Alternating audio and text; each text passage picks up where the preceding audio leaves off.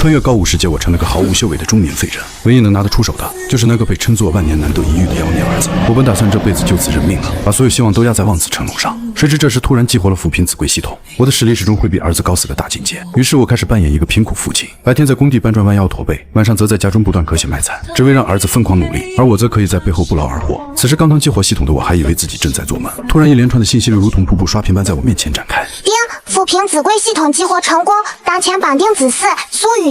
当前子嗣境界肉身境大圆满，根据扶贫子贵规则，宿主境界将始终高出子嗣4个大境界，宿主境界提升至大宗师大圆满。丁，子嗣正在演练莽牛拳，略有小成，宿主莽牛拳自动圆满，领悟拳意。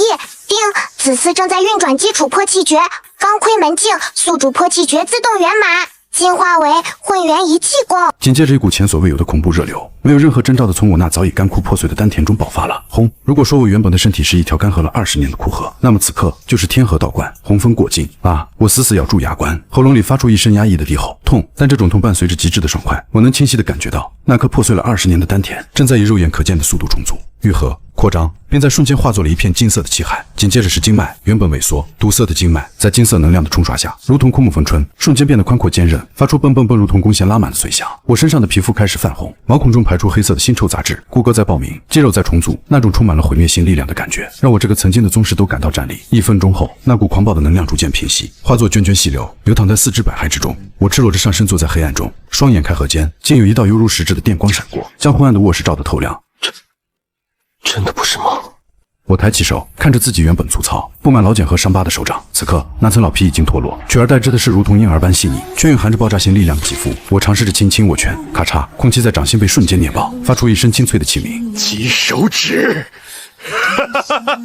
老子的金手指！我低声笑了起来，笑着笑着，眼眶却红了。40年啊，穿越40年，被废20年，在城墙上像条狗一样被人呼来喝去，为了几千块钱给儿子买药而点头哈腰。我本以为这辈子就这样烂在泥里了，没想到老天爷终于开了眼，看着眼前系统面板上大宗师3个字，我的不由变得呼吸急促。在这个高武世界，武道境界森严，肉身境磨练皮肉筋骨，力达千金，是武道的基石；气血境体内滋生内气，以气养生，寿元延长；先天境打通天地之窍，真气外放，可成一方高手。宗师境意念干涉物质，御空飞行，摘叶飞花皆可杀人，是真正的特权阶级。我当年的巅峰便是宗师境中期，而大宗师那是屹立在宗师之上的存在，肉身抗导弹，真气化钢，一人便可镇守一座小型基地室。在整个苍蓝基地室，明面上的最强者也就是那位城主大人，听说也不过是刚摸到大宗师的门槛。而现在我只要坐在床上不动，就是这座城市的最强战力之一。而且这系统的判定太霸道了，我平复了一下激动的心情，眼中金光闪烁。儿子是肉身境，我直接加4级变成了大宗师。那如果儿子突破到了气血境，那我岂不是能突破武王境？那可是能踏空而行的武道强者。只要儿子稍微努力那么一点点，老子直接原地飞升。我咽了口唾沫，突然觉得望子成龙这个词在这一刻具象化了。这哪里是养儿子，这分明是养了一个超级经验包啊！就在我沉浸在获得力量的喜悦中时，隔壁房间突然传来一阵压抑的低喝声。那是拳头砸在劣质沙袋上的声音。我神色一动，如今我是大宗师，五感敏锐到了极点，即使隔着墙壁，我也能清晰地看到隔壁的景象。狭小的房间里，苏雨只穿着一条短裤，浑身大汗淋漓，他那铅肿的脸上满是倔强，正不知疲倦地一遍遍挥舞着最基础的莽牛拳，每一拳都牵动着身上的伤势，让他痛得龇牙咧嘴。但他没有停，少年的眼神里写满了不甘。待我不服，为了爸，为了报名费，你一定要变强！我就不信我打不过你，只要我突破到气血境，我就能去参加地下竞技场，就能赚到钱。苏雨一边挥拳，一边咬牙自语。隔壁房间的我听到这些话，心头猛地一颤。原来这傻小子大半夜不睡觉，是在拼命想办法赚钱，甚至想去打黑拳那种九死一生的地方。傻孩子，我眼中的狂喜逐渐褪去，取而代之的是一抹前所未有的柔情，以及冰冷刺骨的杀意。我缓缓从床上站起，咔嚓，脚下的劣质地砖因为承受不住我无意间溢出的一丝大宗师威压，瞬间崩裂成齑粉。我低头看了看这一地狼藉，深吸一口气，瞬间收敛了全身气息。那个威压盖世的大宗师消失了，取而代之的仿佛还是那个普普通通的中年男人。但只有我自己知道，一切都变了。我走到窗边，轻轻推开窗户，夜风微凉，吹动着我有些凌乱的发丝。我的目光穿透了层层夜幕，看向了城市中心那片灯火通明的富人区。王太18，城防军副统领18。我从口袋里摸出一根只剩半截的劣质香烟，手指轻轻一搓，吃，没有打火机，直接冒出一缕金色的罡气，瞬间将烟头点燃。我深深吸了一口，烟雾缭绕中，那双原本浑浊的眸子，此刻宛如星空般深邃，又如深渊般恐怖。以前我唯唯诺诺，是因为我真的只有一条烂命，还要留着养儿子。既然有人想打断我儿子的腿，哼，那我就先碾碎他的骨头。我随手将烟头弹出窗外，那一点火星在空中划过一道红线，坠落的瞬间，竟爆发出一股恐怖的劲气，将地面坚硬的水泥地无声无息地融穿了一个深不见底的小洞。睡觉，我转身躺回床上，心情前所未有的平静。明天早上起来，先去给儿子把那什么狗屁副统领的麻烦顺手平了吧。这一夜，苍兰基地是依旧歌舞升平，无人在意贫民窟的角落。清晨5点半，苍兰基地市 F 区的贫民窟依旧笼罩在稀薄的灰雾中。我坐在破旧的木桌前，面前是一碗稀粥和一碟咸菜，还有几个鸡蛋。苏雨低着头，机械地往嘴里塞着食物。昨晚红肿的脸颊消了一些，但玉清在晨光下显得愈发触目惊心。5科报名的事情你不用操心，在学校把心思放在练武上，其他的有爹在。我的声音平淡，却透着一股不容置疑的厚重。苏雨停下筷子，抬头看了看我，他总觉得今天的我有些不一样。那双原本总是因熬夜而浑浊的眼睛，此刻深邃的像是一口古井，让人看不透。但他只当是我在安慰他，轻轻嗯了一声，眼底掠过一抹无奈的坚毅。我走了。我起身，随手拎起那件洗得发白的灰色工装外套，跨出门槛的那一刻，我的脊背不再像往常那样佝偻。尽管我极力收敛着大宗师的气息，但每一寸肌肉，每一块骨骼都散发着一种如山岳般沉稳的律动。如今的我有了2个目标，一是为儿子撑起一片天，让他能在武道之路上走下去；二是借着这重获新生的力量，寻回妻女。6点钟的通勤动车发出沉闷的轰鸣声，穿梭在钢铁森林的缝隙中。当我踏入 F 区城防管理处的大门时，敏锐的感官立刻察觉到了气氛的异样，空气中弥漫着一股焦灼和不安的味道。平日里这个时候，大家都在忙着交接班或在食堂抱怨伙食，但今天许许多多的人正3、5成群的聚在阴影处，窃窃私语，眼神中充满了惊恐。老苏，你可算来了，快过来，出事了！一个身影快步从人群中钻了出来，是我在队里的老伙计老张。他那张常年被风沙侵蚀的脸上，此时写满了焦急，一把将我拉到了无人的墙角，压低声音道：老苏，出大事了，你听说了吗？出什么事了？昨晚暂守的那段城墙附近，有头影猫手溜进去了。那畜生进了富人区，袭击了一个贵族家的独苗。听说那是内城某位大佬的亲戚，现在上面震怒，要把城防军线各地朝天。昨晚我和你值班，那段墙连块砖都没掉，应该不关我们的事。我平静地回道：我的好哥哥，喂，你还不明白吗？老张一拍大腿，声音颤抖：昨晚让你替班，名义上值班的还是他那一组，现在贵族重伤，梁启的叔叔梁建明肯定要保他侄子。他们要是把责任往我们这些没背景的人身上一推，说我们玩忽职守、瞒报军情，那是重罪啊！老张还没说完，城防大厅的广播就响起了冰冷的声音：各位第3大队值班人员，请立即前往血化室接受调查，违者按军法处置。老张吓得魂不附体，拉着我就要走。老苏，咱们得想办法对词。我轻轻拨开了老张的手，目光看向了办公楼的高层。你先去吧，我有自己的事儿要办。哎，老苏，你往哪儿走？那边是队长办公室。老张在身后压低声音呼喊，我却连头也没回。既然世界变了，这手气包的功我不打了。此时队长办公室内虽然房门紧闭，但我的耳力依然能清晰地捕捉到里面的谈话。我没有敲门，而是直接推门而入。吱呀，办公室内的2人猛地回头，中年男人梁建明正一脸阴沉地翻阅着排班表，而梁启则缩在椅子上，脸色苍白，那身昂贵的纳米作战服还没脱，领口甚至还沾着昨晚去极乐天厮混的酒气。看到我突然闯入，梁建明的脸色瞬间沉到了地，猛地一拍桌子：苏武，谁让你进来的？滚出去值班！我是来辞职的。辞职？哼，苏武，你当我这里是菜市场吗？想来就来，想走就走。昨晚城墙防区出了这么大的事，凶兽潜入，贵族遇袭，而你正是昨晚的代班人员。旁边的梁启一听辞职2个字，先是惊慌，紧接着像是抓住了救命稻草一般，猛地跳了起来，指着我的鼻子大骂：对，叔，昨晚我虽然让老苏帮我顶一会儿，但我那是信任他。肯定是他故意放凶兽进来，想要陷害我，想报复我平时对他的严格要求。我，你好狠的心呐！为了搞我，竟然置全城百姓安危于不顾。他妈的，你这个卑微的平民，你是想让我不好过是吧？梁启越说越兴奋，甚至把自己都说信了，脸上露出一种扭曲的快感。他冲到我面前，挥起巴掌就要抽下去。我站在原地，连眼皮都没抬。在大宗师的世界里，梁启那记血尽出奇的动作慢的就像蜗牛在爬。就在梁启的手掌即将触碰到我的瞬间，一股微弱到难以察觉的劲气从我周身荡漾开来。砰！梁启还没明白发生了什么，就感觉自己撞在了一堵无形的钢筋混凝土墙上，整个人倒飞出去，重重的砸在办公室的档案柜上，哗啦啦落下一地文件。你敢还手？梁启捂着胸口，惊恐地看着我。梁建明也站了起来，眼神中透出一丝敬意。他是个先天境的高手，刚才竟然没看清我是怎么出手的。苏武，你这是打算抗拒调查？梁建明的声音低沉，带着一股上位者的威压。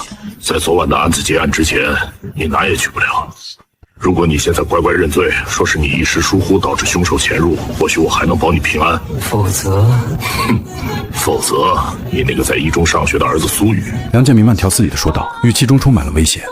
毕竟，一个嫌犯的儿子背景审查是过不了关的。我的眼神在那一瞬间变得极度冰冷。我可以不在乎这些蝼蚁的诬陷，但我无法容忍有人用我儿子的未来做筹码。梁队长，我劝你把刚才那句话吞回去。我跨出一步，原本平静的办公室突然狂风大作，窗户玻璃在这一瞬间发出了不堪重负的吱呀声。梁建明只觉得心头像是被一头远古巨兽顶上，浑身真气竟然在这一刻停止了运转。你到底是谁？梁建明冷汗直流，他试图站稳，却发现双腿在不自觉地打颤。就在这时，办公室的内线电话突然响起，打破了这死寂的对峙。梁建明颤抖着接起电话，里面传出一个急促的声音：“梁队长，不好了，内城纠察组的人已经到门口了。他们说要带走负责 F 区巡逻的直接责任人，尤其是带队的梁琦。”梁建明手一抖，电话掉在了桌上。他看了一眼烂泥般的纸子，又看了一眼面前深不可测的我。只要我现在还是城防军的人，只要让我认罪，或者在那之前承认所有责任，那么他的侄子就能撇清干系。既然你想辞职，我可以签，但在这之前，你得帮我办最后一件事。梁建明咬着牙，眼中闪过鱼死网破的疯狂。去纠察组那里把这件事扛下来，我给你一笔你这辈子都挣不到的钱，足够你儿子去外面大基地的武大报道，如何？我像看智障一样看着他，看来20年的底层生活真的让你们产生了一种错觉。我缓缓转过身，走向大门。这种烂透了的城防局确实没有留下去的必要了。至于你们所谓的纠察，所谓的替罪羊，谁敢拦我，我就杀谁。至于你，我微微侧头看了一眼梁建明，敢这么做，希望你那位统领上司能保得住你这颗狗头。轰！随着我走出大门，对班式的2扇厚重的合金大门竟然承受不住那残留的气劲，轰然倒塌。梁建明瘫坐在椅子上，满头大汗，直到我的气息完全消失，他才喘过气来，眼中满是怨毒。王旺，就算你是隐藏的高手又如何？这苍兰是姓王，不姓苏。你要辞职是吧？好，我让你走，但我会让你彻底完蛋。喂，统领大人吗？几分钟后，我信步走在空旷的街道上。我当然不是在漫无目的的闲逛，目标很明确，地区城防副统领的官邸。既然对方想断我儿子的前路，那我便去亲手接上。对于现在的我来说，苍兰是曾经那些高不可攀的权贵，不过是些嗓门大一点的蚂蚁。哪怕是副统领，撑死也就是初入宗师，气血未曾纯化，在大宗师面前，与肉身尽合一。我心中平静如水，我不是嗜杀之人。20年的沉沦磨去了我的浮躁，却留下了最深沉的内敛。只要对方识趣，我也不愿在这基地势力大开杀戒。然而，就在我踏入地区边缘的一条繁华商业街时，背后的几道气息引起了我的注意。队长，这个苏武不对劲。几名身穿特制贴身战衣的男女正通过耳麦急速交流。根据资料，他丹田已碎，应该只有残留体力才对。他怎么看都不像是受伤未愈的样子。被称为队长的冷峻青年，瞳孔缩成针尖大小，死死盯着我的背影。他身上有一种说不清的气场，简直像是在俯瞰深渊。上面下了死命令，梁建民举报他有问题，不能让他走脱。必须找个没人的地方动手。我看似漫不经心地走着，甚至还饶有兴致地看了一眼街边全息屏幕上的无考广告。这些人的跟踪技巧在我眼里简直幼稚得像是在玩捉迷藏。我故意放慢了脚步，引领着这几条尾巴穿过繁华的霓虹，最终停在了一处废弃的旧重工机械厂房前。这里到处是倒塌的吊车和生锈的钢梁，风吹过发出呜呜的咽气声。我停下脚步，缓缓转过身，夕阳将我的影子拉得很长。跟了3条街了，不累吗？都出来晒晒太阳吧。话音落下，周围原本寂静的死角里，3辆女乘五角星阵型缓缓浮现，将我的所有退路封死。为首的冷峻青年名为寒风，他手中的暗合金长刀泛着令人心悸的蓝光，他死死盯着我，眼中疑惑更浓。苏武，20年前的一代宗师，如今竟落得如此田地。但我很好奇，既然你丹田已废，为何刚才在城防局能震退梁旗？除了修炼星魔教那种燃命献祭的邪法，我想不出第2种可能。我哑然失笑，那是长辈看向无知后辈的宽容。星魔教那种出卖灵魂换取力量的杂耍，还不配入我的眼。倒是你们，梁建明说什么你们就信什么，这脑子长着是用来凑身高的吗？竟敢这么小看我们！其中一名少女柳眉倒竖，她是队里的斥候，最是心高气傲。此时娇翅一伸，身形如同一道青色的电光，手中2柄不入禅意的匕首划破空气，带起凄厉的破空声，直取我的双眼与咽喉。这一击是先天境强者的全力爆发。我站在原地，连手都没抬，只是在匕首尖端距离我不足1寸时，身形诡异的向后错了一个身位。那一瞬间，在少女的感知中，我仿佛变成了一片毫无重量的残影，任凭她的刃气如何凌厉，都无法触碰到我分毫。没有证据便要人命，你们的行事风格还真是一如既往的烂。我叹了口气，眼中闪过一抹冷意。一起上！拿下他，绝不能让他有喘息之机。寒风看出了端倪，这是极高深的身法。他低喝一声，长刀出鞘，带起一道数米长的真气刀芒，凌空斩下。与此同时，其余队员有的挥拳如炮轰，有的射出涂抹了麻醉毒素的暗器，5道先天的合力攻击，足以让一名宗师都感到棘手。然而，我却仿先天信步般的在密集的攻击网中穿梭。每当攻击即将临身，我或是微微侧身，或是屈指一弹，那些沉重如山的力道便被我轻描淡写的卸向一旁。砰砰砰！几名队员的攻击竟然自相残杀，撞击在废弃的机械上，炸裂出一堆火星。而自始至终，我的一只手还插在口袋里，神色淡然的让人头皮发麻。停手！寒风猛地收刀，满头大汗的止住众人。他他胸口剧烈起伏，看向我的眼神中不再是怀疑，而是浓浓的惊恐。他终于看出来了，我根本没有动用什么邪法，那纯粹是武学境界上的降维打击。如果我真的是星魔教的邪徒，以对我刚才展现出的速度，他们这几个人的脖子早就被拧断了。韩风的身影开始颤抖，我负手而立，目光掠过这些年轻人，看向更远处的地区官邸。与其有远，我是什么境界不重要，重要的是证据这种东西不是靠嘴边的。梁建明想拿我当替罪羊，你们也想当他手里的刀，还是说你们背后的那位已经膨胀到可以随意在基地势力抹杀一人了？这几句话如惊雷贯耳，让韩风等人冷汗湿透了后背。我转过身，留给他们一个高深莫测的背影，别跟着了，回去告诉你们那位，有时间我会登门拜访。说完，我的身影在原地微微一晃，便消失在了复杂的工厂阴影中，只留下几名纠察队员面面相觑。苍兰第一中学武道气息浓郁的校园里，苏雨独自坐在教室角落，喧闹的课间休息与他仿佛隔着一层厚厚的透明墙。他低着头，双手死死攥着那本边缘磨损的基础内气导引，心中只有一个念头：忍，只要忍到5考，只要能走出贫民窟，所有的屈辱都会随风而去。你的脸怎么回事？一声清脆如黄鹂的声音在耳边响起，苏雨呼吸一滞，不用抬头他也知道是谁。许乐了，一中的校花，她穿着淡蓝色的校服短裙，高马尾微微晃动，透着一股青春逼人的灵气。走路不小心摔的。苏雨声音低沉，刻意拉开了距离。许乐的眉头紧锁，俏脸微寒。摔的？谁能摔出指印来？是不是王太带人堵你了？苏雨没有说话，只是背过身去。你个混蛋！仗着家里有城防军的关系就无法无天了吗？许乐了气得胸口起伏。我去找他理论，我就不信这学校没有王法了。别去，乐乐，别去，他会让我爸丢了工作的。我爸在那儿干了20年，那是他的命根子。看着苏雨那满是红肿，甚至还带着干涸血迹的脸庞，许乐了只觉得心口隐隐作痛。他咬着嘴唇，眼眶微红。失去工作又怎样？难道就任由他一直欺负你吗？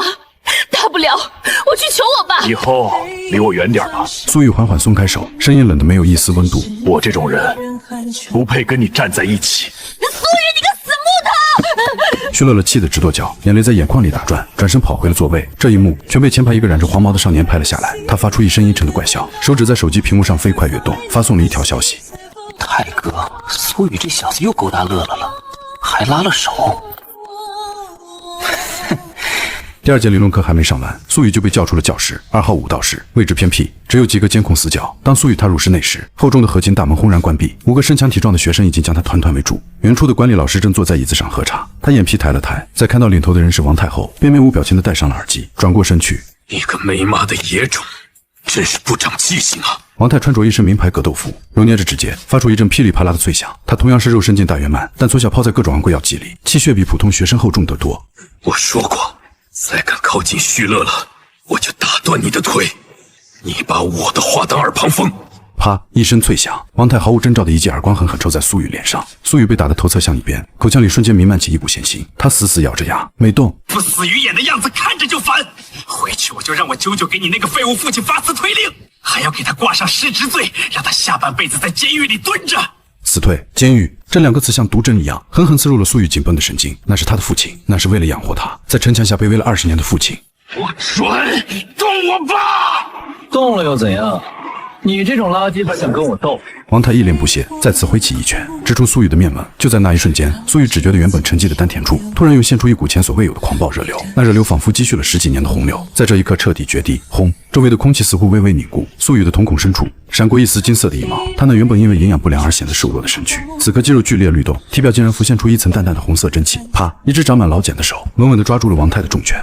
王太愣住了，他发现自己的拳头像是陷入了万年雪冰，任凭他如何用力，竟然无法撼动分毫气血。王太惊恐地发现，苏雨身上的气息正在以一种恐怖的速度攀升，直接越过了肉身境的壁垒。强悍的气压逼得他呼吸困难。气血境，这不可能！我说过，不准动我爸！苏雨的声音变得极其沙哑，仿佛带着某种远古荒兽的韵律。他跨出半步，脊背如大弓拉满，腰胯合一，以及最基础的莽牛拳猛然轰出后，空气中隐约响起一声沉闷的龙象嘶鸣。砰！王太整个人像是一颗被击飞的炮弹，重重地撞在远处的加厚墙壁上。他连惨叫都没发出来，便两眼一翻，像滩烂泥一样瘫倒在地，生死不知。大哥，这怎么可能？怪我！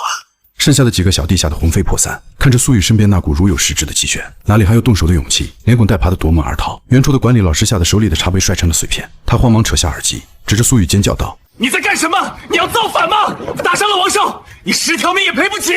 苏雨站在武道室中央，呆呆地看着自己的双手。那一刻，他感觉身体里充满了用不完的力量，但理智恢复后，一种深深的恐惧感涌上心头。他突破了，但他把副统领的侄子打飞了。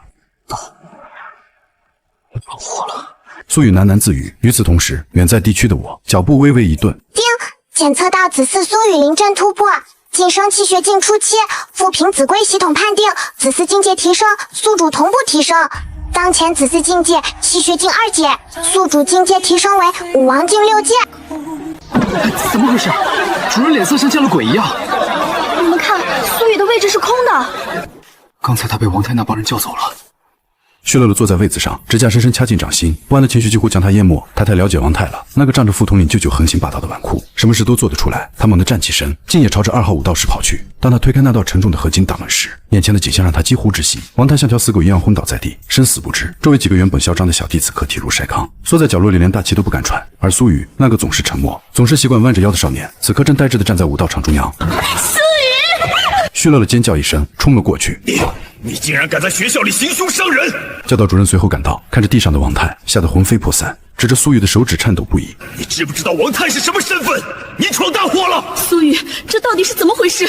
班主任也是满脸骇然与忧虑。苏雨缓缓转过头，眼神空洞中带着一抹令人心疼的倔强，声音沙哑的可怕。他说：“要让我爸进监狱，要弄我爸，我不能让他伤害我爸，绝不能！”糊涂啊！教导主任气得直跺脚，言语间满是势力。就算他说了又怎样？你打了他，你那废物父亲只会死得更快。王副统领捏死你们，就像捏死2只蚂蚁。话音刚落，门外传来一阵刺耳的刹车声和急促的皮靴声，一对中年男女带着冲天的杀气闯了进来。泰尔，那中年妇女发出一声凄厉的惨叫，扑到王太身边，而那个身穿黑色金链作战服、眼神如毒蛇般阴鸷的男人，王太的父亲，王家王恒。在看到独子惨状的那一刻，王恒周身的空气似乎都凝固了。是谁干的？王恒的声音低沉的像是在喉咙里磨砂，每一个字都带着凛冽的气血波动。教导主任像条哈巴狗一样凑上去，卑躬屈膝地指着苏雨：“王先生，就是这个贫民窟出来的杂种，他刚才不知道吃了什么禁药，突然发疯袭击了王太少爷，我们拦都拦不住啊！”好，很好。王恒怒极而笑，一股气血境中期的强悍气场瞬间爆开，压得周围围上来的学生几乎喘不过气来。在这苍兰市，还没人敢把我王恒的儿子打成这样，小杂种，今天我就拆了你的骨头，不准你动他！徐乐乐张开双臂，死死护在苏雨身前，眼眶通红的喊道：“是王太先带人堵他的，是他们先动手的，你们不能不讲理！讲理！”王恒不屑地冷哼一声，看向徐乐乐的眼神中透着一股草菅人命的漠然。在这苍兰市，我王家就是理，滚开！他随手一挥，一股强劲的暗劲化作一道肉眼可见的气浪，直接将柔弱的徐乐乐掀飞出去。乐乐！苏雨惊呼一声，身形如闪电般掠出，在半空中稳稳接住了徐乐乐。那一刻，苏雨眼中的金色光芒彻底炸裂，他原本已经因为突破而消耗大半的气血，在这一刻竟然如同枯木逢春，疯狂地咆哮起来，一股淡淡的威压从他那单薄的身体里透出。他轻轻放下徐乐乐，缓缓转身，直面那位气血境中期的强者。你要动我爸，还要动他？苏雨的声音变得极其平静，平静的让人感到毛骨悚然。不知死活的东西，给我跪下！王横暴喝一声，整个人如同一头下山的猛虎，右爪带着刺耳的音爆声直扣苏雨的咽喉。这一招，他存了必杀之心，丝毫没有顾及对方只是个学生。周围的老师都惊恐地闭上了眼睛。然而，此时苏雨的感官已经进入了一种奇妙的境界。王横那急如闪电的动作，在他眼中竟然变得漏洞百出。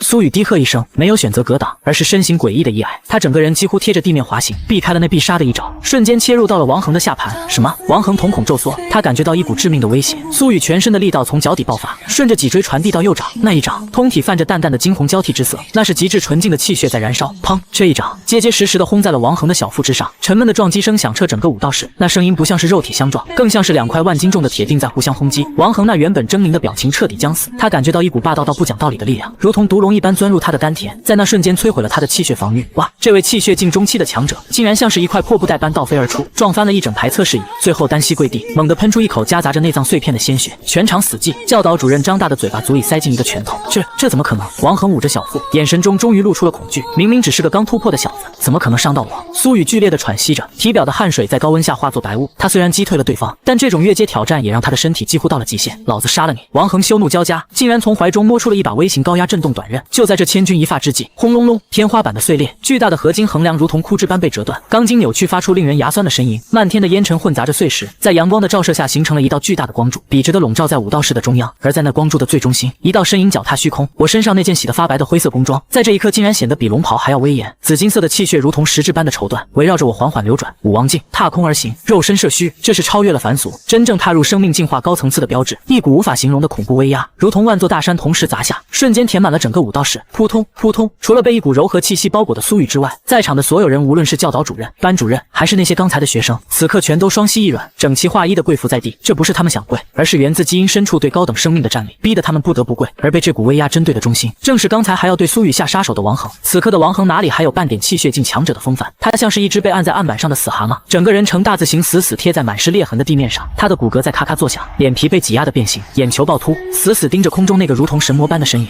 踏空而行。王恒的喉咙里挤出破碎的风箱般的喘息声，眼中的怨毒瞬间化作了无尽的惊骇。武王，苍蓝基地市，什么时候有了武王？在这个连宗师都能被称为大人物的基地市，武王那就是天，是传说。空中的我缓缓低头，那双紫金色的眸子里只有俯瞰蝼蚁的漠然。爸！就在这死寂的时刻，苏雨仰着头，看着那个熟悉又陌生的身影，眼眶瞬间红了，声音颤抖着喊出了这个字。这一声爸，如同一道惊雷，狠狠劈在场所有人的天灵盖上。旭乐乐跪在地上，艰难地抬起头，美眸圆睁。苏雨的爸爸，那个守城墙的父亲。教导主任更是吓得浑身筛糠，他脑海中回荡着自己之前骂苏武是废物的话，只觉得眼前阵阵发黑，恨不得当场晕死过去。天哪，他刚刚竟然在嘲讽一位武王的儿子交不起报名费，感动我儿子。我的身形缓缓下降，脚尖离地3寸悬浮，我看着地上的王恒，语气平静的让人骨髓发动。你们真的很有种。不，前辈，误会，这是误会。王恒感受到了实质般的杀意，肝胆俱裂，拼命想要求饶。我不知道他是您的公子，如果知道，借我1万个胆子我也不敢啊。我是王家的人，我舅哥是城防副统领，求您看在。我甚至懒得听完他的废话，我轻轻抬起右脚，然后像踩灭一个烟头一样，看似轻飘飘的落下。砰！没有任何花哨的招式，也没有惊天动地的爆炸，就像是西瓜被重锤砸碎的声音。王恒的脑袋，连同他那求饶的话语，在我的脚下瞬间爆成了一团血雾。那无头尸体抽搐了2下，便彻底不动了。鲜血溅射在旁边那个中年妇女王太母亲的脸上，温热心甜的触感让她从呆滞中惊醒。啊！中年妇女看着自己丈夫的无头尸体，整个人瞬间崩溃，瘫软在地上，手脚并用的向后爬去。名贵的裙子上沾满了污血。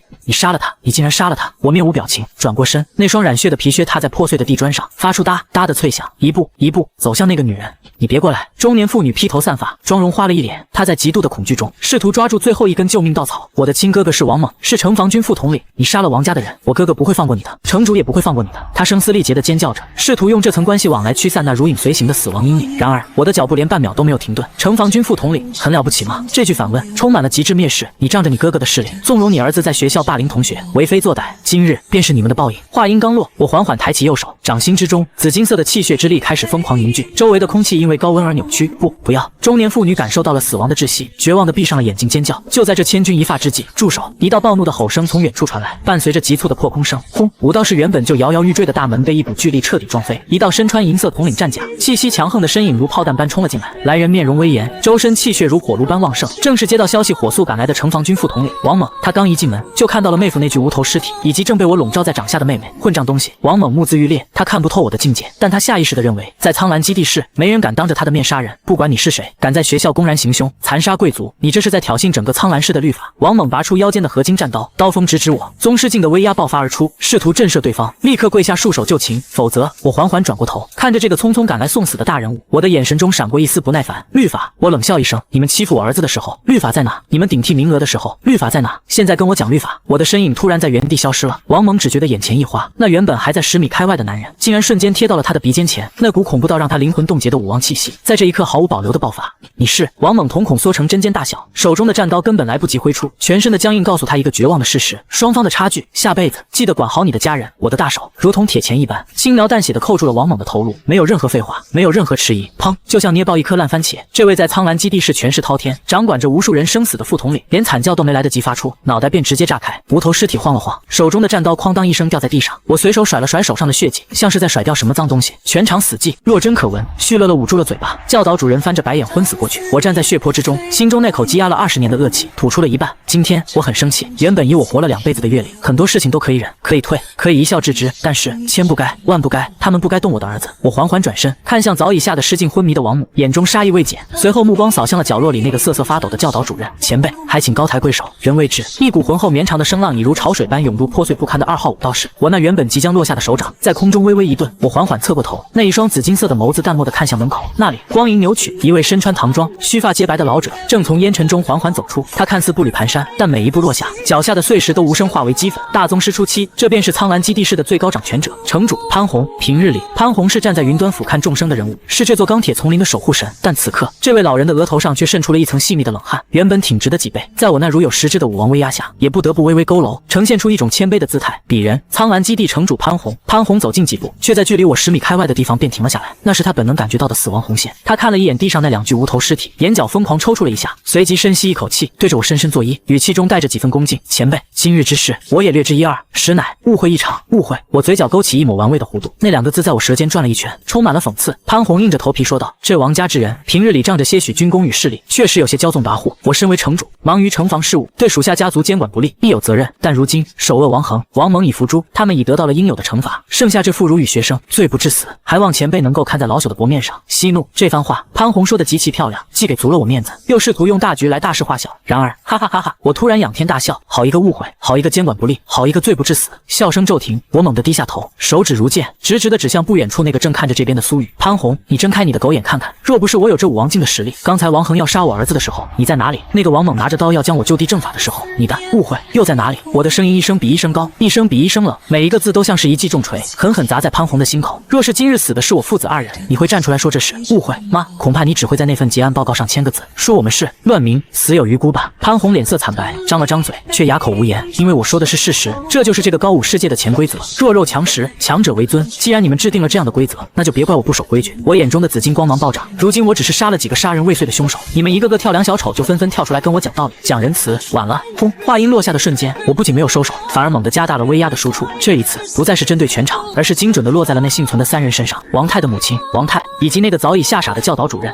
惨叫声瞬间响彻云霄，原本就瘫软在地的中年妇女，瞬间感觉仿佛有一座太古神山压在了背上，咔嚓咔嚓，那是她全身骨骼在重压下崩裂的脆响。她那张保养得宜的脸瞬间涨成了猪肝色，鲜血不要钱似的从口鼻中狂喷而出，整个人像是一滩烂泥般贴在地上，双眼翻白，眼看是出气多进气少了。而王泰这个曾经不可一世的校园霸王，此刻更是凄惨。他在重压之下，原本被苏雨打伤的内脏彻底破裂，他在血泊中疯狂抽搐，五官因为极度的痛苦而扭曲成了一团，喉咙里发出呵呵的垂死挣扎声，看向我的眼神中再也没有了怨毒，只剩下祈求速死的绝望。至于那个教导主任，额头早已血肉模糊。前辈饶命，前辈饶命啊！我上有老下有小，求求您把我当个屁放了吧！看着这一幕，城主潘红的脸色变得极为难看。作为大宗师，他何曾被人如此无视过？但看着我那肆无忌惮的紫金真气，他不敢动。他清楚的知道武王和宗师之间的差距，那是天堑。我若真要杀他，恐怕不出10招。潘红深吸一口气，强行压下心中被羞辱的怒火，语气变得急促而凝重：“前辈，且慢，我并非要阻拦您复仇，只是这王家不简单啊！”潘红上前一步，声音压低，带着几分警告与恳求：“王家虽然只是苍兰氏的家族，但他们的主脉在江南大基地市。听说家族中有老祖在军部任职高层，甚至与某些战神级强者有救。如今王恒、王猛身死，王家必然震怒。若您今日再将这孤儿寡母赶尽杀绝，那就是不死不休的局面。到时候恐怕会引来更恐怖的强者，甚至联邦的通缉。”说到这里，潘红顿了顿，看了一眼我的脸色，继续道：“前辈您神功盖世，自然不惧，但令郎呢？他还年轻，若是从此只能过上东躲西藏、亡命天涯的日子，连正规的武科大学都上不了，这难道是前辈希望看到的吗？”这句话终于让我的眼神产生了一丝波动。我不怕死，不怕战，但我怕儿子没有未来。我拼了命的想变强，不就是为了让苏雨能像个正常人一样，堂堂正正的活在阳光下吗？我冷笑一声，目光如刀般射向潘红，拿联邦压我，拿王家压我。潘红，你以为我会怕？但我苏武也不是不讲道理的人。我话锋一转，那即将压碎3人最后一口气的威压稍微停滞了一下，想让我放过这几条狗命？可以。我指了指地上像死狗一样的王家母子，又指了指潘红，既然你说要保他们，那就拿买命钱来。你如此急着保下他们，无非是怕王家主脉怪罪到你头上，影响你的政绩和乌纱帽。既然是为了你的官位，那你是不是该替他们出点血？潘红一愣，随即心中大喜，只要能谈，那就不是死局。我虽然强，但显然还是有理智的。对于强者来说，杀几个蝼蚁确实不解气，但若是能换来实打实的资源，那才是利益最大化。前辈放心。潘红连忙说道，生怕我反悔，鄙人愿意做担保，只要前辈留他们一命，我代表城主府，也代表王家，给出一份让您满意的赔礼，1亿联邦币，加上区核心地段的独栋庄园一套。另外，潘红咬了咬牙，肉痛地说道，外加3支 B 级气血液和一本高阶的武技。听到这些条件，周围还没晕过去的人都倒吸了一口凉气。1亿联邦币足够富贵人家在苍兰基地市挥霍几辈子。B 级气血液在苍兰基地可以说是有价无市，高阶武技更是只有大家族核心弟子才能修炼的秘籍。这哪里是赔礼，这简直是掏空了家底。我沉默了片刻，我倒是不在乎钱，系统在手，我最不缺的就是功法和境界。但是苏雨需要，只有苏雨提升，我才可以变得更强。只有这些。我冷冷地反问，潘红额头冷汗直冒，这已经是王家在苍兰市能调动的流动资金极限了。再加上这2号武道士的维修费全免，苏雨同学的武科保送名额我亲自特批。听到最后这一句，我眼中的杀意终于缓缓消散。行吧，保送名额就不必了，我的儿子凭自己一样可以上最好的武大。我像赶苍蝇一样挥了挥手，这次就留你们一条狗命。不过我目光转向那个早已吓尿的教导主任，手指轻轻一弹，咻，一道紫金指风瞬间贯穿了教导主任的丹田。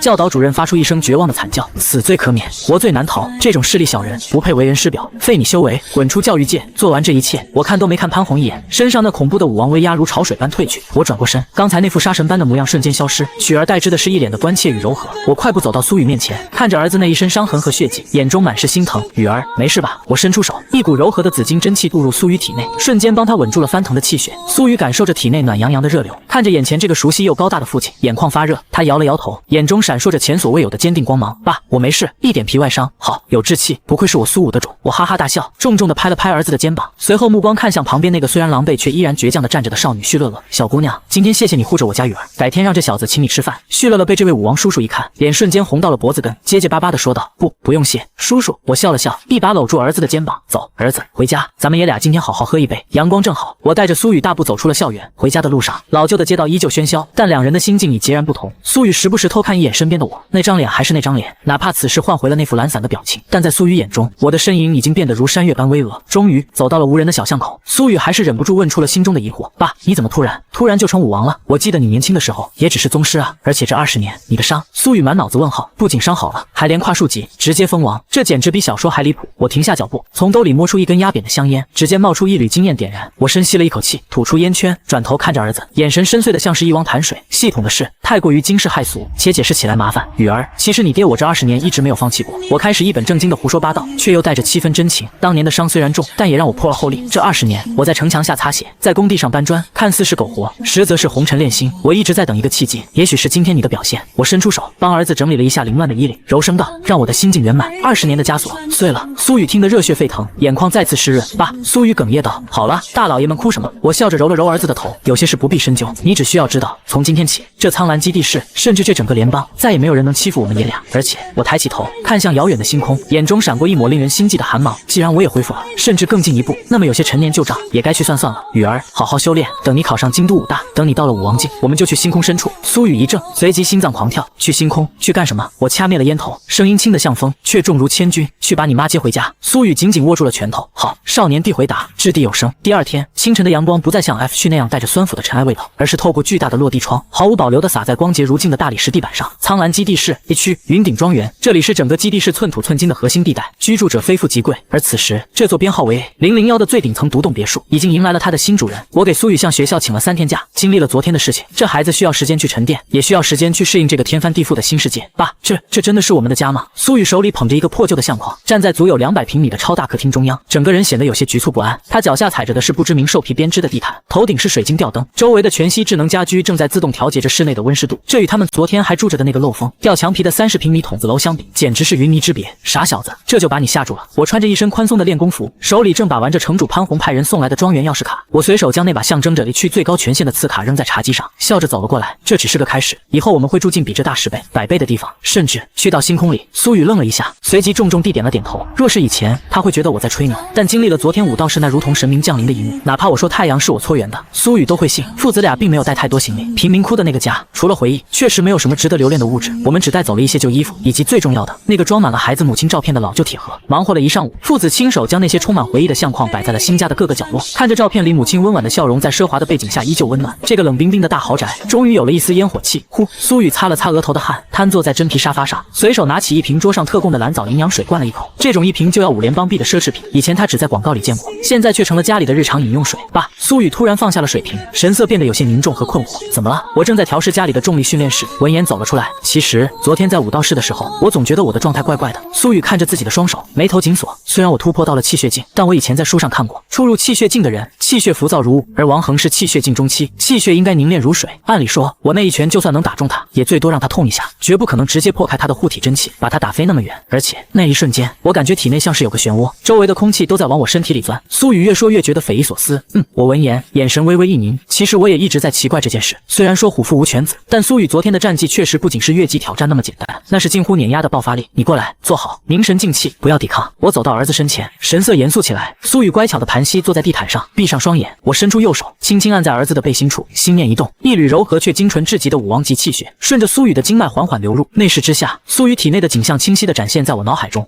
看清的一瞬间，我心中便是一惊。正常气血进初期的武者，体内的气血应该如同一条潺潺小溪，稀薄且缓慢，但苏雨体内的气血竟然呈现出一种暗红色的粘稠状，如同水银一般沉重。虽然总量上确实只是初期，但这密度和质量简直比气血进后期还要恐怖。经脉宽阔，骨骼隐隐泛着玉色，这小子的底子怎么会突然变得这么厚？我心中疑惑。就在我控制着那缕气血，准备深入苏雨的丹田一探究竟时，异变突生。原本安静盘踞在苏雨丹田处的那团暗红色气血，仿佛察觉到了外来能量的入侵，竟然瞬间活了过来。嗡！苏雨的丹田猛地旋转，竟然化作了一个深不见底的黑色漩涡。什么？我脸色大变，我感觉到自己输入的那缕气血，竟然不受控制的被那个漩涡疯狂拉扯、吞噬，甚至这股吸力还顺着我的手掌，想要掠夺我本体的气血。不好！我反应极快，武王境的修为瞬间爆发，强行切断了那缕气血的联系，闪电般收回了手掌。噔噔噔！即便如此，那股诡异的反震力还是让毫无防备的我退后了半步。而苏雨则浑身一颤，猛地睁开眼睛，他非但没有受伤，反而感觉刚才那一瞬间，一股暖流流遍全身，原本因为搬家而有些酸痛的肌肉瞬间恢复，甚至体内的气血又壮大了一丝。爸，怎么了？苏雨看到我后退，吓了一跳，是不是我身体出问题了？我没有立刻回答，因为此时我的脑海深处那个沉寂了许久的系统提示音，正如同炸雷般疯狂响起。叮！检测到子嗣苏雨气血发生质变，恭喜宿主，子嗣苏雨成功觉醒隐藏体质混沌体。混沌体，天地间最顶级的体质之一，拥有此体质者，气血无属性限制，可吞噬万物能量为己用，铜镜无敌，月阶如喝水，气血浓度起步便是常人的10倍。根据富平子贵规则，子嗣觉醒体质，宿主将获得进阶版反馈。恭喜宿主获得至尊混沌体。轰！就在这一瞬间，我感觉自己的身体内部发生了惊天动地的爆炸，原本流淌在体内的紫金气血，在这一刻竟然瞬间坍塌、收缩，最后转化成了一种无法形容的颜色，那是混沌的颜色，灰蒙蒙一片。如果说苏雨的混沌体是一个强力的吸尘器，能吞噬周围的能量，那么我的至尊混沌体就是一个正在成型的黑洞。我握了握拳，感受着那股掌控一切的恐怖力量，心中惊骇欲绝，这系统太霸道了。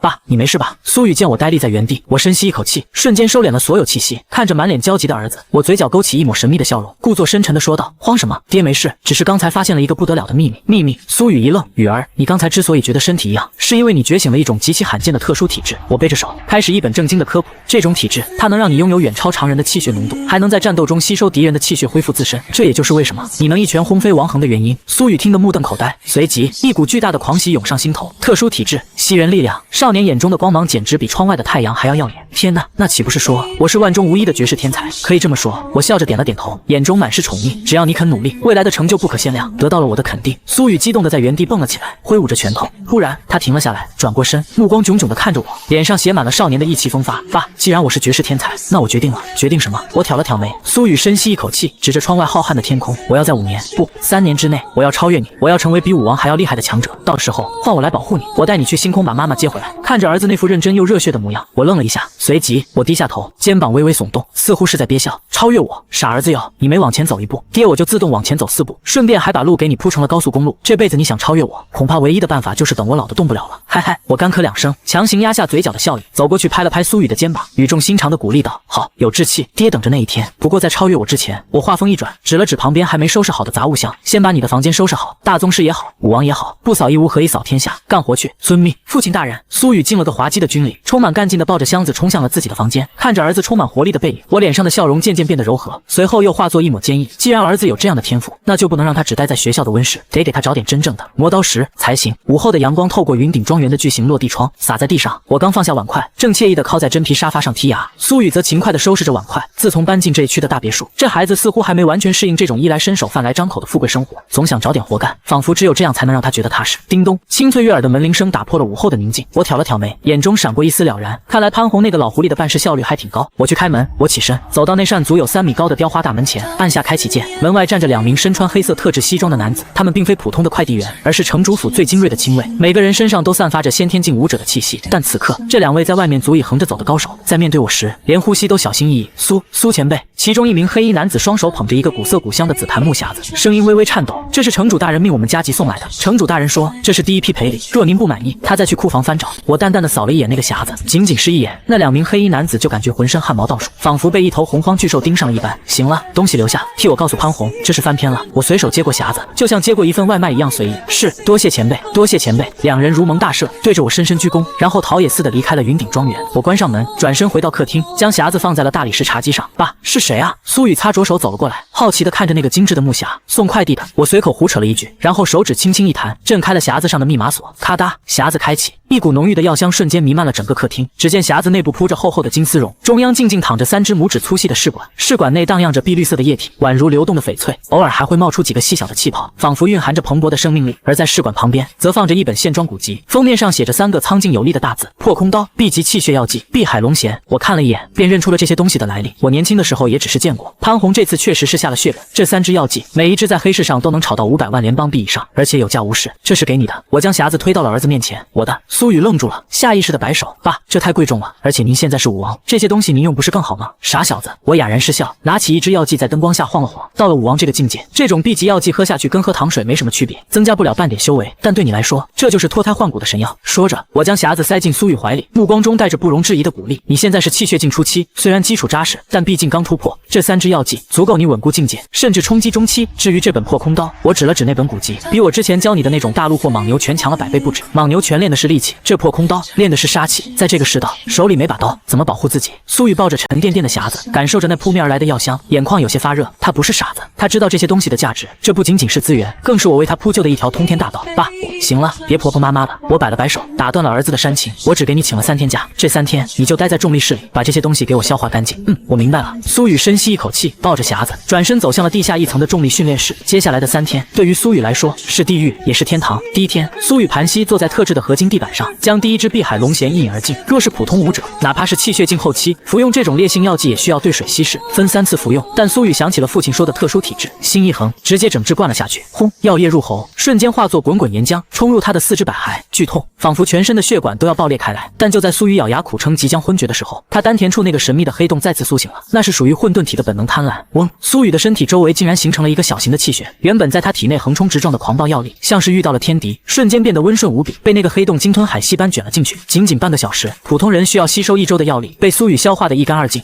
这就是特殊体质吗？苏雨感受着体内壮大了一大截的气血，满脸震惊。他没有停歇，眼中闪过一抹狠色，拿起了第2支药剂。第2天，苏雨已经完全适应了这种暴涨的力量。他赤裸着上身，手持一把训练用的合金战刀，在2倍重力下疯狂挥舞。破空刀讲究的是快与狠，一刀破空，无坚不摧。起初，他的动作还很生涩，甚至好几次差点砍到自己，但他不知疲倦，1遍、2遍、1000遍，汗水如雨般落下，又被身上蒸腾的高温瞬间蒸发。第3天黄昏，地下训练室内，苏雨的双眼布满了红血丝，但他身上的气势却凝练到了极点。3支 B 级药剂已经被他全部消耗殆尽，他体内的气血此刻如同大江大河般奔腾咆哮，发出的声音竟然透出体外，如闷雷滚滚。给我破！苏雨暴喝一声，手中战刀猛地斩出。这一刀没有动用任何花哨的技巧，就是纯粹的快，纯粹的力。是空气仿佛被撕裂了一张布帛，发出一声刺耳的尖笑，一道肉眼可见的淡白色气浪顺着刀锋斩出，直接在合金墙壁上留下了一道半寸深的白痕。与此同时，他体内的某个关爱轰然洞开。此时1楼客厅，我正翘着2郎腿，看着全息电视里的新闻联播，手里捧着一杯刚泡好的极品大红袍。悠哉悠哉！突然，叮！检测到子嗣苏雨修炼刻苦，完全吸收3支 B 级药剂，成功晋升气血境中期。富平子贵系统判定子嗣境界提升，宿主获得增幅反馈，宿主境界同步中。轰！我手中的茶杯微微一震，茶水却没有洒出一滴，但我体内的力量却在这一瞬间再次飞跃。武王境中期，叮！检测到子嗣苏雨经过1000次挥刀，演练破空刀略有小成，触发暴击反馈，宿主破空刀自动演化至圆满境界。恭喜宿主领悟破空刀意。嗡！刹那间，一股凌厉至极的锋芒从我身上一闪而逝。客厅里的那套真皮沙发，明明没有受到任何外力接触，表面却突然出现了无数道细密的裂痕，仿佛被无形的刀器切割过一般。我缓缓闭上眼睛，脑海中无数关于刀法的感悟如潮水般涌来。原本对我来说只是一本普通秘籍的破空刀，此刻在我手中，仿佛已经经营了100年。我甚至不需要握刀，只要一个念头，目光所及之处，空气皆可为刀。呼，这感觉真不错。我放下茶杯，感受着体内澎湃如海的力量，嘴角勾起一抹不劳而获的惬意笑容。儿子在楼下挥汗如雨，老子在楼上喝茶升级，这就是养儿子的快乐吗？看来以后得给小雨多找点高级货了。就在这时，地下室的门开了，一身臭汗却精神奕奕的苏雨冲了上来，满脸兴奋地喊道：爸，我突破了气血境中期，而且破空刀我也入门了。我收敛了浑身凌厉的刀意，变回了那个慈祥的老父亲模样，笑眯眯地转过头。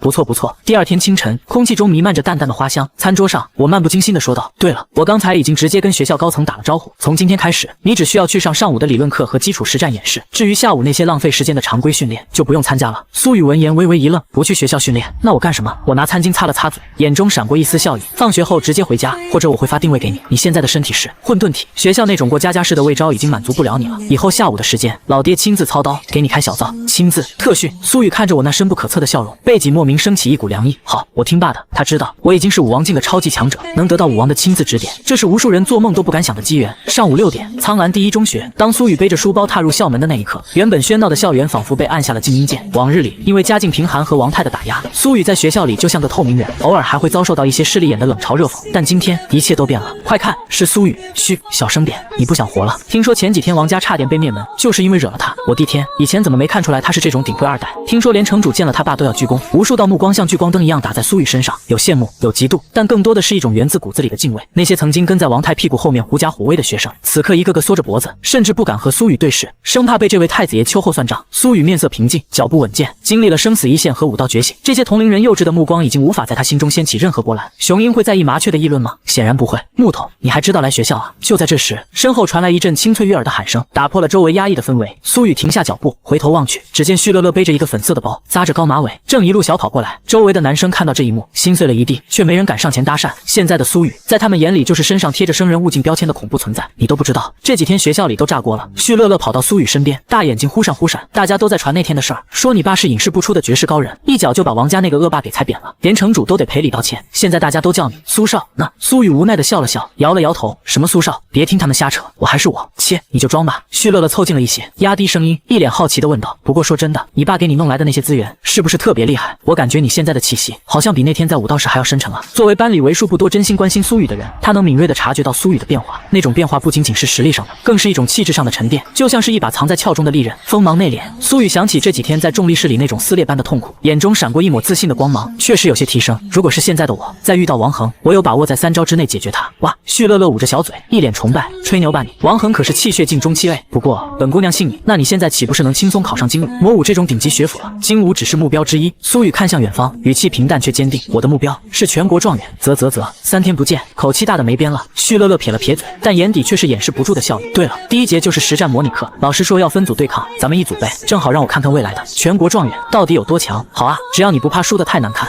谁输谁赢还不一定呢。本姑娘这几天也不是吃素的。两人一边斗嘴一边走向教学楼。与此同时，苍兰基地室外数十公里，这里是人类文明的禁区，是凶兽横行的荒原。残破的旧时代高速公路像是一条断裂的脊椎，横亘在杂草丛生的荒野上。倒塌的高楼大厦被巨大的藤蔓缠绕，成了飞禽走兽的巢穴。在这片充满危险与杀戮的天空之上，一道人影正负手而立，脚踏虚空。奇怪，我眉头微微皱起，低声自语。按照常理，基地室外围30到50公里的区域是低阶凶兽最密集的活跃区，以往这里应该是狼群出没，变异野猪成群结队，甚至偶尔还能看到 F 级、E 级的凶兽为了争夺地盘而厮杀。人类虽然踏足星空，但对于地球本土的生态并没有采取灭绝政策。一方面是为了保留生态多样性，更重要的一方面是将这些凶兽作为天然的磨刀石，用来磨砺一代又一代的武科学生。可现在我放眼望去，下方的荒野安静的有些诡异，除了零零散散几只落单的铁皮野猪和疾风兔在觅食外，原本盘踞在废弃工业园区的那群嗜血魔狼不见了，栖息在旧河道边的那群铁甲鳄也不知所踪。太安静了，我的身形缓缓下降，落在一座断裂的大桥顶端。我能感觉到空气中残留着一种淡淡的、令人不安的气息，那不是普通凶兽留下的味道，而是一种更高级、更有组织性的威压。难道是有高阶凶兽路过，把这些低阶的畜生都吓跑了？我蹲下身，查看了一下桥面上的一处爪痕，那爪痕很新，应该是不久前留下的。但奇怪的是，爪痕的方向是整齐划一的，所有凶兽都在向着同一个方向迁徙，那个方向是北方，远离苍兰基地室的方向，也是深入荒野禁区、死亡大峡谷的方向。大规模的凶兽迁徙，还是某种集结？我眼中闪过一丝惊芒。作为在这个世界摸爬滚打了几10年的老油条，加上前世的见识，我本能地嗅到了一丝阴谋的味道。通常情况下，凶兽只有在2种情况下会这样反常：一是即将发生如地震、海啸般的自然灾害；二是诞生了一位能够号令群兽的兽王，正在召集兵马。如果是后者，那这苍兰氏怕是要不太平了。我站起身，拍了拍手上的灰尘。我并没有像普通人那样感到恐惧，武王境的实力给了我绝对的底气。我这次出来的目的，本来就是为了给苏雨找实战对象。既然这里没有，那就再往深处走走。我目光看向北方那片笼罩在黑雾中的深山老林，我就不信抓不到几只像样的陪练。话音未落，我的身影瞬间消失在原地，只留下一道被音爆震碎的残云。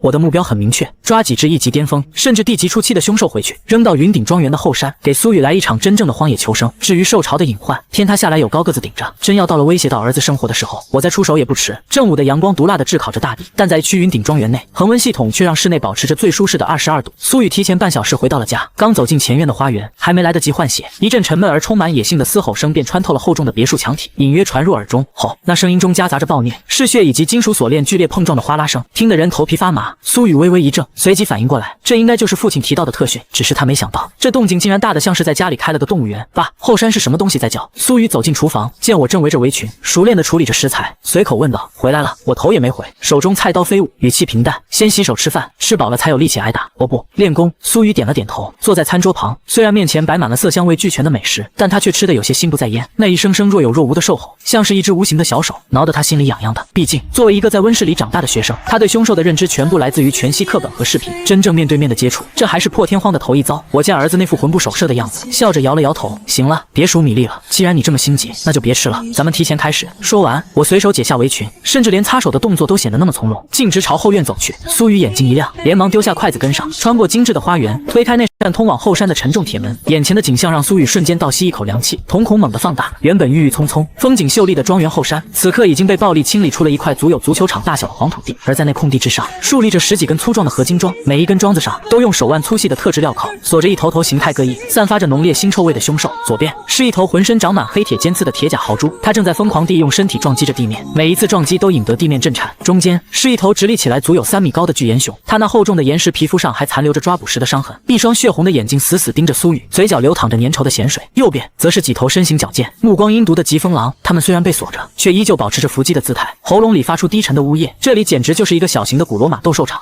这些都是爸你抓来的。苏雨看着这些只在图鉴里见过的狰狞生物，喉咙有些发干。这就是气血镜对应的一级凶兽吗？那种扑面而来的煞气，那种毫不掩饰的杀意，根本不是学校里那些穿着护具的同学能比的。我微微点头，双手抱胸，倚靠在一棵被撞断的大树旁，神色轻松的像是在看自家养的宠物狗。没错，从今天起，他们就是你的陪练。陪练。苏雨嘴角抽搐了一下，这些凶兽任何一只放出去都能引起 F 区的恐慌，结果在老爹嘴里成了陪练。爸，你是说现在我就要跟他们练？苏雨指了指那头最暴躁的铁甲豪猪。不然呢？留着过年。我嘴角勾起一抹坏笑，突然身形一闪，瞬间出现在那头铁甲豪猪的铁笼前。这是1级初期的铁甲豪猪，对应人类的气血镜初期，而你现在是气血镜中期，按理说你可以碾压它。去吧，让我看看你的本事。话音刚落，我手中寒光一闪，直接斩断了豪猪身上的锁链。吼！重获自由的铁甲豪猪发出一声震耳欲聋的咆哮，它那双赤红的兽瞳瞬间锁定了场中的苏雨。轰隆隆，它四蹄刨地，庞大的身躯如同一辆失控的重型卡车，卷起漫天尘土，带着无可匹敌的冲击力，径直朝着苏雨撞了过来。这么快？苏雨心中大惊。书上说豪猪速度慢是骗人的，这爆发力简直吓人。接刀，我随手一抛，一把未开刃的合金训练长刀在空中划过一道弧线。苏雨慌忙接住长刀，此时豪猪那带着腥风的獠牙已经逼近到了身前3米多。苏雨本能的做出反应，脚下步伐凌乱的向左侧扑去。呼！豪猪那满是尖刺的身体擦着苏雨的衣角冲了过去，带起的劲风刮得苏雨脸颊生疼。还没等苏雨站稳，那豪猪竟然展现出了与其体型不符的灵活性。它前蹄猛地刹住，以后腿为轴，粗壮的尾巴如同钢鞭一般，带着呼啸的风声横扫而来。该死！苏雨只能架起长刀格挡。当一声刺耳的金铁交鸣声响起，苏雨只觉得一股巨力顺着刀柄传来，虎口瞬间震裂，整个人被这股蛮力抽得连连后退7、8步才勉强站稳，双臂一阵发麻。这就是实战。苏雨额头上冷汗直冒，明明他的气血值比这头畜生高，明明他的力量应该更强，但在刚才的交锋中，他完全被压着打。那豪猪根本不给他喘息的机会，再次咆哮着冲来，尖锐的獠牙闪烁着森冷的寒光，是要将这个人类少年刺穿。苏雨只能凭借着本能的反应，一次次狼狈的闪避。他手中的破空刀法此时变得支离破碎，完全打不出章法，偶尔砍中豪猪1、2刀，也只是砍在那坚硬的黑铁尖刺上，溅起一串火花，根本破不了防，太僵硬了。不远处的我摇了摇头，声音不大，却清晰地传入苏雨耳中：“你在学校学的都是死套路，凶兽会等你摆好架势再攻吗？你的气血镜中期是摆什么？苏雨，别忘了你的体质。”我的眼神突然变得锐利，低喝道：“混沌体不是让你用来当肉盾的，尝试在接触的瞬间把他的气血吃掉，吃掉！”正在狼狈躲闪的苏雨心中猛地一震，嗡！豪猪再次撞来，这一次苏雨没有选择后退，他在极度的紧张中强行逼迫自己冷静下来。丹田深处那个灰蒙蒙的混沌漩涡开始缓缓旋转，一股难以言喻的饥饿感突然从他的每一个毛孔中散发出来。来吧！苏雨双眼微眯，死死盯着冲来的豪猪，在獠牙即将触碰的瞬间，他身形如鬼魅般侧滑，不再是惊慌失措的躲避，而是有预谋的切入。他伸出左手，看似轻飘飘地按在了豪猪那布满尖刺的侧腹上。若是之前这一掌按下去，苏雨的手掌会被反震的生疼，但这一次混沌体发动，苏雨掌心的气血瞬间形成了一个小型的负压漩涡。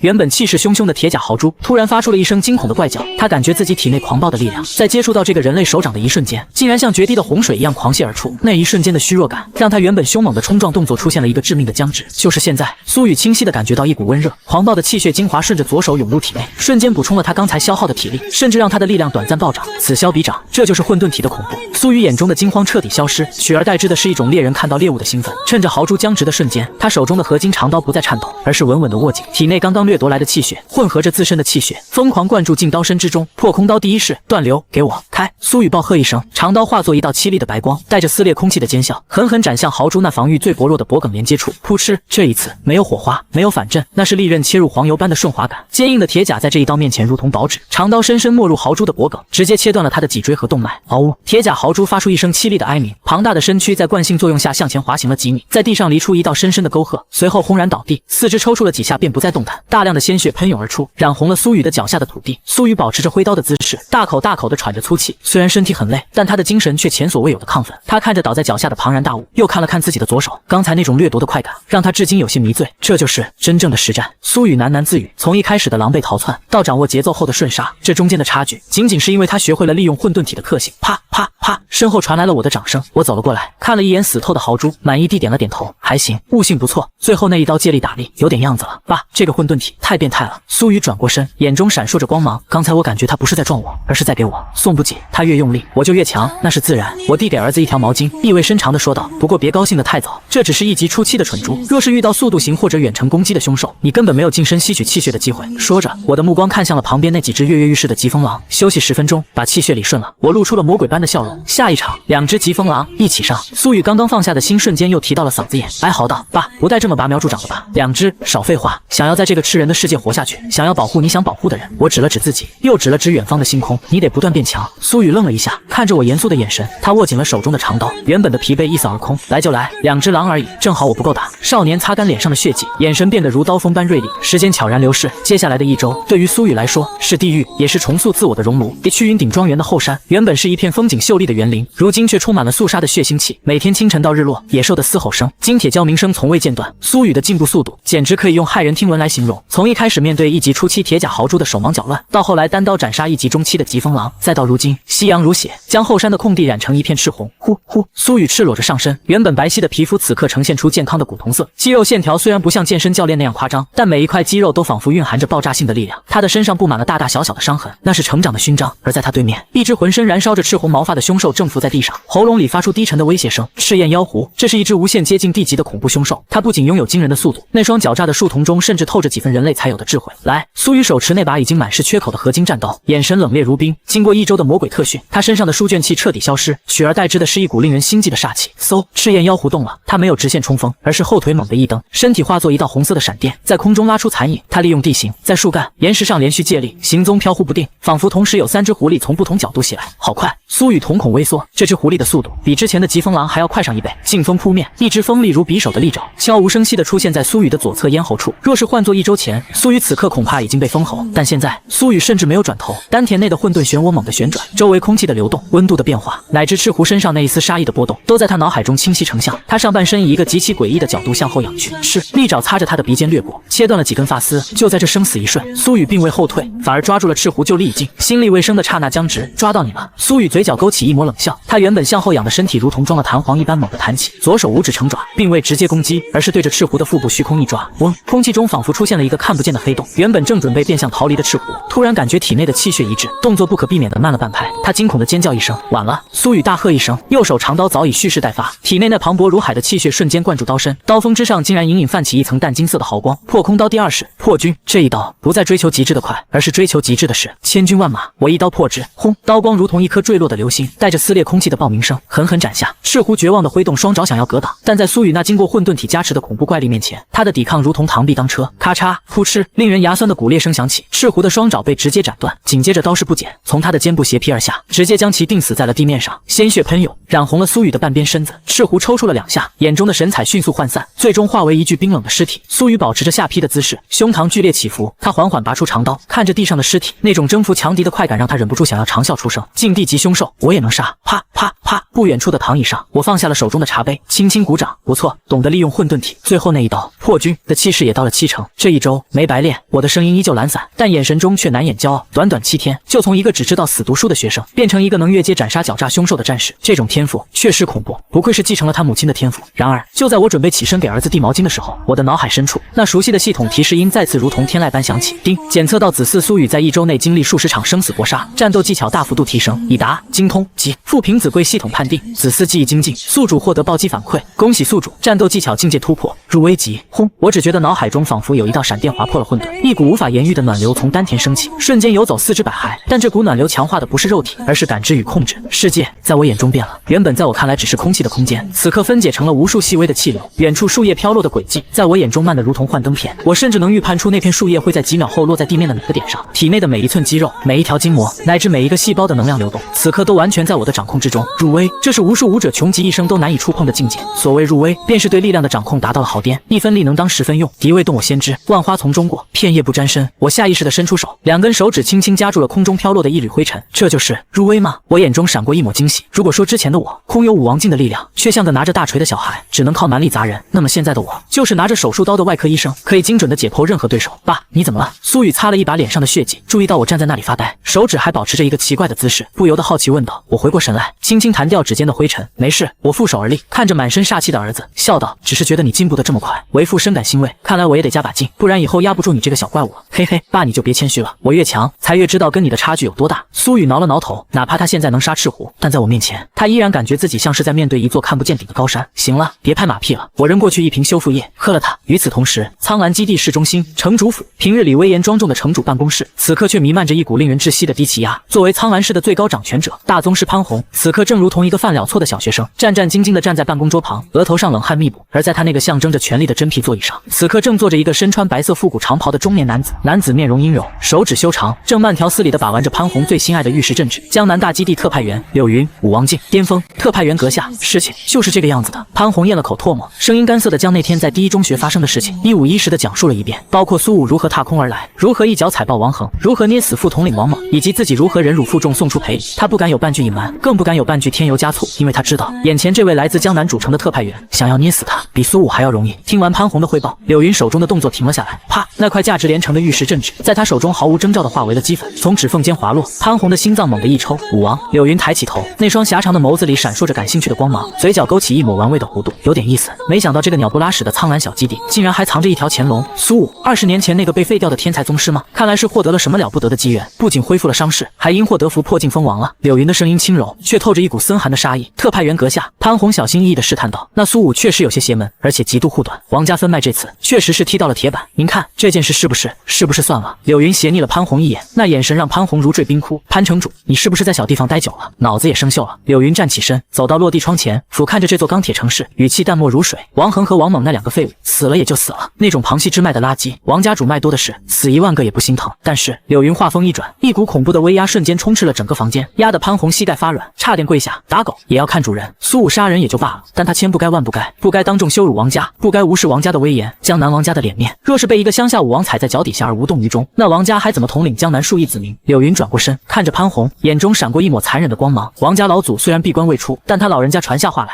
苍蓝基地不需要武王，尤其是不听话的武王。潘虹闻言，心中大骇，这是要不死不休啊！那特派员打算何时动手？潘虹颤抖着问道。不急。此时云顶庄园内，苏雨赤裸着上身，汗水顺着他精壮的肌肉线条滑落，他周身缭绕着一层淡淡的灰蒙蒙气流，那是气血转到极致的意象。每一次呼吸，周围空气中游离的灵气便如同飞蛾扑火般涌入他的体内，滋养着他的经脉。一天的实战特训让他遍体鳞伤，但也让他摸到了气血境后期的门槛。在2楼露台上，我负手而立，目光穿透钢化玻璃，静静地注视着楼下的儿子。这小子比我当年还要拼。我嘴角勾起一抹欣慰的弧度，我心念一动，那道只有我能看见的湛蓝色系统面板如水波般在眼前荡漾开来。宿主苏武，绑定子嗣苏雨，子嗣境界气血境后期，宿主境界武王境后期。功法混元一气功圆满，由破气诀进化。武技莽牛拳圆满，以生拳意。破空刀圆满，以生刀意。踏叶身法大成。战斗技巧入危级。看着这一连串豪华的数据，我眼中的光芒微微闪烁。武王后期，我握了握拳，感受着体内那如同汪洋大海般浩瀚的力量。仅仅是1周的时间，随着苏雨的疯狂进步，我的境界也如同坐火箭般，从初入武王一路飙升到了后期。这种力量，若是放在苍兰这种小基地时，已经是当之无愧的神。但是还不够。我的目光看向北方，那是更广阔的星空，也是敌敌人可能存在的地方。距离5科高考只剩下不到3个月了。按照往年的惯例，高考不仅有个大基地式的天才，甚至可能会有来自上面的种子选手空降。宗师境的妖孽考生倒也不是不可能。雨儿虽然有混沌体，但起步太晚，想要在3个月后横扫全国，拿下状元，光靠苦练是不行的。穷文富武，混沌体就是个吞金兽，得用海量的资源去堆。想到这里，我眼中闪过一丝决断。之前的几支 B 级药剂已经被苏雨消耗殆尽，必须补充新的燃料。次日清晨，阳光刺破云层，唤醒了这座钢铁巨兽。苏雨早早的去了学校，临走前还狼吞虎咽了3大碗变异瘦肉粥。看着儿子充满活力的背影，我收拾了一番，换上了一身不起眼的灰色休闲装，便出门了。如果说 F 区是贫民窟， A 区是权贵后花园，那么 B 区就是整个基地的经济心脏。这里寸土寸金，高楼林立，巨大的全息投影广告在空中交错，展示着各种新款的合金战刀、基因药剂和防护战衣。街道上豪车穿梭，行人们大多衣着光鲜，哪怕是路边的巡逻队，装备也比 F 区精良了不止一个档次。我双手插兜，悠闲地漫步在繁华的街道上。我那身朴素的灰色套装，在这一群锦衣华服的人群中，显得有些格格不入，但我毫不在意。到了我这个境界，外物已是浮云，我就算披个麻袋，也是武王。珍宝阁，我停下脚步，抬头看向前方那座气势恢宏的古风建筑。这是一座足有4层高的朱红色阁楼，飞檐翘角，雕梁画栋，门口蹲着2尊由黑金岩雕刻而成的石狮子，威风凛凛。巨大的牌匾上，珍宝阁3个鎏金大字龙飞凤舞，透着一股财大气粗的底蕴。珍宝阁，大夏联邦最大的连锁商会之一，据说其背后的势力遍布整个人类联邦，甚至在星空中都有分店。这里号称只要有钱，连星空巨兽的蛋都能买到。就是这了，我点了点头。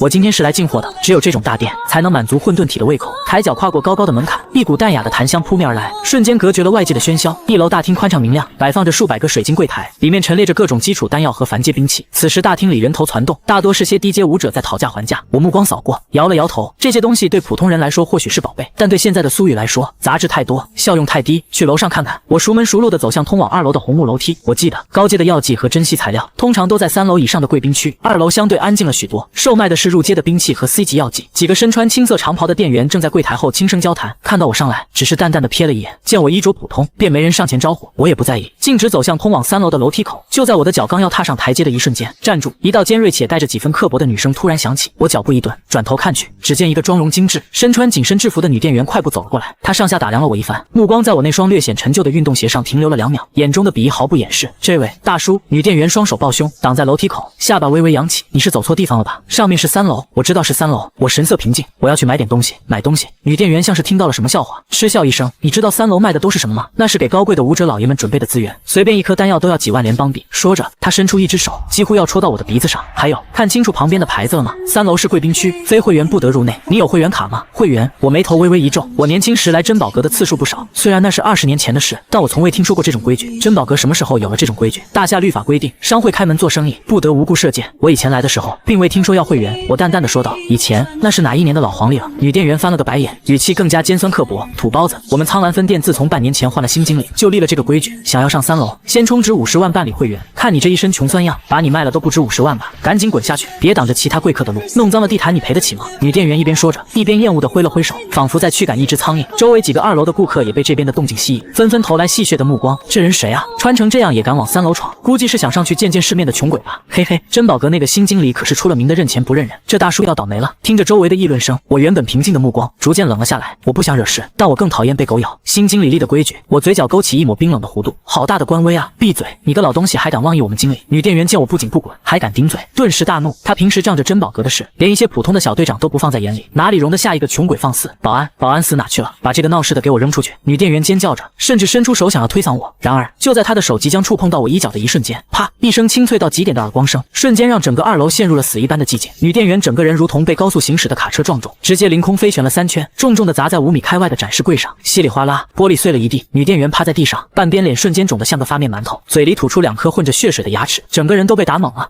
你敢打我？她捂着脸，发出杀猪般的嚎叫，杀人了！有人在珍宝阁闹事了！我站在原地，缓缓收回手，从口袋里掏出一块手帕擦了擦掌心，神色淡漠的仿佛刚才只是拍死了一只蚊子。谁？是谁敢在我珍宝阁撒野？仅仅过了不到半分钟，一阵急促且愤怒的咆哮声从楼上传来，紧接着一连串沉重的脚步声响起，7、8名身穿黑衣的彪形大汉冲了下来，为首的是一个身穿锦缎长袍、留着2撇八字胡的中年男子，此人正是珍宝阁苍兰分店的经理赵德才。赵德才一脸阴沉，眼中的怒火几乎要喷出来。他在苍兰基地经营半年多，黑白两道通吃，还是第一次有人敢在他的地盘动手打人。经理就是他，那个被打的女店员见靠山来了，立刻哭得梨花带雨，指着我尖叫道：“这个穷鬼没有会员，非要硬闯3楼。”我拦着他，他不但骂我们珍宝阁是黑店，还动手打我。经理，你一定要为我做主啊！呜！赵德才顺着手指看去，只见一个穿着灰色休闲装，看起来普普通通的中年男人正负手而立，一脸淡然。好得很。赵德才怒极反笑，眼中闪过一丝狠厉。在苍兰基地，还没人敢动我赵德才的人。老东西，不管你是谁，今天不留下一只手，别想走出这个门！给我上！废了他！赵德才大手一挥，身后的7、8名保安立刻狞笑着围了上来。这些保安全部都是气血境大圆满的好手，甚至领头的还是一个刚突破先天境的退役雇佣兵。蠢货，下辈子招子放亮！领头的保安举起手中的铁棍，狠狠朝着我的脑袋砸去。然而我连眼皮都没抬一下，轰！一股无形却恐怖至极的气场以我为中心骤然爆发，没有任何动作，没有任何招式，仅仅是气息的外放。砰砰砰砰！那7、8名气势汹汹的保安，就像是被一只看不见的巨手狠狠拍中，瞬间以比来时更快的速度倒飞出去。他们重重地撞在墙壁上、柱子上，口吐鲜血，一个个瘫软在地，连惨叫都发不出来，直接昏死过去。什么？正准备看好戏的赵德才脸上的狞笑瞬间凝固，他不可置信地看着这一幕，双腿开始不受控制的打颤，一瞬间震飞7、8名好手。这是什么实力？大宗师？不，就算是城主潘洪那个大宗师，也不可能做到如此轻描淡写，连气血波动都没有，怎么可能？赵德才的声音开始颤抖，刚才的嚣张气焰瞬间熄灭了一半。我缓缓抬起头，那双紫金色的眸子冷冷地锁定了赵德才。下一刻，我的身影在原地凭空消失，再出现时，我已经站在了赵德才的面前，两人鼻尖对着鼻尖，距离不足3寸。赵德才瞳孔缩成针尖大小，他甚至没看清我是怎么移动的。你刚才说要废了我一只手，我的声音很轻，却如同恶魔的低语。接着，在全场所有人惊骇欲绝的目光中，我的双脚缓缓离开了地面，离地1尺，悬浮而立，周围的重力仿佛在我脚下失效，一股属于生命层次上的绝对威压，如同天塌地陷般降临在赵德才身上。踏空而行，赵德才发出一声尖叫，吓得魂飞魄散。他虽然只是个商人，但他走南闯北见多识广，他太清楚这意味着什么了。能够摆脱地心引力，肉身摄虚，这是武王。扑通，赵德才双膝一软，重重地跪在了地上，膝盖骨都磕碎了，但他根本感觉不到疼，只有无尽的恐惧。天哪，他刚才竟然扬言要废了一位武王的手，这跟找死有什么区别？大人，饶命，饶命啊！赵德才疯狂地磕头，把地板磕得砰砰作响，鲜血直流。小的有眼不识泰山，小的该死，小的猪油蒙了心。至于那个刚才还嚣张跋扈的女店员，此刻早已吓得白眼一翻，直接昏死过去。我悬浮在半空，居高临下地俯视着这只瑟瑟发抖的蝼蚁。这会员制度是你定的？不是。赵德才吓得语无伦次，是小的私自定的。我想着苍兰基地偏远，天高皇帝远，想连点财。大人，我错了，我真的错了，我这就废除，马上废除。我伸出一只手，如同拎小鸡一样，隔空扼住了赵德才的喉咙，将他提了起来。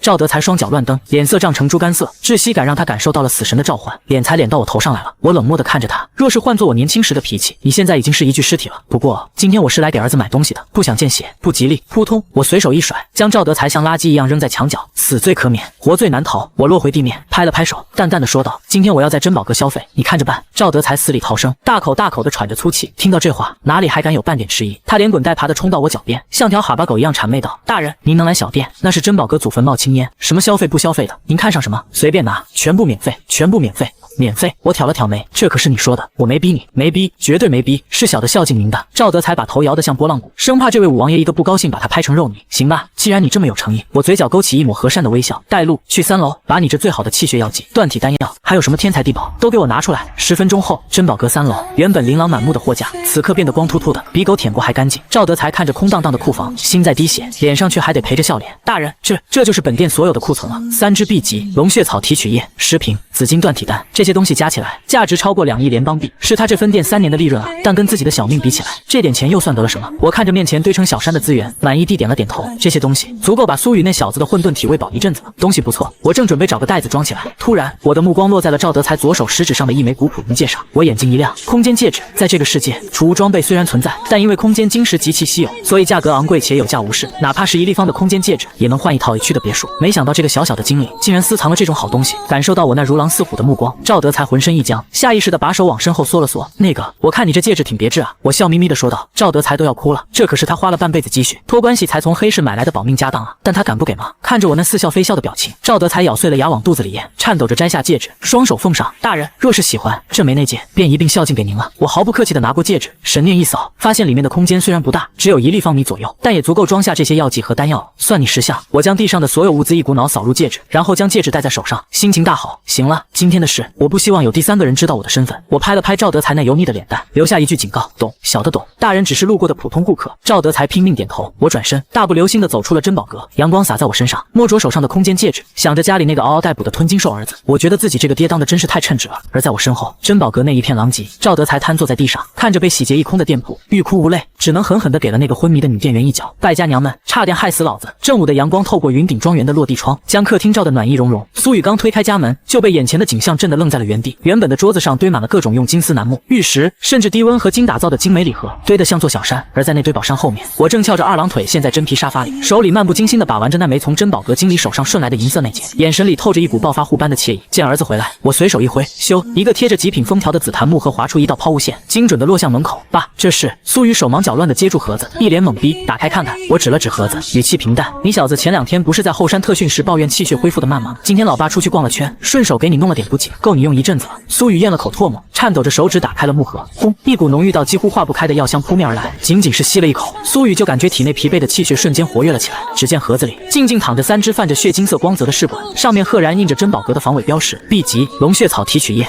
苏雨倒吸一口凉气，手一抖，差点把盒子摔了。这种 B 级药剂，一支就要1000万联邦币，这里有3支，这哪里是一点补给？爸，这得花多少钱啊？苏雨声音都在颤抖。咱们家虽然有点钱了，但也不能这么造啊！我瞥了儿子一眼，嘴角勾起一抹玩味的笑意，淡淡道：钱，谈钱多伤感情。老爸今天1分钱没花，没花钱。苏雨瞪大了眼睛，满脸写着你逗我，谁会这么大方，送好几亿的东西给咱们？遇到个热心的珍宝阁经理，我一本正经的胡说八道。他说看我骨骼惊奇，非要送我这些东西交个朋友，盛情难却，我就勉为其难收下了。苏雨无语，虽然知道老爹在鬼扯，但看着那些真金白银的资源，他心中的感动无以复加。他知道父亲这是在用尽一切办法为他的武道之路铺设基石。行了，别发呆了。我站起身，拍了拍儿子的肩膀，眼神变得严肃起来。距离5科高考还有不到3个月，既然资源管够，那就别给我省。是，保证完成任务。苏雨紧紧抱着盒子，眼中燃烧着熊熊烈火。接下来的几天，云顶庄园的地下训练室成了苏雨的闭关之地，有着混沌体这个作弊器般的存在。苏雨根本不需要像普通武者那样担心虚不受补。B 级龙血草，吞；紫金断体丹，吞；高能压缩兽肉，吞。海量的资源砸下去，配合我亲自指点的破空刀精髓与蟒牛拳的励志极境，苏雨的修为就像坐上了火箭。第5天，气血境后期巅峰。第7天，轰！地下室传来一声沉闷的爆响，苏雨浑身气血如龙，在体外形成了一层实质般的红色铠甲。气血境大圆满，这不仅仅是境界的提升，更是质的飞跃。现在的苏雨，单纯论气血总量，甚至已经超过了普通的初入先天境武者。又是新的一天清晨，苏雨意气风发地去了学校，而我则像往常一样坐在2楼阳台上喝茶。但今天我手中的茶杯却始终没有送到嘴边，不对劲！我眉头紧锁。作为武王境强者，我对危机的感知极为敏锐。从今天早上开始，我的眼皮就一直跳，心里总有一股挥之不去的阴霾。就在这时，嗖，一道略显狼狈的身影跌跌撞撞地冲进了云顶庄园的范围。我眼神一凝，还没等对方落地，我就已经出现在了那人面前。潘红，来人正是苍蓝基地城主大宗师潘红。只不过此刻的潘红哪里还有半点城主的威严？他头发凌乱，脸色惨白，身上的唐装都被冷汗浸透了。前辈，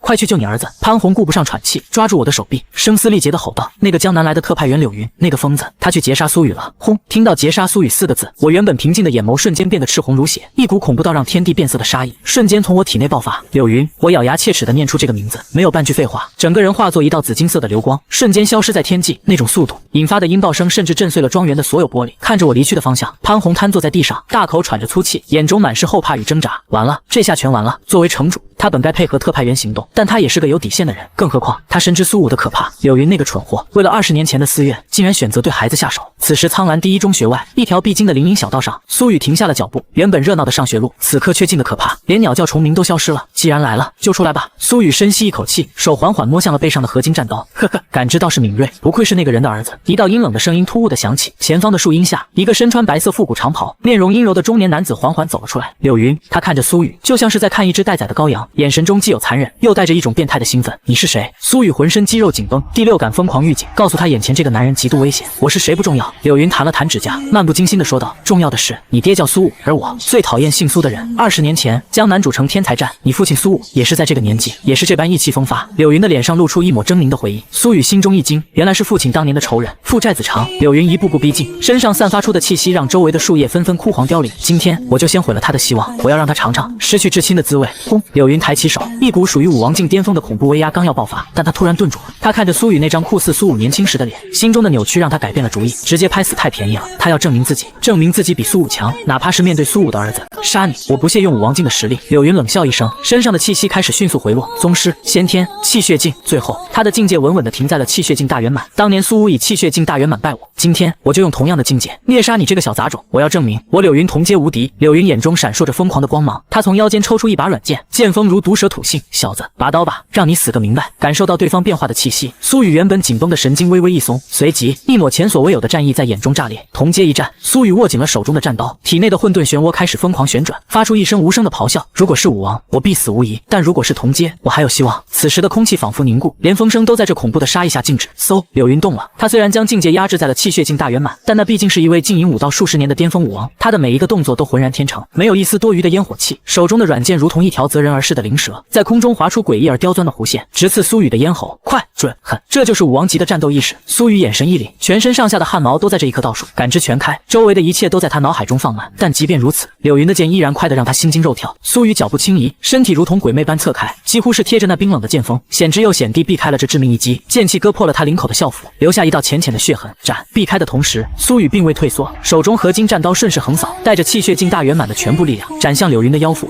柳云嘴角勾起一抹不屑的冷笑，他的身体仿佛没有骨头一般，以一个违背物理常识的角度微微一扭，便轻松躲过了这势大力沉的一刀。紧接着，他手腕一抖，软剑瞬间化作漫天箭雨，如暴雨梨花般倾泻而下，每一剑都笼罩着苏雨周身的死穴。当当当当，密集的金铁交鸣声响彻林间，火星四溅。苏雨面色凝重到了极点，只能被动防御。他的战刀虽然刚猛，但在柳云那如水银泻地般的剑法面前，显得笨拙无比。该死，这就是武王的底蕴吗？苏雨的手臂被震得发麻，虎口已经崩裂，鲜血顺着刀柄流淌。虽然力量相当，甚至因为混沌体的缘故，苏雨的气血更加绵长，但在技巧上，他被全方位碾压。柳云就像是在戏耍一只老鼠，每一剑都不致命，却都在苏雨身上留下一道深可见骨的伤口。仅仅10个回合，苏雨已经变成了血人。怎么这就不行了？柳云一边挥剑，一边发出残忍的嘲笑。看来你没有我想象中的那么强，老东西，你高兴得太早了。苏雨深吸一口气，不再一味防守，他在等待一个对方松懈的瞬间。混沌体在体内疯狂运转，伤口传来的剧痛反而让他更加清醒。终于，当苏雨手中的长刀被挑飞，在空中划出一道抛物线，柳云眼中闪过一丝得逞的快意，软剑如毒蛇吐信，直取苏雨咽喉。结束了，小杂种！然而就在这千钧一发之际，苏雨那双原本充满惊慌的眼睛里突然爆射出一道金光，他不退反进，面对那必杀的一剑，他竟然主动用左肩迎了上去。噗嗤，软剑贯穿了苏雨的左肩，鲜血飞溅，但苏雨连眉头都没皱一下，他用肌肉死死卡住剑身，右手如同铁钳一般，顺势扣住了柳云握剑的手腕。抓到你了！苏雨咧嘴一笑，露出一口带血的白牙，那笑容让身为武王的柳云都感到心头一寒。嗡，一股恐怖的吸力从苏雨掌心爆发。什么？柳云脸色骤变，他感觉自己体内的气血竟然不受控制地向着苏雨体内狂涌而去，就像是一个装满水的气球被开了个口子。给我滚开！苏雨吸取了对方的气血，原本枯竭的力量瞬间暴涨。蟒牛拳、撼山，他低喝一声，右拳并未挥出，而是直接贴着柳云的胸口，寸劲爆发。这一拳带着苏雨全部的愤怒，带着混沌体掠夺来的力量，如同一头远古蟒牛撞击神山。砰！一声沉闷到令人牙酸的巨响，柳云只觉得胸口仿佛被重锤砸中，那一股排山倒海的力量将他整个人轰得离地而起，如同断线风筝般倒飞出10几米，重重砸在一棵大树上，将那两人合抱的大树拦腰撞断，烟尘四起。苏雨拔出肩头的软剑，随手丢在地上，大口喘着粗气，眼神却亮得吓人。就算是武王压了境界，照样挨揍。嗨嗨嗨嗨！废墟中，柳云挣扎着爬了起来，他原本整洁的白袍此刻沾满了泥土和鲜血，他抹去嘴角的血迹，看着不远处的苏雨，眼中的轻视彻底消失，取而代之的是一种被蝼蚁咬伤的极度羞怒与疯狂。好，很好，若我真的只是气血境，今日说不定真的栽在你手里了。柳云的声音变得沙哑而阴毒，没想到苏武那个废物竟然生出了你这种怪胎，那种吸取气血的能力是魔功吧？苏雨的心微微一沉，他能感觉到刚才那一拳虽然打断了对方的肋骨，但并没有造成致命伤。武王的肉身经过千锤百炼，哪怕压制了境界，其强度也远超常人。不过游戏结束了，柳云缓缓站直身体，眼中的红光越来越盛。我承认你是个天才，但天才往往死得最早。轰！话音未落，柳云身上的气息突然变得狂暴起来。他虽然没有解开境界压制，但他动用了武王级的爆发秘术，这一次他的速度比之前快了整整1倍。唰！苏雨甚至没看清他的动作，只觉得眼前一花，一股凌厉到极点的劲风已经扑面而来。死吧！柳云手中不知何时多了一把匕首，直刺苏雨心脏。太快了，根本来不及躲。难道真的要死在这了吗？死亡的阴影笼罩心头，苏雨心中涌起一股强烈的不甘。不，我不能死，老爸还在等我回家吃饭，我还要去星空把妈妈接回来。我的武道之路才刚刚开始啊！给我开！在这生死的极限压迫下，苏雨发出一声撕心裂肺的怒吼，他猛然咬破舌尖，一口精血喷出，体内的混沌漩涡仿佛感受到了主人的意志，开始疯狂旋转，甚至发出了实质般的轰鸣声。周围空气中游离的血气，刚才吸取柳云残留的气血，在这一刻被强行压缩点燃。咔嚓，苏雨体内仿佛有一道枷锁被打破了，一股气血之力从他丹田深处涌出，气血外放，先天境。苏雨周身爆发出一层淡淡的红色气浪，竟然硬生生将柳云的匕首阻挡了片刻。丁，检测到子嗣苏雨临阵突破，晋升先天境初期，宿主境界同步中，恭喜宿主打破人体极限，晋升武皇境初期。虽然苏雨临阵突破到了先天境，挡住了必杀一击，但柳云毕竟是武王巅峰的底子，那把匕首虽然被气浪阻隔，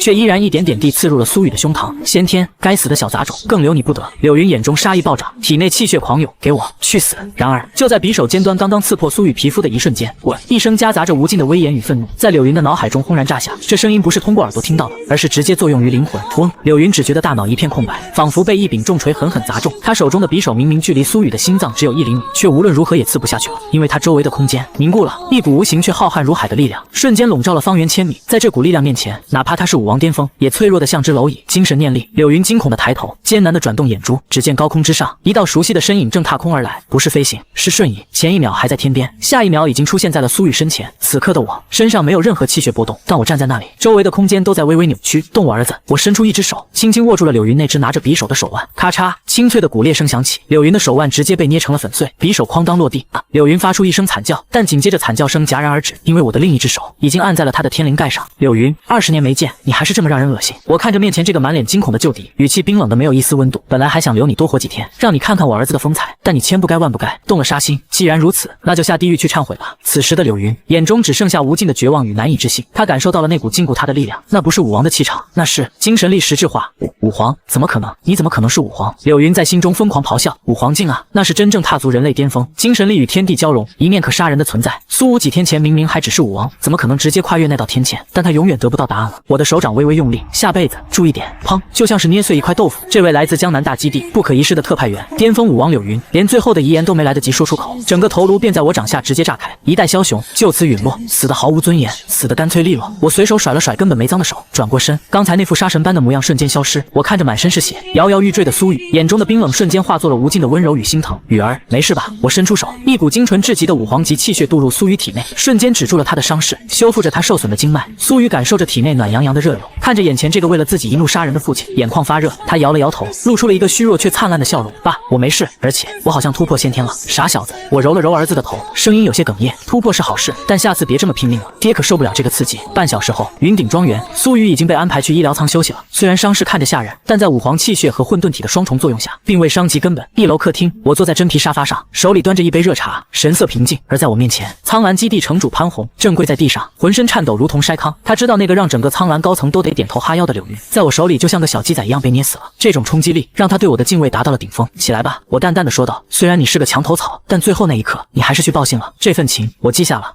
多谢前辈不杀之恩。潘虹如蒙大赦，颤颤巍巍的站了起来，但腰依然弯着，不敢直视我。这个柳云是王家派来的。我吹了吹茶沫，漫不经心的问道。是的。潘虹不敢隐瞒，柳云是王家的客卿，20年前似乎与前辈有过节。这次王恒和王猛的事，给了他公报私仇的借口。王家，我放下茶杯，眼中闪过一抹寒芒。看来这个梁子算是彻底结下了。跟我说说这个江南王家到底是个什么成色？潘虹连忙点头，神色凝重的说道：前辈不可小觑啊，王家乃是江南大基地赫赫有名的顶尖豪门，势力庞大，盘根错节，家族中武王境强者不下10指之数。柳云虽然强，但在王家也只是排在前10。说到这里，潘虹的声音压得更低了，带着深深的恐惧。而且传闻王家有一位活了200岁的老祖宗，常年闭关不出。据说那位老祖早在10年前就已经踏入了武圣之境。武圣，我手指轻轻敲击着桌面，发出一声轻响。武道8境，肉身、气血、先天、宗师、大宗师、武王、武皇、武圣、武皇境是精神力实质化，能御物杀人，神念覆盖全城。而武圣境那是真正超凡入圣的存在，精神力与天地元气完美融合，举手投足间能引动天地之力，肉身不朽，寿元500载，甚至能短暂的脱离大气层，在境地轨道生存。别看只差一个境界，但其中的差距如同云泥，一个武圣足以轻易镇压10个武皇，有点意思。我不仅没有害怕，反而嘴角勾起一抹兴奋的弧度。若是之前只有武王境，面对武圣我或许还得掂量掂量，甚至得带着儿子跑路。但现在我可是武皇，按照系统的尿性，只要苏雨再突破几个小境界，什么狗屁武圣，到时候也就是一拳的事。行了，我知道了。我站起身，拍了拍潘红的肩膀。这件事你烂在肚子里。柳云是死于凶兽袭击，明白吗？明白，明白。柳特派员视察荒野，不幸遭遇兽皇袭击，为国捐躯。潘红反应极快，立刻编好了剧本。去吧，打发走了潘红。我走到落地窗前，看向江南大基地的方向。武圣嘛，希望你这把老骨头硬一点，别到时候连我一拳都接不住。此时正在医疗舱里呼呼大睡的苏雨翻了个身，梦呓道：爸，我想吃红烧肉。2个月的时间，对于漫长的武道之路来说，不过是弹指一挥间。奇怪的是，这期间苍兰基地是风平浪静，那个江南王家仿佛彻底遗忘了柳云和王恒的死，没有任何报复的迹象。但我知道，这不过是暴风雨来临前的低气压，对方不动则已，一动必是雷霆万钧。此时云顶庄园后山原本被当作斗兽场的空地，如今已经变得坑坑洼洼，四周的合金围栏上布满了触目惊心的刀痕，刷刷刷，一道残影在林间穿梭，速度快的连落叶都来不及惊动。少年赤裸着上身，手持一把玄铁战刀，身形如鬼魅般在梅花桩上腾挪转移。他的每一次出刀都没有带起丝毫的风声，但刀锋划过之处，空气却泛起了一圈圈肉眼可见的涟漪，那是刀意，破空刀，大成之境。哼！苏雨低喝一声，身形在半空中违反物理常识的一折，脚尖轻点一片飘落的树叶，整个人借力再次拔高3尺，踏叶身法圆满斩，一刀劈下，前方一块3米高的巨石瞬间一分为2，切口平滑如镜，收刀落地吐气。苏雨擦了一把额头的汗水，原本青涩的脸庞如今棱角分明，眼神中透着一股坚毅。2个月，在海量资源的堆砌和我这位武皇级私教的魔鬼训练下，苏雨的境界如坐火箭般冲到了先天境后期。这个速度若是传出去，足以让整个联邦的武道教育界地震。要知道，普通天才想要走完这一步，至少需要1年。2楼露台上，我手里端着紫砂壶，看着楼下儿子的表现，嘴角微微上扬。还行，我心念一动，那个湛蓝色的系统面板在眼前浮现。宿主苏武，绑定子嗣苏雨，子嗣境界先天境后期，宿主境界武皇境后期。功法混元一气功圆满，由破气诀进化。武技莽牛拳圆满，以生拳意。破空刀圆满，以生刀意。踏叶身法圆满，战斗技巧入危级。武皇后期，我握了握拳，感受着体内那浩瀚的力量。现在的我，哪怕不动用气血，光靠精神念力，也足以轻易抹杀同阶的武皇。至于那个所谓的王家老祖武圣，我眯了眯眼，眼底闪过一抹战意。就在这时，嗡！庄园的警戒系统发出了轻微的提示音。我神念一扫，便看到了站在大门口，一脸焦急却又不敢按门铃，只能在原地踱步的城主潘红。这老小子又来了！我身形一闪，瞬间消失在露台。客厅内，潘红捧着热茶，屁股只敢坐半边沙发，神色拘谨中带着几分急切。这2个月，他成了云顶庄园的常客。作为夹在我和王家中间的受气包，他现在的日子是如履薄冰。但他很聪明，既然已经得罪了王家，那就只能死死抱住我这条大腿。前辈，行了，别整这些虚的。我摆了摆手，坐在主位上，是为了基地外那些凶兽的事吧？前辈明鉴。潘红苦笑一声，从怀里掏出一份极其详细的电子地图，投影在茶几上。这2个月，基地周围的凶兽越来越反常，原本应该在深山里的高阶凶兽频频在外围现身，甚至袭击了几支佣兵小队。眼看还有半个月就是武道高考了，这次高考不仅有本市的学生，还有隔壁几个卫星城的考生要来苍兰会合。若是到时候考场出了乱子，或者出现兽潮，潘红擦了擦冷汗，我这个城主掉脑袋是小事，耽误了孩子们的未来才是大事啊！我看了一眼地图，上面标注着一个个红点，密密麻麻，最终会去向一个方向。我点了点头。苏雨也要参加高考，我不允许任何意外发生。前辈，经过我们侦察机的拼死探查，终于锁定了源头。潘红指着地图上距离苍兰基地300里外的一片深红区域，语气凝重道：落霞山脉深处有一头新晋的兽王，是一头变异雷云虎。根据能量波动分析，它的实力至少堪比人类的武王巅峰，甚至半只脚踏入了兽皇的门槛。它正在召集周围所有的兽群，似乎在酝酿一次大规模的兽潮。变异雷云虎吗？我摸了摸下巴，武王巅峰的凶兽，对于现在的苍兰基地来说确实是灭顶之灾，但在我眼里也就是一巴掌的事。行，我知道了。我站起身，接过地图，神色淡然。是，多谢前辈，多谢前辈。潘红大喜过望，悬着的心终于放了下来。离开苍兰基地后，我直接踏空而行，在高空拉出一道白色的气浪，径直往落霞山脉遁去。落霞山脉之所以得名，是因为这里常年笼罩着红色的瘴气，宛如落霞一般美丽却致命。这里山峦叠嶂，古木参天，每一棵树都有100米之高，遮天蔽日，简直就是凶兽的天然乐园。刚一进山，我就察觉到了异常，外围静得可怕，连鸟叫声都没有。而越往深处走，空气中那股躁动的兽性就越浓烈。这就是兽王的威慑力吗？我悬浮在树冠之上，强大的精神念力如潮水般铺开，瞬间覆盖了方圆100里。很快，我就锁定了潘红所说的那个位置。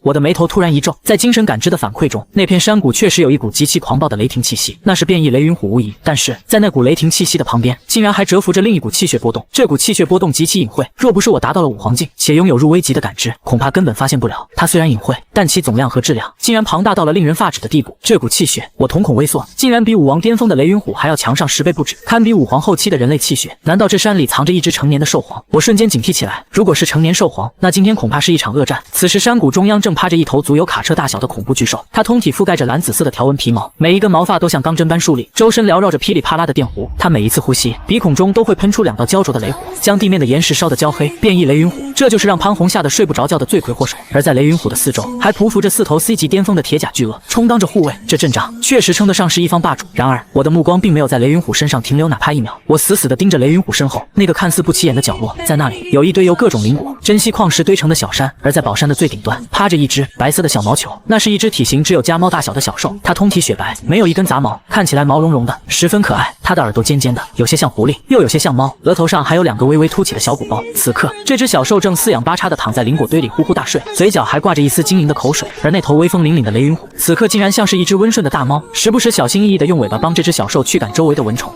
我藏身于100米外的一棵古树后，心中掀起了惊涛骇浪。那股堪比5黄金的恐怖气血，正是从这只正在睡觉的小毛球身上散发出来的。雷云虎不是兽王，我心中明悟，他只是个保姆，这只小兽才是真正的祖宗。这绝对不是普通的变异兽，返祖还是拥有上古血脉的神兽后裔。就在我观察之际，那头雷云虎似乎察觉到了什么，猛地抬起巨大的头颅，一双铜铃般的虎目死死盯着我藏身的方向，发出了一声低沉的咆哮。吼！这一声咆哮瞬间惊醒了正在睡觉的小兽，小兽迷迷糊糊地翻了个身，不满地嘟囔了一声，然后极其人性化地用爪子捂住了耳朵。雷云虎见主子被吵醒，眼中的凶光更甚，他认定是那个躲在暗处的虫子打扰了主人的休息。轰！雷云虎周身雷光大作，张口便是一道水桶粗细的雷柱，朝着我藏身的古树轰来。被发现了吗？我冷哼一声，既然暴露了，那就没必要躲了。孽畜，找死！我一步踏出，身形瞬间消失在原地。那道恐怖的雷柱轰碎了古树，却连我的衣角都没沾到。下一秒，我已经出现在了山谷上空。面对那头武王巅峰的雷云虎，我连手都没抬，仅仅是一个眼神，嗡！一道无形的精神利刃瞬间划破虚空。原本正准备扑上来的雷云虎，动作突然一僵，他那坚硬如铁的头颅上毫无征兆地出现了一道血线，噗嗤！巨大的虎头瞬间滑落，鲜血如喷泉般涌出，一击秒杀，连带着旁边的4头铁甲巨鳄也被一散的精神风暴直接震碎了内脏，瞬间毙命。整个山谷瞬间安静了下来，只剩下那个刚刚睡醒、正揉着眼睛的小毛球，一脸懵逼地看着面前倒下的保姆和护卫。白色小兽呆呆地看着地上的尸体，又抬头看了看悬浮在空中的我，他那一双圆溜溜的大眼睛瞬间从迷茫变成了极度的警惕与愤怒。后，他猛地站起身，原本只有巴掌大的身体竟然在瞬间膨胀了一圈，浑身的白毛根根竖起，如同炸毛的刺猬。轰！一股属于5黄级的恐怖气血波动，毫无保留地从他体内爆发。好强的气血！我眼中金光爆闪，这小东西光凭气势竟然就能抗衡我。人类，你竟敢杀我的小弟！下一刻，让我瞳孔地震的一幕发生了，这只小兽竟然张开嘴，吐出了一句虽然稚嫩但咬字清晰的人类语言，口吐人言。这可是传说中只有达到兽圣境界或者拥有极其高贵的神兽血脉才能做到的事。我要吃了你！小兽奶凶奶凶地咆哮一声，后腿猛地一蹬地面，咚！整个山谷的地面瞬间塌陷，它的速度快到了极致，竟然化作一道白色的闪电，瞬间突破了阴障，带着撕裂空气的尖笑直扑我的面门。那一爪挥出，空间都隐隐扭曲，泛起金色的爪毛，好快！单纯的肉身速度竟然比雷云虎快了3倍不止。我心中一惊，但我毕竟是身经百战的武皇，我眼神瞬间变得冷静，入危级的战斗技巧开启。在小兽扑来的轨迹中，我精准地预判了对方的落点，身形微微一侧，唰！小兽的利爪擦着我的鼻尖掠过。再来！小兽一击不中，在空中灵活地扭动身体，尾巴如同一条钢鞭，带着破风声抽向我的后脑。我抬起右手，并没有硬接，而是运用巧劲，轻轻在它的尾巴上一点，砰！小兽被这股巧劲带得失去平衡，在空中翻滚了几圈才落地。后，它显然被激怒了，再次发起了狂风暴雨般的攻击，抓、咬、扑、扫，动作快如闪电，每一次攻击都蕴含着足以开山裂石的恐怖怪力。然而几分钟后，我依然双手负后，悬浮在空中，连一脚都没乱，而那只小兽却已经在地上累得呼哧带喘，舌头都吐出来了。我算是看明白了，这小东西是个典型的富二代，空有一身堪比武皇的恐怖气血和神兽底子，但战斗经验简直就是负数。他的攻击全靠本能，直来直去，毫无章法。遇到我这种技巧大师，根本就是被当猴耍。打完了，我居高临下的看着他，嘴角勾起一抹戏谑的笑容。既然你没招了，那就轮到我了。轰！我不再留手，我体内的武皇气血瞬间爆发，凝聚成一只遮天蔽日的紫金大手印，朝着小兽狠狠抓去。小兽感受到那只大手印中蕴含的恐怖力量，原本凶狠的眼神瞬间变了，那是源自灵魂深处的恐惧。他发现自己那引以为傲的气血之力，在我面前竟然被死死压制。完了完了，要死了！眼看大手印即将落下，那只刚才还不可一世、扬言要吃人的小兽，突然做出了一个让我大跌眼镜的动作。他猛地往地上一趴，2只前爪抱住脑袋，把屁股撅得老高，瑟瑟发抖的大喊：“大侠饶命！我投降！”嘎！空中的我动作一僵，那只紫金大手印悬在小兽头顶3寸处，硬生生停住了。这剧本不对啊！说好的神兽尊严呢？说好的宁死不屈呢？我散去气血，缓缓落在小兽面前，有些好笑的看着这个还在发抖的白毛团子：“你刚才不是挺凶的吗？还要吃我？”小兽偷偷抬起一只爪子，露出一只水汪汪的大眼睛，见大手印没了，这才松了口气。他立马换上一副谄媚至极的表情，2只后腿直立，前爪作揖，2眼泪汪汪的说道：“误会，都是误会，大哥、大佬、爷爷，我那就是起床气，跟您闹着玩呢。”他一边说着，一边还努力挤出2滴眼泪，看起来可怜弱小又无助。我虽然气血强，但我真的还是个宝宝啊！我才出生不到3年，连架都没打过几次，刚才就是吓唬吓唬你。小兽吸了吸鼻子，看着我似笑非笑的表情，心里慌得一批。他虽然怂，但他聪明啊。他的传承记忆告诉他，眼前这个人类是个狠角色，而且身上有一股让他觉得很舒服却又很危险的气息。如果不认怂，今天真的会被做成微博的。别杀我，我很有用的。见我还在打量他，小兽急了，连忙推销自己，我会寻宝，方圆百里内的天才地宝我都闻得到，这山谷里的宝贝都是我找来的，我还能预知危险，谁有恶意，我隔着8条街都能感应到。而且我吃的很少的，很好养活的。我听着小兽的自我介绍，心中的杀意早已散去，取而代之的是浓浓的兴趣。能寻宝，能预知危险，这简直就是为了苏雨量身定做的保镖加外挂。苏雨那小子以后要去更广阔的天地，必然危机四伏。我虽然强，但也不能24小时贴身保护。如果有这么个小东西跟着，寻宝鼠不对，看这长相，应该是某种上古异种。我心中盘算着，但面上却依旧冷若冰霜，空口无凭。我身上气血再次涌动，做事要动手。我怎么知道你是不是在骗我？万一我带你回去，你趁我睡觉咬我一口怎么办啊？不敢不敢！小兽吓得浑身一哆嗦，白毛炸起，连连摆手。我发誓，我发毒誓，发誓没用。我蹲下身，伸出一根手指，指尖凝聚出一滴紫金色的精血，上面缭绕着5黄级的精神烙印。想要活命，就签了这个，这是主仆契约，签了它，你的生死就在我一念之间。如果你敢有二心，不仅你会死，你的灵魂也会湮灭。我的声音如同恶魔，这是我在这2个月期间阅读书籍时看到的秘法，没想到真的用到了。小兽看着那滴精血，眼中闪过一丝挣扎。它是高贵的神兽，怎么能给人类当宠物？但是他看了看旁边雷云虎那凉透了的尸体，又看了看我那双冰冷的眼睛，呜，兽在屋檐下，不得不低头。小兽委屈的瘪了瘪嘴，最终还是屈服于生存的本能。他伸出粉嫩的小舌头，在那滴精血上舔了一下，嗡，一道古老的符文在一人一兽的额头上一闪而逝。契约成。我瞬间感觉自己的意识中多了一道微弱的联系，只要我愿意，随时可以通过这道联系掌控小兽的生死。呼，我满意的站起身，一把拎起小兽的后颈皮，把它提溜到眼前。从今天起，你就跟着我混了。既然你这么白，又是个球，我想了想，展现出了极其随意的起名天赋，就叫你小白吧。小兽四肢无力的垂着，眼神空洞，仿佛失去了受生的希望。小白，好土的名字，但是他敢怒不敢言，只能弱弱的喵了一声。对了，我突然想起了什么，指了指旁边那堆灵果和矿石，这些都是你找的？小白连连点头，都是好东西，送给主人当见面礼。我大手一挥，将那堆价值连城的宝物全部收入内戒，表现不错。我揉了揉小白的脑袋，将他随手往肩膀上一扔。小白趴在我宽厚的肩膀上，感受着那股强大的安全感，原本忐忑的心情竟然慢慢平复了下来。这个人类虽然凶了点，但好像跟着他也不赖，至少不用自己去抓雷云虎当保姆了。一人一兽化作流光，消失在落霞山脉的尽头，失去了兽王的控制，山间的凶兽也恢复了正常。苍蓝基地，也去云顶庄园，我的身影无声无息地出现在庄园门口。此时，那位平日里日理万机的城主潘红还在门口等待，看到我归来，且身上并没有沾染一丝血迹，潘红悬着的心终于落下了一半。前辈，潘红连忙迎了上去。那落霞山脉的兽王解决了，我语气平淡，你去安排5考试一把，别出岔子。是，多谢前辈。潘红大喜过望，对着我深深鞠了一躬，然后识趣的退下。打发走了潘红，我并没有回别墅休息，而是径直走向了后山。此时，后山的斗兽场早已一片狼藉，地面上横七竖八的躺着10几具地级凶兽的尸体，空气中弥漫着浓烈的血腥味。而在尸体堆的中央，苏雨正赤裸着上身，手持合金战刀，大口喘着粗气。他的身上又添了几道新伤，但眼神却亮得吓人。爸，你回来了。苏雨看到我，随手甩干刀上的血迹，咧嘴一笑，那种从尸山血海中杀出来的煞气，在他笑起来的瞬间消散无踪，变回了那个阳光少年。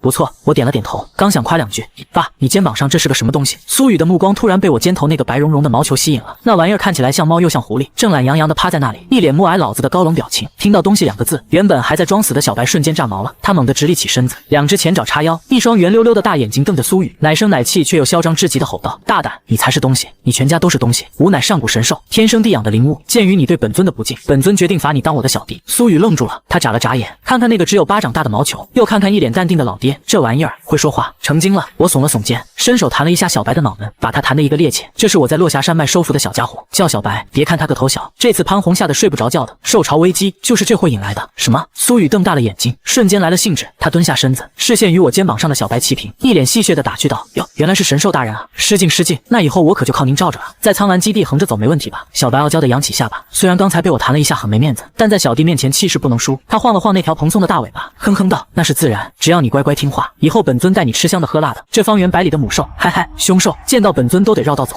看着这只狐假虎威的小兽，苏雨忍不住笑出了声，但他很快就会发现，这个神兽的含金量远比他想象的要高得多。接下来的半个月，云顶庄园的日子变得异常充实。苏雨原本以为多了一只神兽，家里会变得鸡飞狗跳，但他没想到，这只名叫小白的神兽，竟然成了他武道之路上最大的外挂。小白虽然被我收服，但他体内那股堪比5黄金的恐怖气血，就像是一个无时无刻不再泄露的核反应堆。他因为年纪太小，根本控制不住这股力量，导致他经常气血上涌，燥热难耐，只能靠睡觉来压制。而苏雨作为混沌体的拥有者，最缺的就是高纯度的气血能量。于是，一个极其诡异却又和谐的画面出现了。每天下午，苏雨也不练刀了，就盘膝坐在院子里，而小白则四仰八叉地躺在苏雨的头顶或者怀里，一脸享受。苏雨运转功法，疯狂地从小白身上抽取那些溢散出来的气血之力，这些气血纯净到了极点，根本不需要炼化，入体即化为自身气血。我在一旁看着这互惠互利的一人一兽，嘴角疯狂抽搐。这哪里是修炼，这分明就是两个挂逼在互相刷板。小白是个无线充电宝，苏雨是个超级快充头，这俩货凑在一起，升级速度简直不讲道理。第3天，苏雨突破先天境大圆满；第7天，苏雨触摸到了宗师的门槛；第12天，轰！一股强横无比的气息从苏雨体内爆发，宗师之境，18岁的宗师。苏雨睁开眼，眼中金光四射，他握了握拳，感受着那种掌控一切的力量，激动的差点从天上掉下来。爸，我成宗师了，我真的成宗师了。而小白则是一脸虚脱的趴在地上，吐着舌头，累死本尊了。这小子是属饕餮的吗？差点把本尊吸干了。而就在苏雨突破宗师的同时，一直坐在2楼露台护法的我，脑海中也响起了那期待已久的天籁之音。丁，检测到子嗣苏雨在短时间内连续突破，晋升宗师境初期。富平子贵系统判定，子嗣跨越大境界，宿主获得反馈，宿主境界同步中，恭喜宿主晋升武圣境初期。轰隆隆！这一刻，不仅仅是云顶庄园，整个苍蓝基地市的天空都变了颜色。原本晴朗的天空，突然祥云汇聚，紫气东来3000里，一股浩瀚、威严、不可名状的气息，以我为中心，瞬间覆盖了整座城市。城内的所有武者，无论是在修炼的，还是在睡觉的，此时都惊恐地发现，自己体内的气血竟然在不受控制地向着区的方向朝拜。露台上，我缓缓睁开双眼，武圣境，这已经不再是单纯的肉体力量，而是精神与天地合一。如今我已经能够略微操控天地元气。所谓天地元气，乃是伴随宇宙诞生的灵气，其常常与各种力量关联，强大而神秘。而人类的修炼，先是修炼气血，以达到武皇，获得强大的精神力，最后精神与天地合一，一切的目的都是为了操控天地元气。这种感觉，我深吸一口气，哪怕是我2世为人，此刻也不禁心潮澎湃。武圣啊，这是真正站在了这颗星球的巅峰，寿元500载，肉身不朽，甚至可以肉身横渡外太空。我看向楼下那个刚刚因为突破宗师而兴奋不已的傻儿子，嘴角勾起一抹宠溺的笑容。18岁的宗师确实是妖孽，但你爹我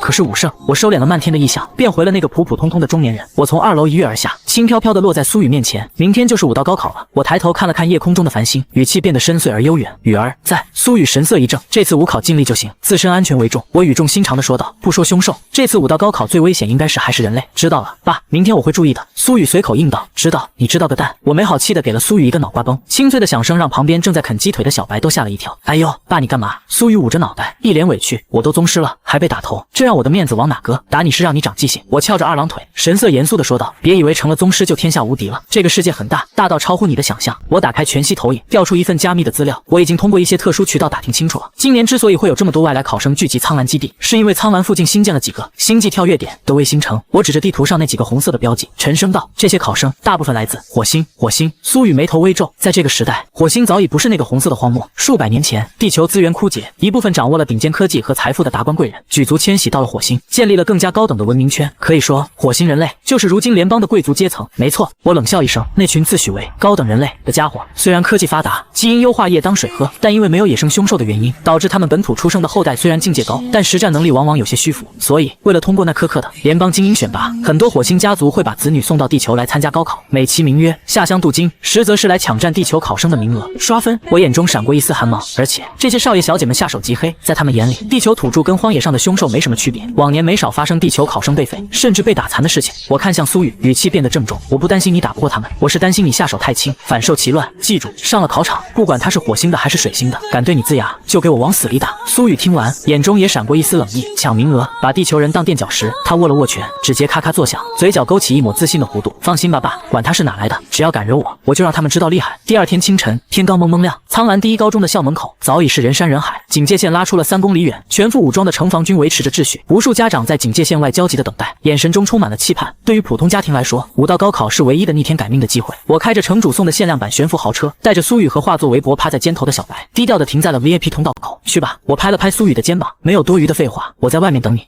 苏雨点了点头，一身黑色劲装，显得干练而冷峻。他刚一下车，周围就有不少学生认出了他。快看，是苏雨，那个传说中的苏少，听说他爸是影视大佬。嘘，小声点。苏雨无视了周围的议论，径直走向校门。然而，就在他即将踏入校门的一瞬间，轰隆隆，原本晴朗的天空突然暗了下来，一股巨大的气流从天而降，狂风呼啸，卷起漫天沙尘，吹得无数考生和家长东倒西歪，甚至连学校门口的电子横幅都被扯断了。怎么回事？快看天上！众人惊恐的抬头，只见见云层被粗暴的撕裂，十几艘造型科幻、通体漆黑的小型宇宙飞船，如同钢铁巨兽般悬停在学校上空。蓝色的尾焰喷吐着高温，将周围的空气烧得扭曲。那是来自火星的私人穿梭机。闲杂人等闪开，飞船上扩音器传出冰冷而傲慢的声音，完全没有顾及下方还有密集的考生人群。飞船缓缓降落在学校旁被临时征用的大空地上，巨大的起落架在地面上压出了深深的凹痕。舱门打开，是白色的冷气喷涌而出，一群身穿银白色纳米作战服、气质高贵且冷傲的年轻人鱼贯而出。他们男的英俊挺拔，女的容貌姣好，皮肤都好得如同瓷器一般。他们并没有第一时间去排队检录，而是站在舱门口，用一种看动物园猴子的眼神扫视着周围灰头土脸的地球人。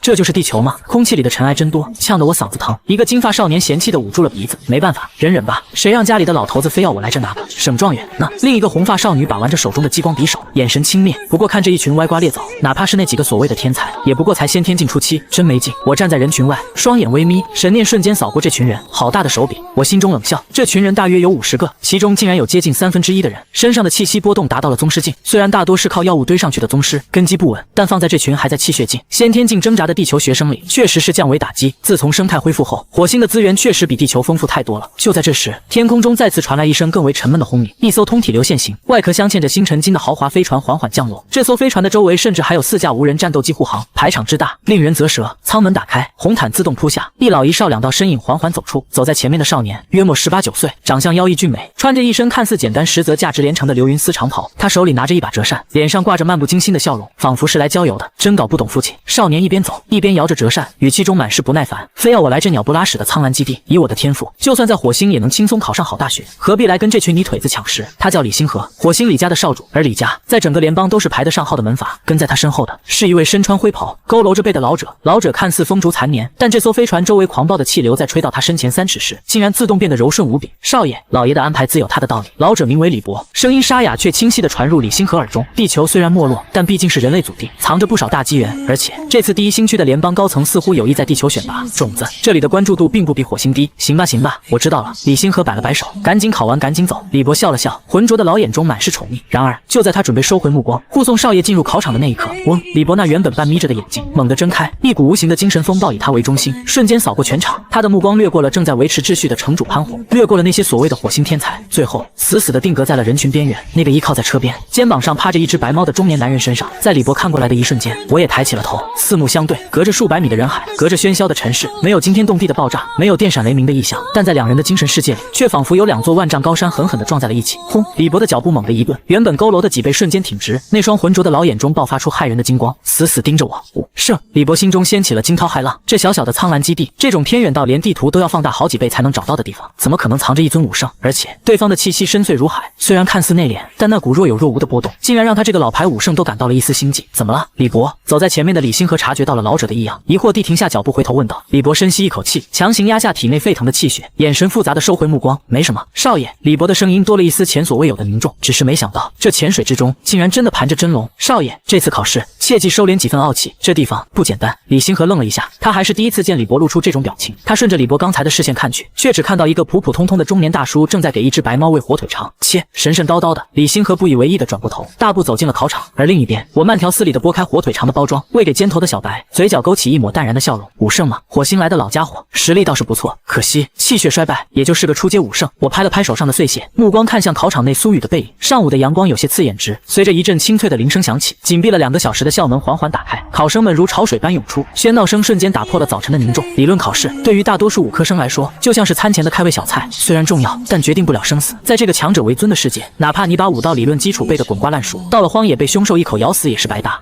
那道关于变异风狼弱点的题目我好像答错了，选了腹部。没事，理论分才战时，下午的实战才是重头戏。只要能杀一头1级凶兽，顶你做对10道选择题。考生们3两2的聚在一起，有的眉飞色舞，有的垂头丧气。而那群来自火星的贵族考生依旧保持着高高在上的姿态，他们甚至不屑于和周围的地球考生交流，一个个神情倨傲。人群中，苏雨迈着沉稳的步伐走了出来，他神色平静，看不出丝毫波澜，仿佛刚才经历的不是高考，而是一场普通的随堂测验。爸，苏雨一眼就看到了靠在树荫下显得有些懒散的我。怎么样？我笑着把肩膀上睡得正香的小白递了过去。放心吧，苏雨接过小白，顺手撸了一把那柔顺的白毛。那些题目太简单了，基本都是一些常识，那就行。我点了点头，走，带你去吃顿好的。下午的实战考核才是硬仗，持续1天半，也就是36个小时。这期间吃喝拉撒都在荒野，没点体力可不行。父子俩找了家安静的餐馆，点了几份高能益寿肉排。饭桌上，我一边切着牛排，一边看似漫不经心地说道：“刚才在考场外，我看那些来自火星的考生，虽然大多数气血轻浮，但是达到宗师初期的倒是不少。其中一位似乎是大家族的公子，更是达到了宗师后期。宗师后期，苏雨手里的动作一顿，眼中闪过一丝惊讶。18岁的宗师后期，确实是天才。不过你也别怕。”我笑了笑，眼神变得深邃。他是宗师，你也是，而且你有混沌体，还有我教你的杀人技，真要动起手来，鹿死谁手还不一定。记住，进了考场，除了自己，谁都别信，尤其是那些火星人。知道了，爸。苏雨咽下最后一口肉，眼中闪烁着猎人般的光芒。人不犯我，我不犯人；人若犯我，管他是火星的还是水星的，照打不误。下午2点，苍蓝基地外10公里，黑铁森林边缘，这里是人类文明与蛮荒凶兽的交界处。高耸入云的巨木遮天蔽日，远处时不时传来令人心悸的兽吼。数千名考生被集结在缓冲区，每个人手腕上都戴上一个黑色的金属手环，这就是天眼。终端，总教官站在高台上，声音洪亮如钟。他不仅能记录你们的生命体征、击杀积分，还内置了微型摄像探头和求救信号发射器。一旦遇到不可抗力的危险，按下红色按钮，教官会立刻赶到。但请记住，求救即视为弃权。与此同时，数千枚拳头大小的银色圆球天眼无人机如同蜂群般升空，悬浮在每一位考生的头顶。这些天眼是联邦科技的结晶，拥有全地形追踪、热成像分析、战力评估等功能。他们会将考生的每一个动作、每一次呼吸，甚至气血波动的频率，实时传输回指挥中心。而此刻，在苍蓝基地高耸的合金城墙之上，一间宽敞明亮、充满科幻感的总指挥室内，巨大的全息屏幕占据了整面墙壁，上面分割成数千个小画面，正实时播放着考场的情况。房间中央的圆桌旁已经坐了5个人，除了苍蓝城主潘红外，还有3位身穿联邦制服的中年人，以及那位来自火星李家的老者李博。潘城主，这次的考生质量似乎不错啊。说话的是一位面容和蔼、身材微胖的中年人，他是联邦派来的监察使之一张掖。武皇境初期，张监察过奖了。潘红陪着笑脸，心里却有些打鼓。往年这种场合，他这个大宗师就是最高长官，但今年多出了许多的火星考生，这一屋子全是武皇，他压力山大。就在这时，指挥室的自动门划开，一位工作人员恭敬地引着一个身穿灰色休闲装的中年男人走了进来。苏前辈。潘红眼睛一亮，连忙站起身迎接。这一举动让在座的3位联邦监察使都微微一愣。这位便是苏兄吧？张掖是个自来熟，也是个聪明人，他早就接到了内部消息，苍蓝基地疑似出了一位隐士武皇。此刻见我气度不凡，立刻客气地迎了上去。在下张掖，联邦东部战区监察使。我微微点头，目光扫过房间内的众人，我的视线在另外2位监察使身上停留了1秒，一个面容冷峻，不苟言笑，一个眼神锐利，似乎在审视我。最后，我的目光落在了坐在主位旁正闭目养神的李博身上，感应到我的注视，李博缓缓睁开眼，浑浊的老眼中闪过一丝金光，朝着我微微颔首，算是打过招呼。2个武圣之间的默契尽在不言中。苏某见过各位。我神色淡然，不卑不亢地找了个空位坐下。哈哈，来，苏兄，我给你介绍一下。张掖热情地充当起了中间人。这位是杜监察使，这位是李监察使，而这位，张掖指着李博，语气变得格外恭敬。这位是来自火星李家的元老李前辈，此次特地前来苍蓝基地，是为了考察这一届的苗子。火星李家，我眉头微挑，故作不知地问道。久仰，没想到李家对地球的考核也如此上心。李博笑了笑，声音沙哑，却透着一股不容置疑的威严。哪里，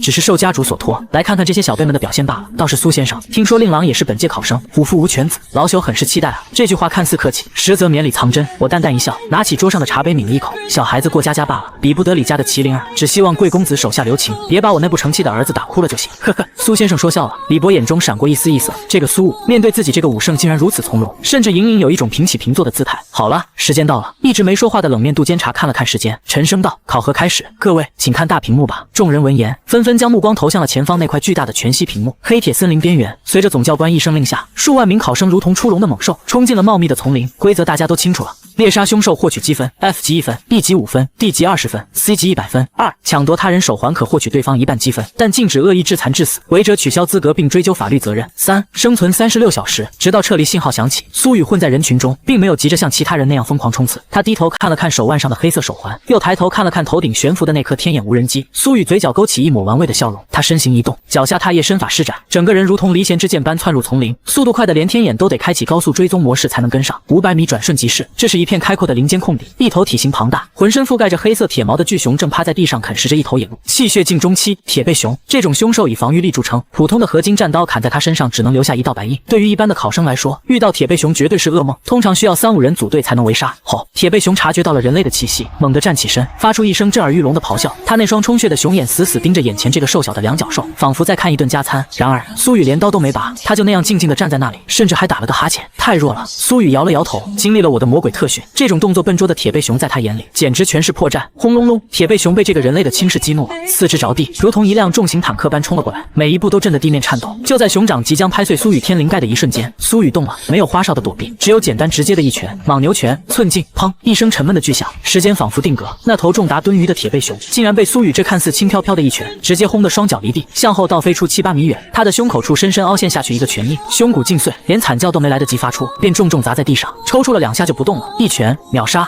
击杀气血境中期凶兽，积分+5，当前排名第1022名。苏雨看都没看地上的尸体，转身就走，动作潇洒的一塌糊涂。而这一幕正好被指挥室里的大屏幕捕捉到，并给了一个特写。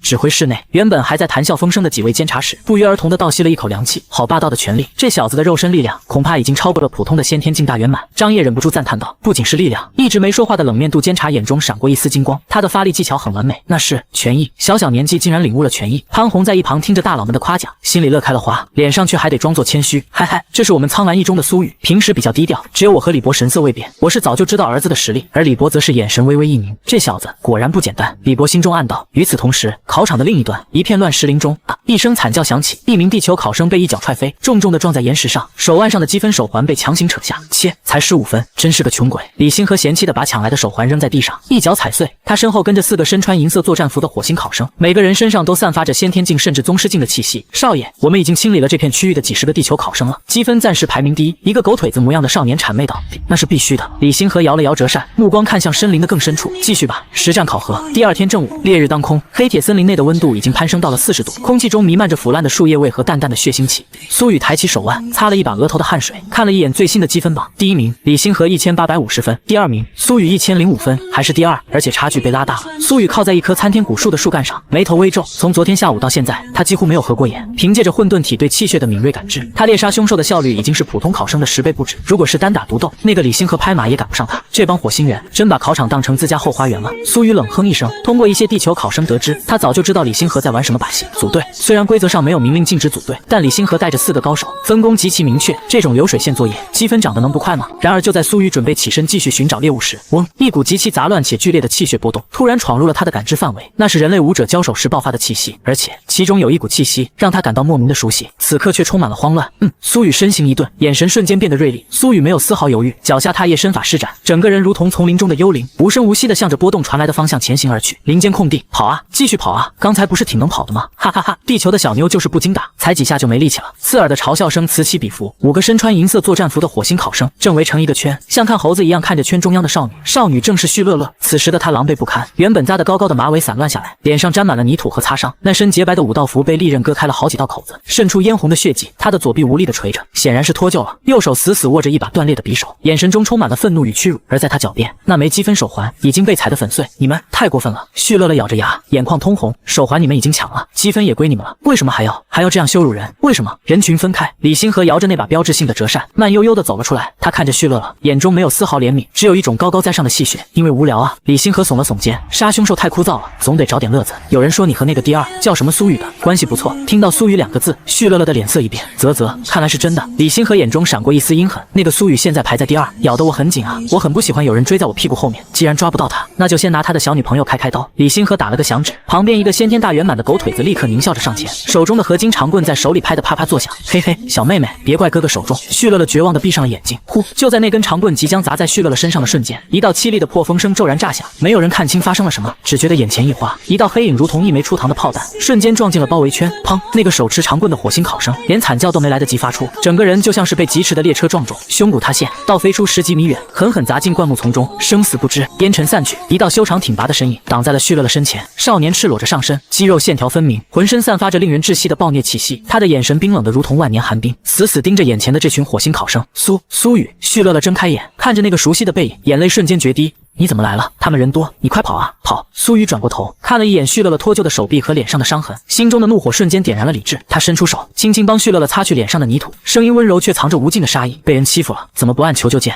我不想被淘汰。旭乐乐哽咽道：“傻丫头。”苏雨转过身，面向李星河等人，缓缓拔出了背后的合金战刀。哟！李星河看着突然出现的苏雨，不仅没有惊慌，反而收起了折扇，眼中露出一抹兴奋的光芒。苏雨，我等你很久了，原本以为要到后面点才能遇到，没想到你自己送上门来了。他扫了一眼那个被苏雨一拳轰飞的手手下，眉头微挑，一拳秒杀先天大圆满，不错，看来你确实有点本事，不全是靠运气刷的分。不过李星河话锋一转，身上的气势陡然爆发，你以为凭你一个人就能翻盘吗？轰！宗师境后期，一股强横的气血波动从李星河身上席卷开来，周围的落叶被气浪卷起，在空中粉碎。与此同时，他身后的另外3名火星考生也纷纷摆出战斗姿势。3个宗师初期指挥室内，看到这一幕，联邦的几位监察使都坐直了身体，这下麻烦了。张掖眉头紧锁，李星河是宗师后期，而且装备精良。苏雨虽然也是宗师，但只是初期，再加上还有3个帮手，这几乎是必死之局。李博坐在椅子上，手里端着茶杯，嘴角勾起一抹淡淡的笑意，似有若无地看了一眼旁边的我。苏先生，看来令郎有些冲动了。英雄救美虽好，但也得量力而行啊。若是现在按下求救键，或许还来得及。我面无表情，只是静静地看着大屏幕，手指轻轻敲击着桌面。李前辈多虑了，在这个世界上，有些架是必须打的，哪怕头破血流。战场上以多欺少，算什么本事？畜生东西！苏雨冷冷地吐出几个字，没有任何废话，脚下猛地一蹬，轰！地面炸裂，他整个人化作一道流光，主动冲向了那3个宗师初期的杂鱼。狂妄，找死！那3人大怒，纷纷挥舞着兵器迎了上来。然而他们低估了苏雨。滚！苏雨低喝一声，精通级的战斗技巧在这一刻展现的淋漓尽致。他在3人的围攻中，身形如同穿花蝴蝶，每一次闪避都恰到好处，只差毫厘。莽牛拳震！他抓住一个空档，一拳轰在一名火星考生的刀背上，恐怖的震荡之力顺着刀身传递，直接震裂了对方的虎口。紧接着一记鞭腿横扫，将第2人踢飞。第3人刚想偷袭，却被苏雨一个回身肘击狠狠砸在面门上，鼻梁骨粉碎，惨叫着倒地。苏雨是在生死边缘磨砺出来的，而这些火星少爷虽然境界高，但缺乏真正的血性。废物！李星河脸色一沉，骂了一句。他没想到苏雨解决战斗的速度这么快，看来还得本少爷亲自出手。李星河不再观望，他脚下一动，那双特制的战靴喷射出一股微弱的气流，推动着他的速度瞬间暴涨1倍。找死！他双拳之上覆盖着一层蓝色的能量拳套，带着刺耳的音爆声，直取苏雨面门，一接鼓舞。星陨拳，这一拳的威势比之前的杂鱼强了10倍不止。苏雨瞳孔微缩，避无可避。来！他全身气血涌动，莽牛拳的拳意凝聚在右手，硬碰硬的轰了上去。砰！一声巨响，气浪翻滚。苏雨只觉得一股巨大的力量顺着手臂传来，骨头都在呻吟，整个人被震得连退5、6步，每一步都在地上踩出一个深坑。而李星河仅仅退了半步。宗师后期果然强。苏雨甩了甩发麻的手臂，神色凝重，境界压制，再加上对方明显有全套武器，硬拼力量，自己吃亏。呵呵，感觉如何？李星河得意地扬了扬拳头，你拿什么跟我斗？靠你那把破刀吗？再来！李星河得势不饶人，身形如鬼魅般欺身而上，攻势如狂风暴雨般倾泻而下。苏雨拔出战刀格挡，当当当，火星四溅。李星河的拳头硬得像金刚石，每一拳打在刀身上，都震得苏雨气血翻涌。李星河眼中闪过一丝狠厉，抓住苏雨就力未生的瞬间，蓄力一拳轰在战刀的中段，咔嚓！那把伴随了苏雨许久的合金战刀，终于承受不住宗师后期的狂轰滥炸，发出一声悲鸣，断成2截。苏雨小心！旭乐乐惊呼出声，脸色惨白。指挥室内，李博嘴角的笑意更浓了。胜负已分。战场上，苏雨看着手中的断刀，被李星河一拳轰在胸口，整个人倒飞出去，重重摔在地上，嘴角溢出一丝鲜血。嗨嗨！苏雨挣扎着站起来，胸口火辣辣的疼，不堪一击。李星河一步步走来，脸上写满了胜利者的傲慢。没有了武器，境界又不如我，你还能怎么办？苏雨抹去嘴角的血迹，低着头，没人能看清他的表情，只有他自己知道，他在笑。你说的对，硬拼，我确实拼不过。苏雨缓缓抬起头，那双眸子里不知何时已经变成了一片灰蒙蒙的混沌之色。但是谁告诉你我只有刀？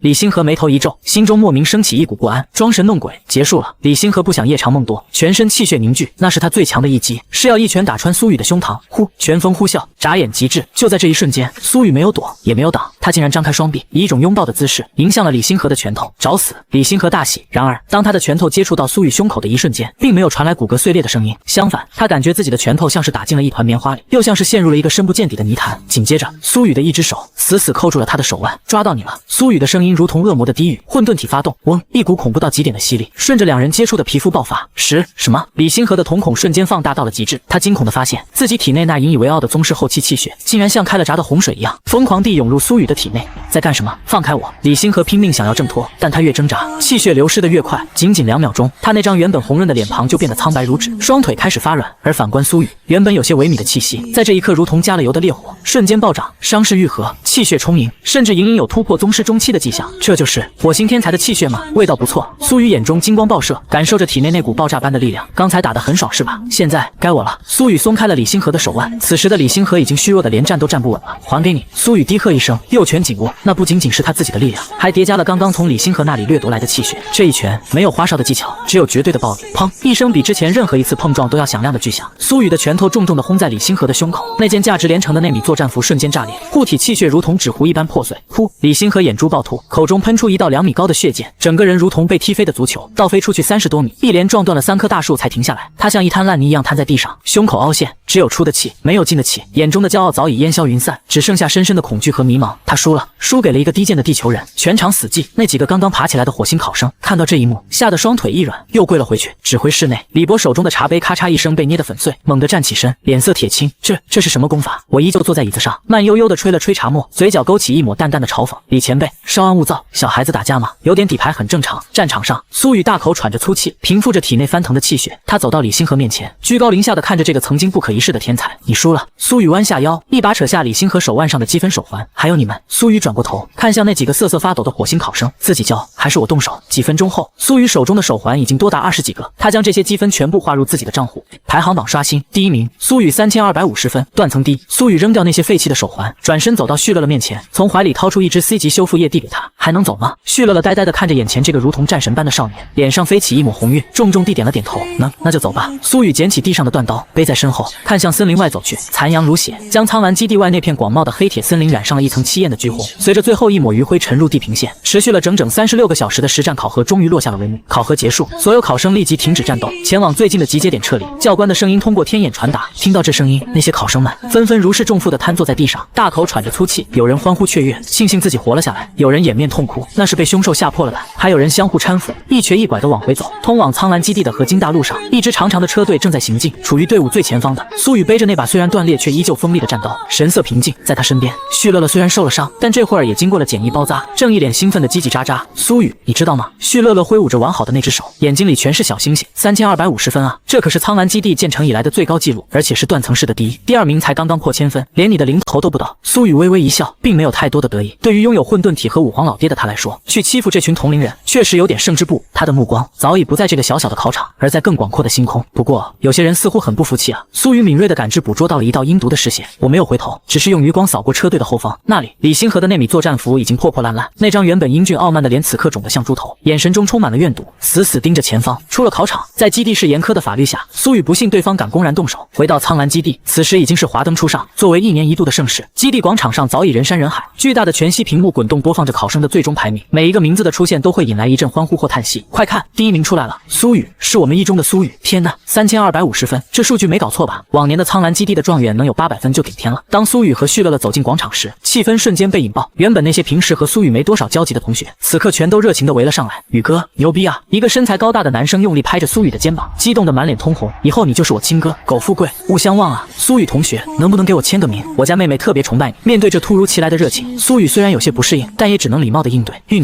气好而已。刚走进广场的李星河看见这群地球人正在为苏雨欢呼，噗！原本就内伤未愈的李星河气得气血翻涌，差点又是一口老血喷出来。少爷，您没事吧？旁边的狗腿子连忙扶住他，滚开！李星河一把推开跟班，那双充血的眼睛死死盯着被众星捧月的苏雨。他是谁？他是火星李家的少主，是天之骄子。结果在这个乡下地方被一个泥腿子当众打脸，还抢光了积分，成了最大的笑柄。苏雨，李星河在心中咆哮，指甲深深嵌入掌心，鲜血淋漓。我们走。他不想再多待1秒，带着满身的屈辱，在无数嘲笑的目光中，灰溜溜地钻进了那辆豪华悬浮车。基地市中心，一座专供外宾居住的豪华酒店顶层，啪！昂贵的水晶杯被狠狠摔碎在地上，红酒如鲜血般在大理石地面上蔓延。我要他死，我现在就要他死！李星河面容扭曲，状若癫狂地在房间里咆哮。李博，那个苏雨必须死，不仅要他死，我还要把他全家一起弄死。我要让整个苍蓝基地知道得罪我李家的下场。房间角落的阴影里，李博静静地站着，那张布满皱纹的老脸上看不出悲喜。他看着自家少爷这副失态的模样，心中暗自叹息，这就是家族培养出来的接班人吗？遇到一点挫折就歇斯底里，毫无城府。少爷，李博缓缓开口，声音沙哑，那个苏雨杀不得，至少现在在众目睽睽之下不好杀。为什么？你是武圣，你是家族派来保护我的武圣，在这个破地方谁能拦得住你？李星河红着眼睛吼，因为苏雨现在是考场第一，是联邦重点关注的对象。而且李博顿了顿，脑海中浮现出考场外那个中年人与我对视的画面。而且苏雨的父亲苏武深不可测，我怀疑他也是一位武圣。哈哈哈哈！李星河仿佛听到了天大的笑话。李博，你是不是老糊涂了？这鸟不拉屎的地方能出武圣？就算他是武圣，也就是个野路子，能跟你这种家族底蕴堆出来的正统武圣比吗？我不管！李星河猛地冲到李博面前，死死抓着老人的衣袖，眼神疯狂。这是命令，我是家族继承人，我现在命令你去杀了苏雨，立刻，马上，否则我就告诉我父亲，说你见死不救。看着我被人羞辱，看着眼前这个激进疯狂的少年，李博沉默了。家族等级森严，虽然他是武圣，但在李家，他依然是仆老奴。明白了。李博深深叹了口气，眼中的无奈逐渐化作了一抹冰冷的杀机。既然少爷执意如此，那老奴便替少爷除了这个心魔。至于那个苏武，若是他识相也就罢了，若是不识相，哪怕拼着受联邦处分，老奴也定让他陨落于此。说完，李博的身影微微一阵模糊，凭空消失在房间内。此时的苏雨并不知道一场针对他的杀局已经展开。处理完积分登记后，天色已晚，苏雨和旭乐乐漫步在基地的商业街上，街道两旁霓虹闪烁，路边摊散发着诱人的香气。给你要的草莓冰淇淋。苏雨递过去一只粉红色的甜筒，谢谢。旭乐乐接过冰淇淋，甜甜一笑，那双大眼睛弯成了月牙。苏雨，你知道吗？今天是你这3年来最帅的一天。苏雨咬了一口自己的原味冰淇淋，耸了耸肩，怎么？我以前不帅吗？以前也帅，但是太闷了，像个小老头。旭乐乐做了个鬼脸，然后偷偷看了苏雨一眼，脸颊有些发烫。那个，你考了第1，肯定会去最好的精舞或者魔舞吧？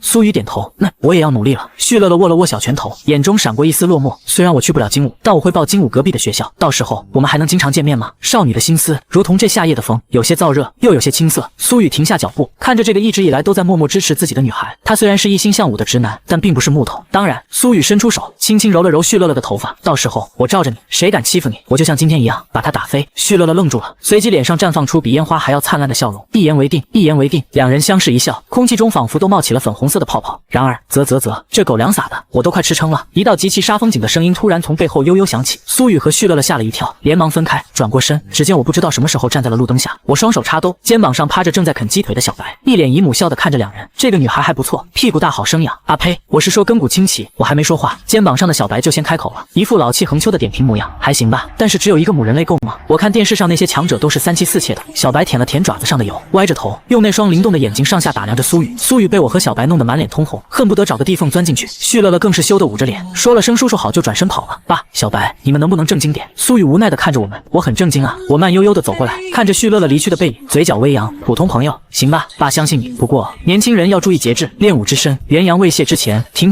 苏雨赶紧打断我的虎狼之词，我跟他真的没什么，我现在只想变强。我笑了笑，眼神中的戏谑逐渐收敛，取而代之的是一抹前所未有的凝重。我抬起头，看向街道尽头的黑暗天空，那里原本璀璨的星光突然暗淡了下来，一股无形却恐怖的威压，如同乌云盖顶，瞬间笼罩了整条街道。路灯开始闪烁，周围的行人仿佛感知到了什么大恐怖，本能的四散逃离。原本喧闹的街道在几秒钟内变得空无一人。来了，我淡淡的吐出2个字。半空中，一道苍老的身影缓缓浮现，他没有借助任何飞行器具，就那样负手而立，脚踏虚空，灰色的长袍在夜风中猎猎作响，周身缭绕着一股令人窒息的气血波动。李博，此时的他不再是那个佝偻着背的管家，而是一尊掌握生杀大权的武圣。他居高临下的看着我们父子，目光如鹰隼般锐利，声音冰冷的如同万年寒冰。原本老夫不想以大欺小，但奈何有些人不知天高地厚，得罪了不该得罪的人。我将苏雨挡在身后，神色平静，仿佛面对的不是一位武圣，而是一个普通的邻居老头。难道堂堂李家少爷输了比赛还要输人品吗？我开口，语气中带着一丝嘲讽。打了小的，来了老的，你们火星李家就这点出息，放肆！李博面色一沉，冷喝一声，轰！一股属于武圣境的恐怖威压如潮水般倾泻而下，周围的建筑玻璃齐齐爆裂，柏油马路瞬间布满了蛛网般的裂痕。输得起输不起，不是你们说了算。今日我只是为少爷办事。李博眼中杀机毕露，苏雨只觉得呼吸困难，整个人像是被一座大山压住，连动一根手指都困难。这就是武圣吗？仅仅是威压，就让他这个宗师毫无反抗之力。我笑了，我往前踏了一步，轰！一股同样恐怖，甚至更加霸道的气势从我体内冲天而起，紫金色的气血如龙，瞬间撕裂了李博的威压封锁。2股武圣级的气场在空中碰撞，发出一声沉闷的雷鸣。在我的地盘动我的儿子。我抬头，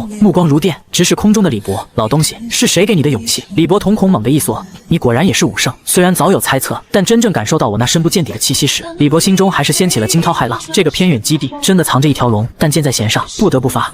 既然同为武圣，那老夫便来领教一下阁下的高招。李博深知今日若不完成任务，回去无法向家族交代，而且他自是出身名门，修炼的是顶级功法，不信打不过一个野路子。苏武，我劝你别多管闲事，免得因为儿子浪费了这一身修为。我李家要杀的人，还没有能活下来的。看着那即将爆发的大战，我并没有第一时间出手，而是微微侧头，对着肩膀上的小白低语道：“小白，带苏雨走。”我不走。爸，苏雨急了，想要上前走。我的声音不容置疑，这种级别的战斗，光是余波就能震死你，你在这里只会让我分心。小白虽然平时不靠谱，但关键时刻还是很讲义气的。他知道轻重，立刻从我肩膀上跳下来，身体瞬间变大一圈，一口咬住苏雨的衣服：“小子，别添乱，跟你爹比，你就是个脆皮鸡，快走！”小白化作一道白光，硬生生拖着苏雨向远处遁去。李博见状，竟是以元气凝聚出一道火焰击向苏雨，想跑留下来，你的对手是我。我冷哼一声，屈指一弹，嘣，一道紫金指径瞬间击碎了那道火焰。老东西，你的对手是我，今晚我就让你知道什么叫有来无回。我缓缓升空，与李博遥遥相对。此时数公里外的城墙之上，3道身影正静静地伫立在夜色中，遥望着市中心那2股冲天而起的恐怖气息。联邦的3位监察使，武圣之战啊！张烨看着那扭曲的天空，微微摇头，眼中满是忌惮与无奈。传闻火星李家在本土就是霸道，我看确实如此。为了一个小辈的争斗，竟然出动武圣在闹市区动手，在咱们地球的地盘上还如此嚣张，难道我们就这样看着吗？旁边那那位脾气火爆的李姓监察使双手抱胸，冷哼一声，拳头捏得咔咔响。那能怎么样？一直沉默寡言的杜姓监察使叹了口气，目光中透露出一丝深深的无力感。那可是武圣，我们3个虽然是武皇，但上去也是送菜，而且那是李家，联邦高层都要给几分面子的李家。杜监察使看着远处那2道已经碰撞在一起的身影，摇了摇头。我们监察使的职责是维护考核秩序，但面对这种级别的私斗，我们根本无力插手。那个苏武虽然也是武圣，但恐怕凶多吉少啊！可惜了那个苏雨，天纵之才，今晚怕是要随父陨落了。夜风凛冽，卷起地上的枯叶，2道流光一前一后，瞬间划破苍蓝基地的夜空，落在了距离基地30公里外的一片荒芜戈壁滩上。这里是真正的无人区，除了嶙峋的怪石和呼啸的风声，再无其他。好，很好。李博脚踏虚空，灰袍在风中猎猎作响。他看着同样悬浮在对面的我，眼中闪过一丝赞赏，但更多的是冷冽的杀机。苏武，老夫原本以为你会借助基地内的平民做掩护，让我投鼠忌器，没想到你竟敢跟出来。单凭这份胆色，你算个人物？我负手而立，紫金色的气血在体表微微荡漾，隔绝了外界的寒风。我看着李博，淡淡一笑，这里没有别人，也不用装什么前辈高人了。李博，你引我出来，不就是想杀了我，再杀掉我儿子，好回去给你那废物少爷交差吗？正好，我也想试试，传说中火星李家的正统武圣到底有多少斤两？狂妄！李博面色一沉，那张布满皱纹的老脸上瞬间布满寒霜。老夫虽然只是初阶武圣，但修行的乃是李家绝学离火玄功，能引动天地离火，焚尽万物，其实力岂是你这种在地球山沟里摸爬滚打出来的野路子能比的？今日老夫就让你知道什么是底蕴，什么是正统。轰！话音未落，李博周身的气势陡然爆发，方圆10里的天地元气仿佛受到了君王的召唤，疯狂地向他汇聚。原本漆黑的夜空竟然被映照成了诡异的赤红色，熊熊烈火凭空而生，围绕着李博疯狂旋转，将他衬托得如同一尊从岩浆中走出的火焰魔神。去！李博枯瘦的手掌猛地向前一推，吼！无尽的火焰在空中瞬间凝聚成一条长达100米的赤炎火龙，那火龙栩栩如生，鳞片毕现，带着焚天逐海的高温和令人窒息的威压，张牙舞爪地向我扑来。火龙所过之处，空气被瞬间烧穿，发出令人牙酸的滋滋声，下方的戈壁滩更是直接化为了流淌的岩浆。这就是武圣，引动天地之力，一击可毁成灭地。面对着扑面而来的恐怖火龙，我的神色却没有丝毫慌乱，我的瞳孔中倒映着漫天火光，但眼底却是一片死寂的冷静。花里胡哨，我不会调动天地元气，我只是双脚在虚空中微微分开，脊椎大龙猛地一抖，全身的肌肉在这一刻如同精密的仪器般协同运作，气血涌动，气血压缩，莽牛拳，真意崩山。我没有躲避，而是迎着那巨大的龙头，朴实无华地轰出了一拳。这一拳没有绚丽的光效，没有惊天动地的元气波动，只有纯粹的极致的气血力量。砰！当拳头与火龙接触的瞬间，时间仿佛静止了1秒，紧接着轰隆隆，一股恐怖的震荡波以碰撞点为中心，疯狂向四周扩散。那条不可一世的100米火龙就像是被一根钢针刺破的气球，从龙头开始寸寸崩裂，漫天的火焰在我那霸道绝伦的拳意面前被硬生生震成了无数朵细小的火花，消散在夜风中。强大的冲击力于是不减，直接轰在下方的戈壁滩上，炸出一个直径数10米的巨型深坑，烟尘冲天。什么？李博瞳孔猛地一缩，满脸的不可置信，不动用天地元气，纯靠肉身力量震碎了老夫的火龙。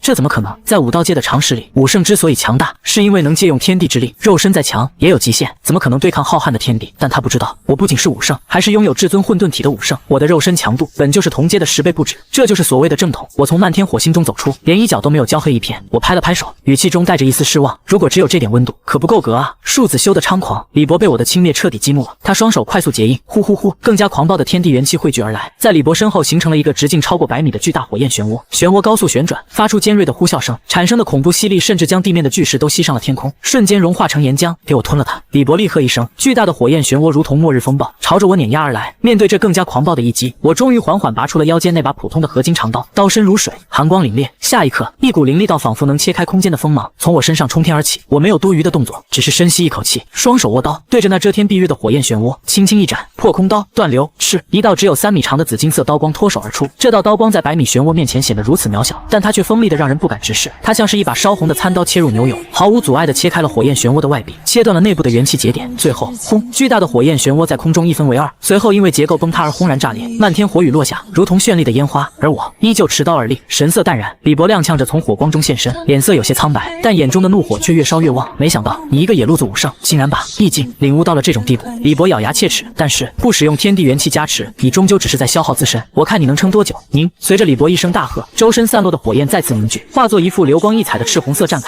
将他全身包裹。战铠表面流淌着岩浆般的纹路，散发着数千度的高温。紧接着，李博虚空一抓，一柄通体通红的长刀凭空出现。这把刀刚一出现，周围的空间就被烧得扭曲变形，发出嘶嘶的声响。李博身形一动，这一次他不再远程施法，而是选择了近身搏杀。他虽然是法师流的武圣，但有神兵和战铠加持，近战同样恐怖。唰！李博如同流星般七进，手中的长刀带着焚天逐海之势，狠狠劈向我的头颅。我眼中闪过一抹古怪的笑意，我手腕一抖，手中那把普通的合金长刀迎了上去。当2刀相交，爆发出震耳欲聋的金属轰鸣声，火光四溅中，李博只觉得一股诡异的力量顺着刀身传来，那不是硬碰硬的反震力，而是一股极其刁钻的旋转力道，竟然将他那一刀的威势卸掉了70%。怎么可能？李博大惊，他手里拿的可是一阶古武啊！我手里那把破铜烂铁，按理说应该在接触的瞬间就被斩断融化才对。可是我的长刀虽然被烧得通红，却始终没有断裂，因为在两刀接触的瞬间，我的手腕以一种肉眼无法捕捉的频率震动了上千次。战斗技巧入危级，我利用高频震动和巧妙的卸力技巧，将此等恐怖冲击力分散到了全身，甚至引导到了周围的空气中。李博不信邪，疯狂挥刀，当当当当，夜空中两道身影化作光团，疯狂碰撞。李博的攻势如狂风暴雨，每一刀都带着滔天火势，恨不得将我融化。而我大多时候都在防守，偶尔挥出一刀，必定是点在李博发力的薄弱点上，逼得李博不得不回防。打了上百个回合，李博越打越心惊，也越打越急躁。他发现我就像是一个深不见底的黑洞，无论他如何爆发，对方都能轻描淡写的接下。而且我手中的反铁长刀，在我入危级的操控下，竟然硬生生抗住了鼓舞的轰击。我一刀震退李博，甩了甩有些发酸的手腕，淡淡道：“你的刀法太糙了，全靠神兵利器和修为压人。看来火星的武道确实有些走偏了。”闭嘴！李博心态崩了，老夫这就让你见识一下什么叫绝望。李博彻底疯狂了，他不再保留，体内的武圣气血疯狂运转，甚至开始燃烧本源精血。轰轰轰！9条巨大的火龙凭空出现，封锁了我所有的退路。李博高高跃起，手中的鼓舞爆发出耀眼的红光，刀身瞬间暴涨至10米，带着毁天灭地的威势，对着被困在中央的我当头劈下。这一击汇聚了李博毕生的修为，是他最强的一招。死吧！面对这铺天盖地的必杀之局，我却突然收起了手中的长刀。我看着从天而降的李博，嘴角勾起一抹冷笑，等的就是你拼命的这一刻。如果李博一直猥琐疯着，我想要拿下他还得多费点手脚，但现在对方竟然主动把全身的气血和元气都送到了面前，那就不客气了。我身形一闪，竟然不退反进，迎着那恐怖的刀光冲了上去，找死！李博大喜。然而就在刀锋即将触碰到我的一瞬间，我的身影微微一晃，入危级身法爆发，在千钧一发之际避开了刀锋，整个人如同八爪鱼一样，瞬间贴到了李博的身前。两人的距离不到10厘米，我伸出双手，直接按在了李博那燃烧着火焰铠甲的胸口上。老东西，借你的气血一用！嗡！原本正在狂笑的李博，表情瞬间凝固，他感觉自己贴着我的那块皮肤，突然变成了连接深渊的入口。他体内那正在疯狂燃烧，准备释放必杀一击的磅礴元气和气血，竟然在这一瞬间决堤了。什么？我的气血，我的元气！李博惊恐地尖叫起来，他想挣扎，想后退，却发现自己根本动弹不得，那股吸力太恐怖了。仅仅是一个呼吸的时间，李博身上那威风凛凛的火焰铠甲噗的一声熄灭了，空中那9条恐怖的火龙因为失去了能量供给，瞬间消散成虚无，就连他手中那把鼓舞上面的光芒都暗淡了下来。而反观我，随着海量的高质量武圣气血入体，我全身的紫金光芒暴涨。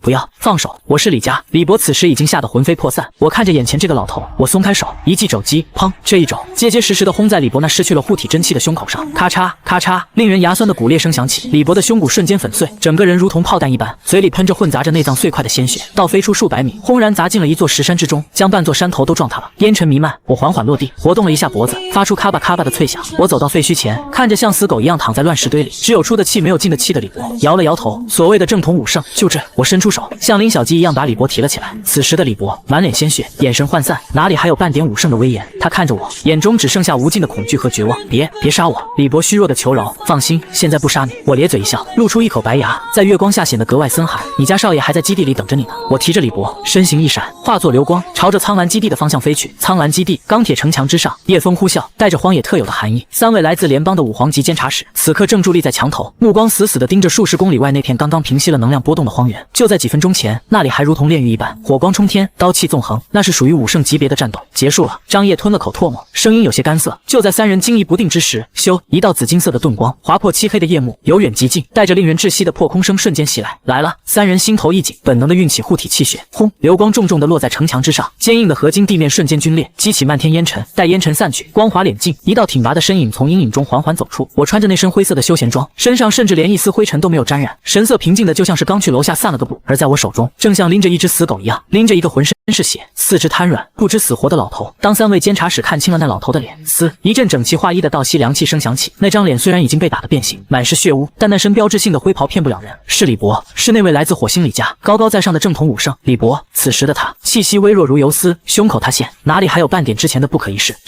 张掖感觉自己的脑子都要炸了。他设想过无数种结局，苏武战败身亡，或者苏武重伤逃遁，甚至2人平手霸占，但他唯独没想过，我竟然能生擒一位武圣，还把他打成了这样。击败和击杀是2个概念，而击杀和生擒更是天壤之别。想要生擒一位武圣，那实力至少要高出对方2个小境界，达到碾压的程度才行。难道他是中阶甚至高阶武圣？天哪！苍蓝基地这潜水里到底藏了一条什么样的巨龙啊？我随手将昏迷的李博换了只手拎着，目光淡漠地扫过面前这3个已经吓傻了的联邦官员。愣着干什么？我的声音不大，却带着一股不容置疑的威严。李星河在哪里啊？3人你看看我，我看看你。大脑一片空白，嘴巴张了张，却因为过度的震撼和恐惧，喉咙像是被卡住了一样，半天发不出声音，哑巴了。我眉头微皱，身上那股刚刚经历过杀杀伐的武圣威压不经意的泄露了一丝，咔嚓，三人脚下的地砖瞬间粉碎。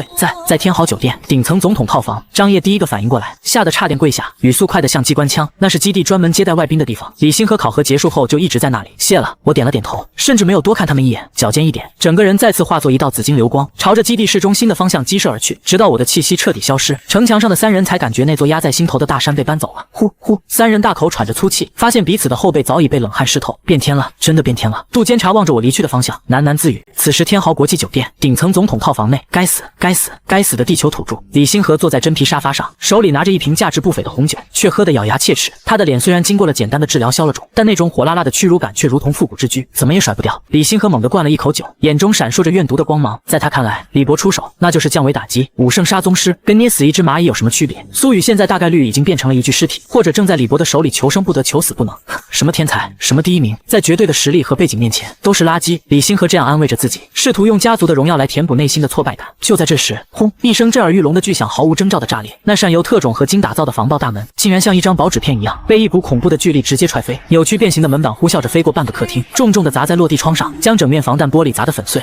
李星河吓得手一抖，红酒洒了一身，整个人从沙发上弹了起来，惊恐地看向门口，谁敢闯本少爷的房间？烟尘散去，门口站着一个中年男人，而在他的右手上正提着一个血人。李博。当看清那血人的面容时，李星河脸上的怒容瞬间凝固，取而代之的是极度恐惧。那是他的护道者，是他李家的武圣，是他敢在地球横行霸道的最大底气，此刻却像是一条死狗一样被人拎在手里。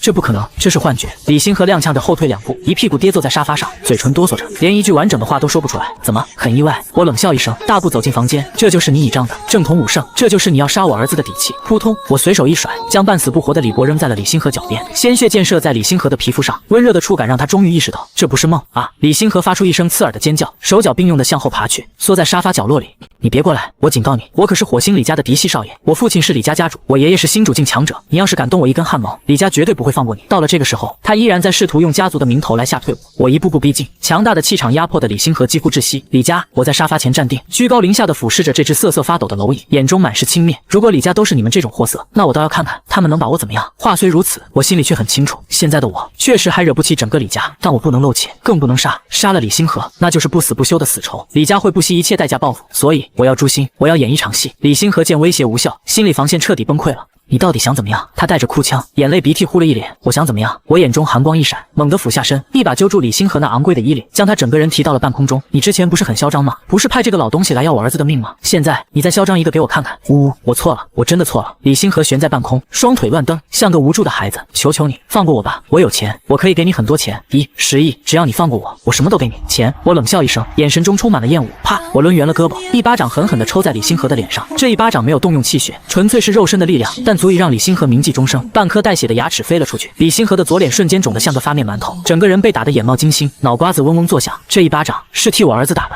啪！反手又是一巴掌。这一巴掌，我想打就打。李星河被打懵了，眼神涣散，除了哭嚎求饶，再也没有半点反抗的念头。别打了，别打了，我就是个屁，您把我放了吧。看着曾经不可一世的火星贵族，此刻像条狗一样求饶，我心中的戾气终于消散了大半。我像扔垃圾一样将李星河扔回沙发上。听好了，我整理了一下有些褶皱的衣领，换上了一副高深莫测的表情。我转过身，背对着李星河，看向窗外破碎的夜空，声音变得低沉而神秘。李博，我知道你醒了。地上原本装死的李博身体微微一颤，艰难地睁开了一丝眼缝。回去告诉你们李家那几个老不死的。我的声音中透着一股傲视天下的霸气，以及一种令人捉摸不透的底蕴。真以为这小小的苍蓝基地能凭空冒出一位武圣？若不是我背后的势力不愿暴露，不愿与你们李家那点微末道横计较，今天你们两个就得死在这。说完这番话，我身形一闪，直接从破碎的落地窗跃出，消失在茫茫夜色中，只留下房间里一老一少在冷风中瑟瑟发抖。背后的势力，李博艰难地喘息着，眼中满是惊恐。是啊，一个散修怎么可能强到这种地步？怎么可能有这种越界战斗的技巧？除非他是某个上古隐士宗门的传人，或者是联邦最高层暗中培养的守护者。此时的屈云顶庄园，苏雨正焦急地在客厅里来回踱步，额头全是冷汗，眼睛每隔几秒就要看一眼墙上的挂钟。都怪我，都怪我！苏雨喃喃自语，指甲深深掐进肉里。如果不是我惹了李星河，爸也不会去跟武圣拼命。那可是武圣啊！如果爸有个3长2短，一想到父亲可能会死，苏雨感觉天都要塌了，心脏像是被人狠狠攥住。哎呀，别转了，转得本尊头都晕了。沙发上，小小白正趴在那里啃着一只烧鸡，但他那双滴溜溜转的眼睛出卖了他的不安。那个，要是老大真被打死了，咱们还是赶紧跑路吧。小白含糊不清地说道，顺便抹了把嘴上的油。我刚才看了一下，往南边跑可以，咱们找个深山老林躲个几百年，等你成了武圣再出来报仇，岂不美哉？你闭嘴！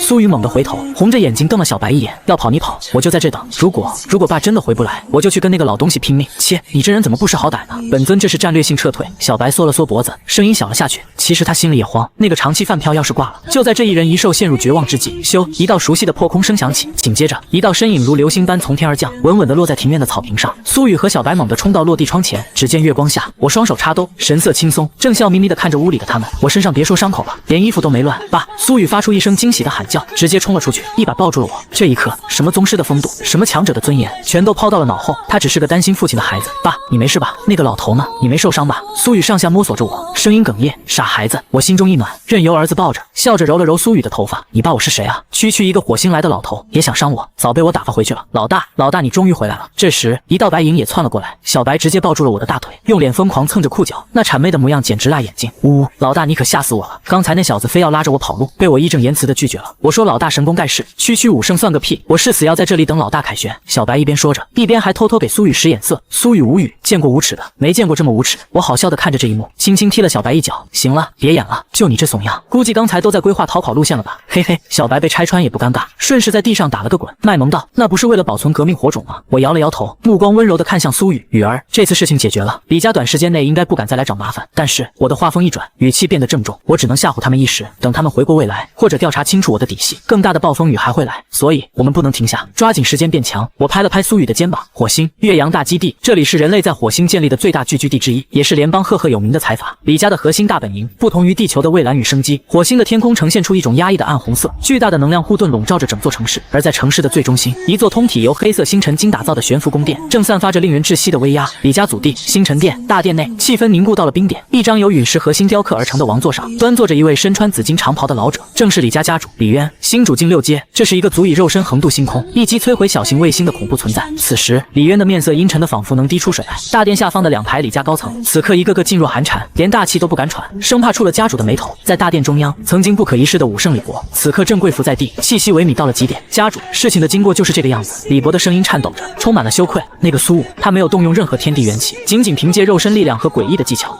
就击败了老奴。砰！李渊猛地一拍王座扶手，那坚硬无比的星辰金扶手瞬间化为齑粉。没有动用天地元气，李渊缓缓站起身，一股仿佛来自远古巨兽的恐怖威压瞬间席卷全场。单凭肉身便能镇压你这个手持1阶古武的正统武圣，而且还是在苍兰那种小地方。李渊的双眸中闪烁着危险的寒光。来人！随着李渊一声暴喝，大殿角落的阴影突然蠕动起来，一名身着黑色紧身内米作战服、面容冷艳的女子凭空出现，单膝跪地，暗卫首领魅影，听候家主差遣，动用家族在地球的所有情报网，给我查，我要知道这个苏武的一切，以及他背后到底站着哪个势力。是，名为魅影的女子领命，身形化作一缕黑烟，瞬间消失在大殿之中。李渊重新坐回王座，目光再次落在瑟瑟发抖的李博身上。至于你，李渊冷哼一声，身为家族供奉的武圣，竟然被一个无名之辈生擒，还被人像死狗一样拎着去见一个小辈，你把李家的脸都丢尽了，死罪可免，活罪难逃，自己去炼火池，领罚3年，能不能活着出来，看你的造化。李博闻言，脸色惨白如纸，身体剧烈颤抖，但他不敢有丝毫反抗，只能重重磕头，谢家主不杀之恩。处理完李博，李渊看向地球的方向，目光仿佛穿透了数亿公里的星空。地球苍兰基地，时间如白驹过隙，转眼间距离武道高考结束已经过去了1周。叮咚，门铃声再次响起，又来，有完没完啊？趴在真皮沙发上啃苹果的小白翻了个白眼，四肢摊开，一副生无可恋的样子。这已经是今天的第12波了吧？本尊的美容觉都被炒没了。正在客厅里修炼混元一气功的苏雨也是无奈的叹了口气，睁开眼整理了一下衣衫，没办法，这就是成名的代价。苏雨苦笑道：“自从他的实战录像被公布，那3250分的断层成绩和各种越阶秒杀的战斗集锦，瞬间引爆了整个联邦高校圈。各大高校的招生办简直像是闻到了腥味的鲨鱼，疯狂地往云顶庄园挤。前天是江南武大的副校长亲自上门，许诺给苏雨核心弟子待遇，外加1位武皇做导师。然而苏雨自己的父亲都已经是武圣，哪能稀罕这武皇？于是江南武大含泪出局。昨天是西部战区第1军校开出了少校军衔的诱人条件，就这样，苏雨在1周内拒绝了10几所一流大学的邀请。这次来的不一样，我的声音从2楼传来，我穿着一身宽松的居家服，手里端着紫砂壶，慢悠悠地走下楼梯，目光透过大门，似乎已经看穿了一切。2艘1级星际穿梭机，那应该是顶级学府才配拥有的座驾。我走到沙发主位坐下，嘴角勾起一抹淡淡的笑意。京都武大、魔都武大，华夏武道界的2座泰山北斗，终于坐不住了。大门打开，2人马几乎是同时跨进了云顶庄园的客厅。左边一位是身穿黑色中山装的中年男子，他身材魁梧，国字脸，每一步落下都沉稳如山，周身隐隐散发着一股铁血杀伐之气。京都武大招生办主任雷震，巅峰武皇。右边面一位则是一位身穿白色职业套裙、戴着金丝眼镜的年轻女子，她容貌绝美，气质清冷，但眼神却锐利如刀，周身环绕着一股淡淡的精神念力波动。魔都五大特招组组长林清如，巅峰武皇，而且是一位精神念师。这两人放在任何一个小型基地时都是需要城主跪迎的大人物，但此刻他们一进门，目光就齐刷刷地越过苏雨，锁定在了那个坐在沙发上喝茶的我身上。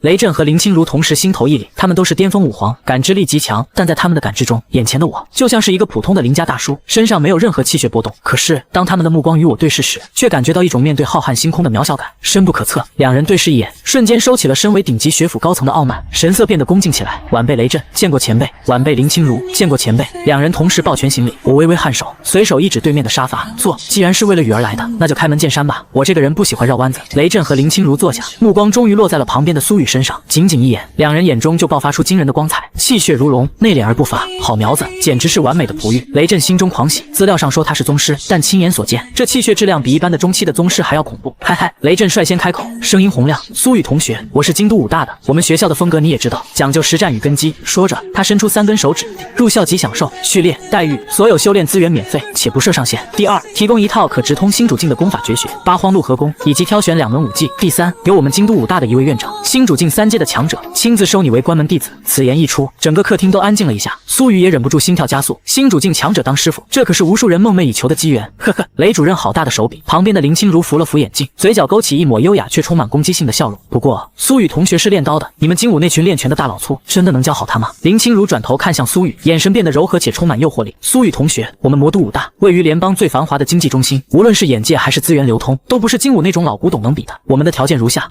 同等级别的资源供给和新主级导师，这是标配，我就不多说了。第二，也是最关键的，林清如眼中闪过一丝金光，抛出了杀手锏。我们魔都武大掌握着太阳系中一处刚刚开发的星空古迹入口，只要你加入我们，学校承诺在大2之前给你一次进入古迹探寻古武传承的机会。古迹？苏雨愣了一下，在这个高武时代，除了现代武道，最神秘也是最强大的，便是那些从星空深处发掘出来的古武传承。每一个古迹的发现，都代表着无数的机遇和风险。探寻古武的机会，一直没说话的我，突然放下了手中的茶杯，发出多的一声轻响。我似笑非笑地看着林清如，林老师，如果我没记错的话，那个所谓的古迹是一处破碎级遗迹吧？里面的空间极不稳定，进去的人九死一生。你是想让我儿子去给你们当探路使，还是真想培养他？此言一出，林清如的脸色瞬间变了。他没想到这个偏远基地的隐士强者，竟然连这种绝密情报都知道。实际上这1周里，我并没有一直待在苍兰基地，凭借着武圣的实力，我穿梭于各个基地，当然也打探到了一些有用的信息。前辈误会了，我们……林清如刚想解释，行了，我摆了摆手，打断了他，然后看向旁边的雷震，雷主任，既然魔都武大想赌运气，那你呢？有没有点实在的东西？我的手指轻轻敲击着桌面，眼神深邃，比如直接给一件现成的古武兵器。雷震闻言，瞳孔猛地一缩，他深深地看了一眼我，心中掀起了惊涛骇浪。这个男人太懂行了，一开口就直接切中了要害。探寻古迹是花大饼，不仅危险而且看脸，但现成的古武兵器那是实打实的资源。雷震沉默了片刻，似乎在进行激烈的思想斗争。他看了一眼天赋异禀的苏雨，又看了一眼深不可测的我。收到一位天赋异禀的学员的同时，还拉拢了一位疑似武圣的强者，不亏。最终，他猛地一咬牙，从怀里掏出了一个巴掌大的金属盒子，重重地拍在桌子上。苏前辈果然是行家，既然魔都武大玩虚的，那我们精武就玩实的。雷震打开盒子，嗡，一股刺骨的寒意瞬间席卷了整个客厅，连空气中的水分都瞬间凝结成了冰霜。盒子里静静躺着一把只有匕首大小、通体透明如同月光的飞刀。这是……苏雨眼睛都直了，混沌体竟然发出了一丝渴望的震颤。一阶古武神兵寒月刃，雷震的声音中带着一丝肉痛，但更多的是决绝。这是我们在火星一处遗迹中发掘出来的，虽然只有1阶，但它是由星河碎片打造，无坚不摧，且自带破甲和冰封双重属性。最关键的是，它是念力兵器，等苏雨同学将来达到武皇觉醒了精神念力，便可以使用。只要苏雨同学签字，这把刀现在就是你的。旁边的林清如张了张嘴，却发现自己根本拿不出能与之媲美的筹码。魔都武大虽然有钱，但这种级别的古武神兵都是战略储备，他一个招生办组长根本没有权限调动。既然金武如此有诚意，林清如叹了口气，站起身，对着我和苏雨微微欠身，语气中充满了遗憾。那晚辈就不自取其辱了。苏雨同学，祝你在金武前程似锦。说完，他毫不拖泥带水，转身离去。客厅里只剩下雷震一脸期待地看着苏雨。爸，苏雨看向我，眼中满是询问。我看着那把寒月刃，满意地点了点头。临走前，雷震心情大好，那张严肃的国字脸上难得露出了一丝满意的笑容。他从怀中掏出一个通体漆黑、表面流淌着淡淡幽光的金属手环，郑重地递到了苏雨手中。这是精武学员专属的智能终端，不仅是你的身份象征，更是连接精武庞大资源库的钥匙。雷震语气肃然地交代道：“八荒陆河宫的加密数据包已经预置其中，至于那2门额外的武技，你现在就可以通过手环登录藏经阁进行挑选。一旦选定，秘籍的全息影像和修炼要诀会直接传输到你的手环上。”苏雨接过手环，他将其扣在手腕上，伴随着滴的一声轻响，一道淡蓝色的全息光幕瞬间在眼前展开，无数繁杂深奥的选项如瀑布般流淌而下。苏雨，欢迎加入精武。留下这句话，雷震拍了拍苏雨的肩膀，随即转身大步流星地离去，登上飞船，化作流光消失在天际。吃过晚饭后，苏雨盘膝坐在真皮沙发上，神情专注地浏览着手腕上投射出的虚拟光幕，那是京都5大专属的藏经阁资源库。一旁，我手里拿着遥控器，看似在漫不经心地看着晚间新闻，实则余光一直瞥向儿子那边，心里跟猫抓似的。臭小子，动作快点啊！你不选好，你爹我怎么？白嫖！我心中暗自催促。爸，这精武的底蕴果然深厚。苏雨的手指在光幕上滑动，眼花缭乱的武技让他有些难以抉择。光是高阶以上的刀法就有上千种，每一门拿出去都能让外面的宗师抢破头，那是自然。我抿了一口茶，淡定的装逼。精武毕竟是联邦第一学府，没点压箱底的东西怎么镇得住场子？不过贪多嚼不烂，选最适合你的。苏雨点了点头，目光最终锁定在一门名为三火雷刀的武技上。三火雷刀，2阶上品。苏雨轻声念着简介，刀法刚猛霸道，以自身气血摩擦刀身，模拟雷火之威，武圣之下可借此提前感悟元素之力。若至武圣，可引动天地真火与9天神雷。三火为烈火焚身，浑火灼魂，煞火攻心；三雷为阳雷破血，阴雷蚀骨，水雷炸裂，刀出如雷火炼狱，霸道绝伦。苏雨的眼睛亮了，他虽然有破空刀，但那是主修速度和锋利的刀法，在面对大范围敌人或防御力极强的对手时，缺乏一种爆破性的手段，而这三火雷刀完美弥补了他的短板。这个不错，就这个了。苏雨果断点击了确认，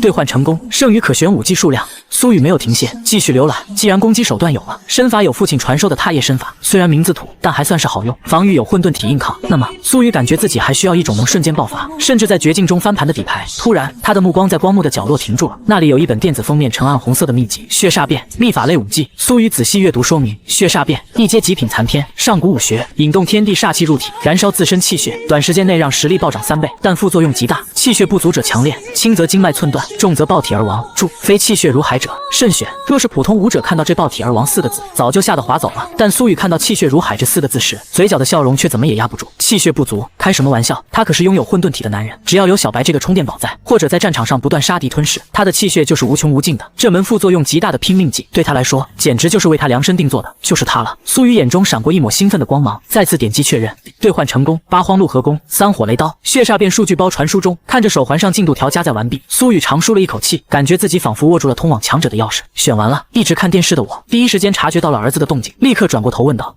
选完了？”苏雨兴奋地说道：“爸，我选了三火雷刀和血煞变，我觉得行了行了，具体的你自己悟。”我摆了摆手，打断了儿子的分享欲，一脸严肃地说道：“武技只是皮毛，功法才是根本。那本八荒陆河宫可是直通新主境的绝学，你现在的功法虽然不错，但毕竟上限低了点，赶紧去修炼室先把功法转修了。转修功法最耗时间，别磨蹭。”这倒是实话，虽然我是为了自己能赶紧同步，但让苏雨尽早打好新主境的根基也是重中之重。是，爸。苏雨不疑有他，立刻起身，带着满腔的热血冲向了地下修炼室。看着儿子消失的背影，我嘴角的笑容逐渐变得放肆。嘿嘿，好儿子，爹的外挂就靠你续费了。穿越高武世界，我成了个毫无修为的中年废人，唯一能拿得出手的就是那个被称作万年难得一遇的妖孽儿子。我本打算这辈子就此认命了，把所有希望都压在望子成龙上。谁知这时突然激活了扶贫子贵系统，我的实力始终会比儿子高4个大境界。于是我开始扮演一个贫苦父亲，白天在工地搬砖弯腰驼背，晚上则在家中不断割血卖菜，只为让儿子疯狂努力，而我则可以在背后不劳而获。此时夜色渐深，万籁俱寂，我并没有睡觉，而是盘膝坐在2楼露台，静静地等待着时间1分1秒过去。终于，当时针指向凌晨2点时，地下修炼室传来了一阵隐晦的气血波动，紧接着我脑海深处那熟悉而美妙的机械音如天籁般响起。叮，检测到子嗣苏雨正在转修新主级功法八荒六合功，天资卓绝，钢盔门径，扶贫子贵系统判定功法等级极高，触发超级顿悟反馈。宿主八荒六合功自动演化至圆满境界，恭喜宿主领悟八荒六合功核心奥义，元素掌控，成功掌握天地元气的使用方法。轰！就在这一瞬间，我感觉自己的灵魂仿佛被某种神秘的力量托举着，冲破了肉体的束缚，深入到了一个更高的维度。世界在我眼中彻底变了，原本在我看来只是空气的虚空，此刻变得五彩斑斓，无数细小的光点在空中跳跃流动，红色的暴躁火，蓝色的温柔水，青色的灵动风，紫色的威严雷，黄色的厚重土，这就是天地元气，这就是构建这个世界的基石。原本我虽然达到了武圣，能够靠着强大的精神力强行调动这些元气，但是并没有使用它的正确方法。但现在，随着八荒陆河宫的圆满，这些元气在我眼中变成了听话的士兵，变成了身体延伸的一部分。原来如此，我伸出手，指尖轻轻在虚空中一点，嗡！原本平静的元气海洋瞬间沸腾，红色的火元素欢呼雀跃地汇聚在我指尖，温顺的像个孩子。这就是所谓的多属性功法吗？我眼中闪过一丝明悟。其实，天地元气本无属性之分，它们是混沌的。武者通过不同的功法运行路线，将其转化为特定的形态。普通的武圣往往只能专修一种属性，比如李博的火，想要兼修2种，不仅需要极高的天赋，还容易导致体内元气冲突，走火入魔。但八荒陆河宫不同，它之所以能成为精武的绝学，就是因为它包罗万象，以一种极其玄奥的架构，强行兼容了火、水、雷3种截然不同，甚至相互克制的属性。我握了握拳，感受着体内那股强大的力量。现在的我，才算是真正的武圣。云顶庄园虽然大，但绝对经不起一位武圣的折腾。我按耐住心中的激动，身形一闪，2分钟后，我已经凭空出现在了苍兰基地外50公里的一处荒芜山脉中。这里怪石嶙峋，鸟无人烟，正是最好的试炼场。来吧，让我看看这新主级功法的威力。我悬浮在数百米高空，衣衫猎猎作响。我深吸一口气，不再压抑体内的力量。火来！我单手向天一指，轰！方圆10里的火元素瞬间暴动，它们疯狂地向我掌心汇聚。眨眼间，一颗直径足有10米的巨大火球凭空出现。这火球并不是普通的红色，而是呈现出一种极致的金白色，温度至少是10000度。我感受着那扑面而来的热浪，连空间都被烧得颤抖。这种火焰比李博那个所谓的离火强了不止一个档次。散！我挥手散去火球，双手再次结印，水来！哗啦啦！明明是干旱的荒野，空气中却突然响起了潮汐奔涌的声音。无数蓝色的水元素汇聚，在我脚下形成了一条长达100米的深蓝色水龙。这条水龙并非普通的水，每一滴水都沉重如汞，一源重水，一滴可压碎岩石，一条河可压垮山脉。雷来！我眼中紫芒一闪，咔嚓！晴朗的夜空突然乌云密布，一道水桶粗细的紫色狂雷从天而降，精准地落在我的手掌之中。我并没有被雷电劈伤，反而像是握住了一条紫色的长鞭，电弧在我指尖跳跃，散发着毁灭的气息。火、水、雷，我看着在自己周身环绕的3种力量，眼中满是兴奋。那么，如果把它们融合在一起呢？这是一个疯狂的想法。在常规武道理论中，水火相遇必炸，雷火相遇必崩，但八荒陆河宫的精髓就在于那个合字，水雷火咒起。这是八荒陆河宫中所记载的一种秘法。我神色肃穆，双手在胸前快速变换法印，快得只能看到残影。随着我的动作，3种天地元气开始缓缓向我胸口汇聚，嗡嗡嗡，3种能量接触的瞬间，爆发出了极其不稳定的震颤。给我融！我低喝一声，凭借着圆满级的掌控力，强行将这3股狂暴的力量揉捏在了一起。几秒钟后，所有的异象都消失了，取而代之的是悬浮在我掌心的一颗只有拳头大小的3色圆球。这颗圆球表面流淌着红、蓝、紫3色光晕，看起来美丽而妖异。它没有散发出任何热量或威压，安静的就像是一颗玻璃球。但只有我知道，这颗小小的球体内部压缩了多么恐怖的能量，那是一个极不稳定的微缩力场。去！我目光锁定了远处一座高约500米、光秃秃的石山。我屈指一弹，咻！3色小球划破夜空，留下一道绚丽的尾焰，速度快到了极致，瞬间没入那座石山的腹部。1秒、2秒，死一般的寂静。紧接着，嗡！一道刺眼的白光瞬间照亮了方圆50里的夜空，让黑夜亮如白昼。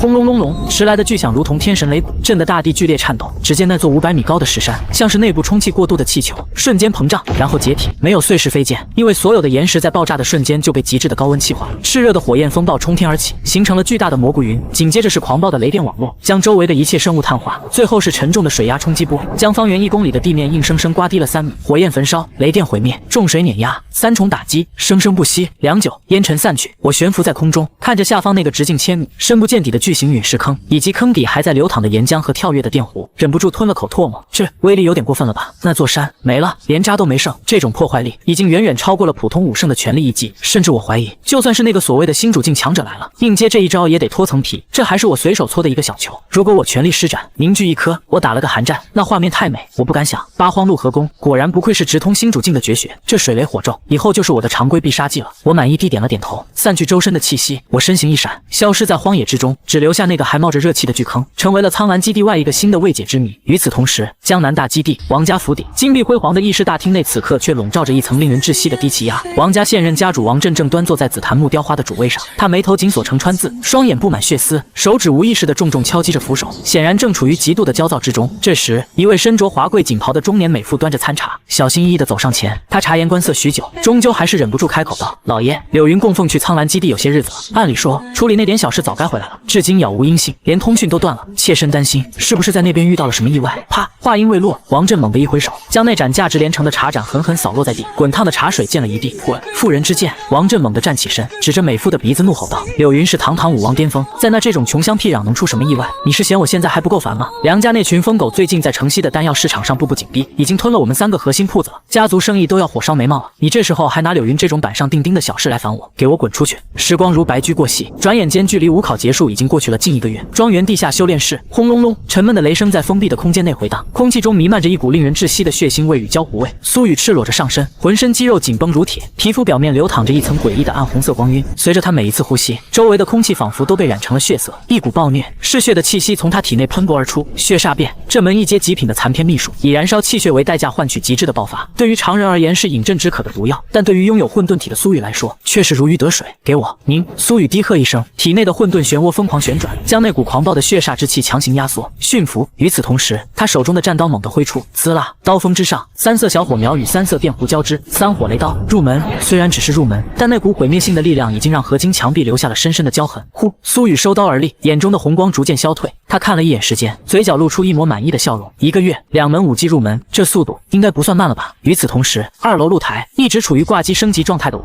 正惬意地躺在摇椅上，手里端着一杯冰镇的快乐水。就在苏雨收工的那一刻，我的脑海中响起了那美妙的天籁之音。叮！检测到子嗣苏雨天资卓绝，成功将三火雷刀修炼至入门。富平子贵系统判定，触发100倍感悟暴击。恭喜宿主，三火雷刀自动演化至圆满之境。宿主成功掌握三火烈火、魂火、煞火与3雷阳雷、阴雷、水雷之力。而早在10天前，我的血煞便就自动演化到了圆满之境。轰！一股难以形容的恐怖气息从我体内爆发，但被我那入危急的控制力死死锁在周身3尺之内。我心念一动，调出系统面板，宿主绑定子嗣苏雨，子嗣境界宗师境中期，宿主境界武圣境中期，功法八荒路合功圆满，3属性武技三火雷刀圆满，血煞变圆满，莽牛拳圆满，以生拳意，破空刀圆满，以生刀意，踏叶身法圆满，战斗技巧入危级武圣中期。我握了握拳，感受着体内那仿佛能捏爆星辰的力量。到了武圣这个境界，每一个小台阶的差距都是天壤之别。而现在的我，身负至尊混沌体，手握圆满级功法武技，再加上这武圣中期的修为，武圣巅峰也未必不能敌。我缓缓站起身，目光变得深邃而玩味，而且似乎有只小老鼠已经盯着这里很久了。云顶庄园外，1000米高空的一朵乌云之后，一道几乎与夜色融为一体的曼妙身影正悬浮在虚空之中。他身穿黑色的内密隐身衣，整个人仿佛是一团没有实体的阴影。李家暗卫首领魅影，武圣境巅峰，他是李渊家主手中最锋利的刀，也是李家最隐秘的底牌。此次前来地球，他的任务只有一个：查清苏武的底细，确认其背后是否有隐士势力的支持。如果有，按兵不动；如果没有，杀无赦。奇怪，魅影透过高科技战术目镜，死死盯着下方的庄园。根据情报，这个苏武1个月前才刚刚突破武圣，可为什么刚才那一瞬间，我从他身上感觉到了一股令我心悸的波动？作为武圣巅峰，他的直觉从未出错过。刚才那一刹那，苏武身上爆发出的气息，虽然转瞬即逝，但那种层次的压迫感，甚至让他想起了家主李渊。难道他隐藏了修为，还是说他手里有某种强大的鼓舞神器？魅影心中惊疑不定，他决定再靠近一点，凭借他引以为傲的暗属性元气，哪怕是同阶武圣，也很难发现他的踪迹。然而，就在他刚刚挪动身形，准备潜入庄园内圈的一瞬间，露台上的我突然抬起了头，隔着1000米虚空，隔着重重夜幕，那双泛着紫金光芒的眸子，精准无误地锁定了魅影藏身的乌云，嘴角勾起一抹戏谑的冷笑。看够了吗？一道清晰的声音，并非通过空气传播，而是直接在魅影的脑海中炸响。什么？魅影浑身汗毛倒竖，心脏猛地一缩，被发现了，而且是直接神念传音，这意味着对方的精神力强度丝毫不弱于他这个武圣巅峰。不好，作为顶级刺客，魅影的反应极快，他没有丝毫犹豫，整个人瞬间化作无数道黑色的蝙蝠虚影，朝着苍蓝基地外的荒野疯狂遁去。既然来了，何必急着走？我的声音依旧不紧不慢，仿佛在耳边低语。下一刻，轰！一道紫金色的流光冲天而起，速度快到了极致，竟然比魅影的遁术还要快上一线。苍蓝基地外300公里，荒芜山脉，2道身影一追一逃，瞬间跨越了数百里的距离。该死，他的速度怎么这么快？魅影回头看了一眼，心中大骇。他主修的是暗影身法，以速度和诡异著称，可身后的我就像是复古之居，无论他如何变向加速，始终无法甩开。既然跑不掉，那就……他猛地停下身形，悬浮在半空，双手结印。嗡！方圆10里的光线瞬间被吞噬，整个空间陷入了绝对的黑暗。在这黑暗中，魅影的气息彻底消失，仿佛他就是这黑夜的主宰。雕虫小技，我的身影停在领域边缘，我没有丝毫慌乱，反手从虚空中一抓，一把普通的合金长刀出现在手中。虽然刀是凡铁，但在我握住它的那一刻，它变得不再平凡。刚好领悟了新招式，就拿你来试刀吧。我深吸一口气，体内的八荒路合功疯狂运转，圆满境的三火雷刀奥义全面爆发。滋滋滋！只见那普通的合金长刀之上，瞬间燃起了3种截然不同的火焰：赤红的烈火焚烧肉身，幽蓝的魂火灼烧灵魂，黑色的煞火引动心魔。与此同时，3种雷霆缠绕其上：金色的阳雷刚猛无仇，紫色的阴雷诡异莫测，白色的水雷炸裂万物。3火3雷，6种极致的能量在刀锋上完美融合，散发出的波动让周围的空间都出现了密密麻麻的裂痕。我低吟一声，双手握刀，对着那片无尽的黑暗轻描淡写的一劈，撕拉，一道长达1000米的6色刀气，裹挟着毁天灭地的威势横贯夜空。这一刀仿佛将整片天幕强行撕成了2半，原本笼罩在天地间的永夜领域，在这6色刀器面前，脆弱的就像是一块黑色的破布，瞬间被撕碎、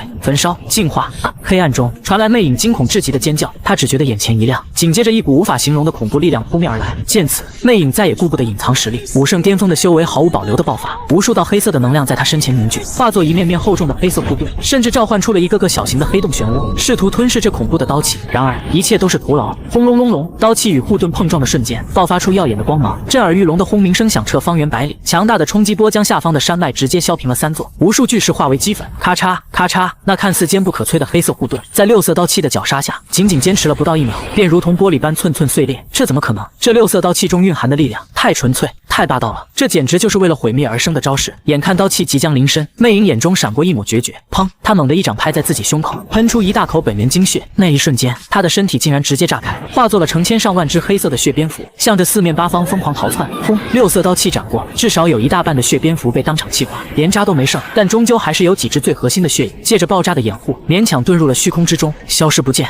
烟尘散去，我手持长刀，静静地悬浮在半空。此刻刀身已经因为承受不住力量而融化了一半。我看着那些逃窜的血影，并没有去追，因为我知道对方使用了这种自毁根基的秘法逃生，就算活着回去，也是个半废之人，修为至少跌落到5圣初期，甚至终身无法寸进。跑得倒是挺快。我扔掉手中半融化的长刀，拍了拍手，神色淡然。5圣巅峰，王家虽然在江南有些势力，但底蕴太浅，看来是火星李家没错了。打了老的，来了更老的。李家，你们还真是阴魂不散啊！虽然被一位星主级强者盯上是个麻烦，但我心中却并无惧意。经过刚才那一刀的验证，我对自己现在的战力有了清晰的认知。在圆满级武技和至尊混沌体的加持下，我的攻击力已经溢出了5圣的范畴，触碰到了那个所谓星主的门槛。时光如指尖沙，悄无声息的流逝，转眼间已经过去了整整2个月。这2个月里，我为了给儿子打下完美的大宗师根基，简直是不计成本的投入。潘红送来的资源，甚至我还偷偷去了一趟黑市，用5圣级的实力强行换回了数株极其罕见的天地灵物，比如能洗金法髓的星辰兰，能强化精神力的魂因果。在如此海量且顶级的资源堆砌下，再加上混沌体那恐怖的消化能力，苏雨的修为飞速提升，宗师后期，宗师圆满，半步大宗师。终于这一天，地下特级修炼室，呼，盘膝坐在蒲团上的苏雨缓缓吐出一口浊气，这口气渐如白虹，竟然在合金地面上击出了一个小坑。此时的他周身缭绕着一层淡淡的金色光晕，那是体内气血浓郁到极致，即将液化并产生质变的前兆。在他面前摆放着一个精致的玉盒，盒子里静静躺着一颗通体赤红，表面流淌着岩浆纹路的丹药破镜丹。这是我花费了巨大代价，请苍蓝基地里一位炼丹宗师亲手炼制的，能增加大宗师突破几率5成，且无副作用。就是现在，苏雨眼神一凝，没有丝毫犹豫，仰头将破镜丹吞入腹中。轰！丹药入口即化，瞬间化作一股狂暴至极的热流，如同一条怒龙冲入他的4肢百骸。给我破！苏雨紧咬牙关，强忍着经脉撕裂般的剧痛，疯狂运转八荒路合功，体内的混沌漩涡在这一刻全功率开启，将那股狂暴的药力强行镇压、吸收、转化。咔嚓，仿佛有什么东西在他体内碎裂了，那是人体极限的枷锁。嗡！一股浩瀚如海的气息从苏雨体内爆发，原本在经脉中流淌的气血，在这一刻彻底完成了液化。大宗师，18岁的大宗师。苏雨猛地睁开双眼，2道金光如闪电般射出，他感觉自己现在的力量比之前的宗师巅峰强了至少10倍。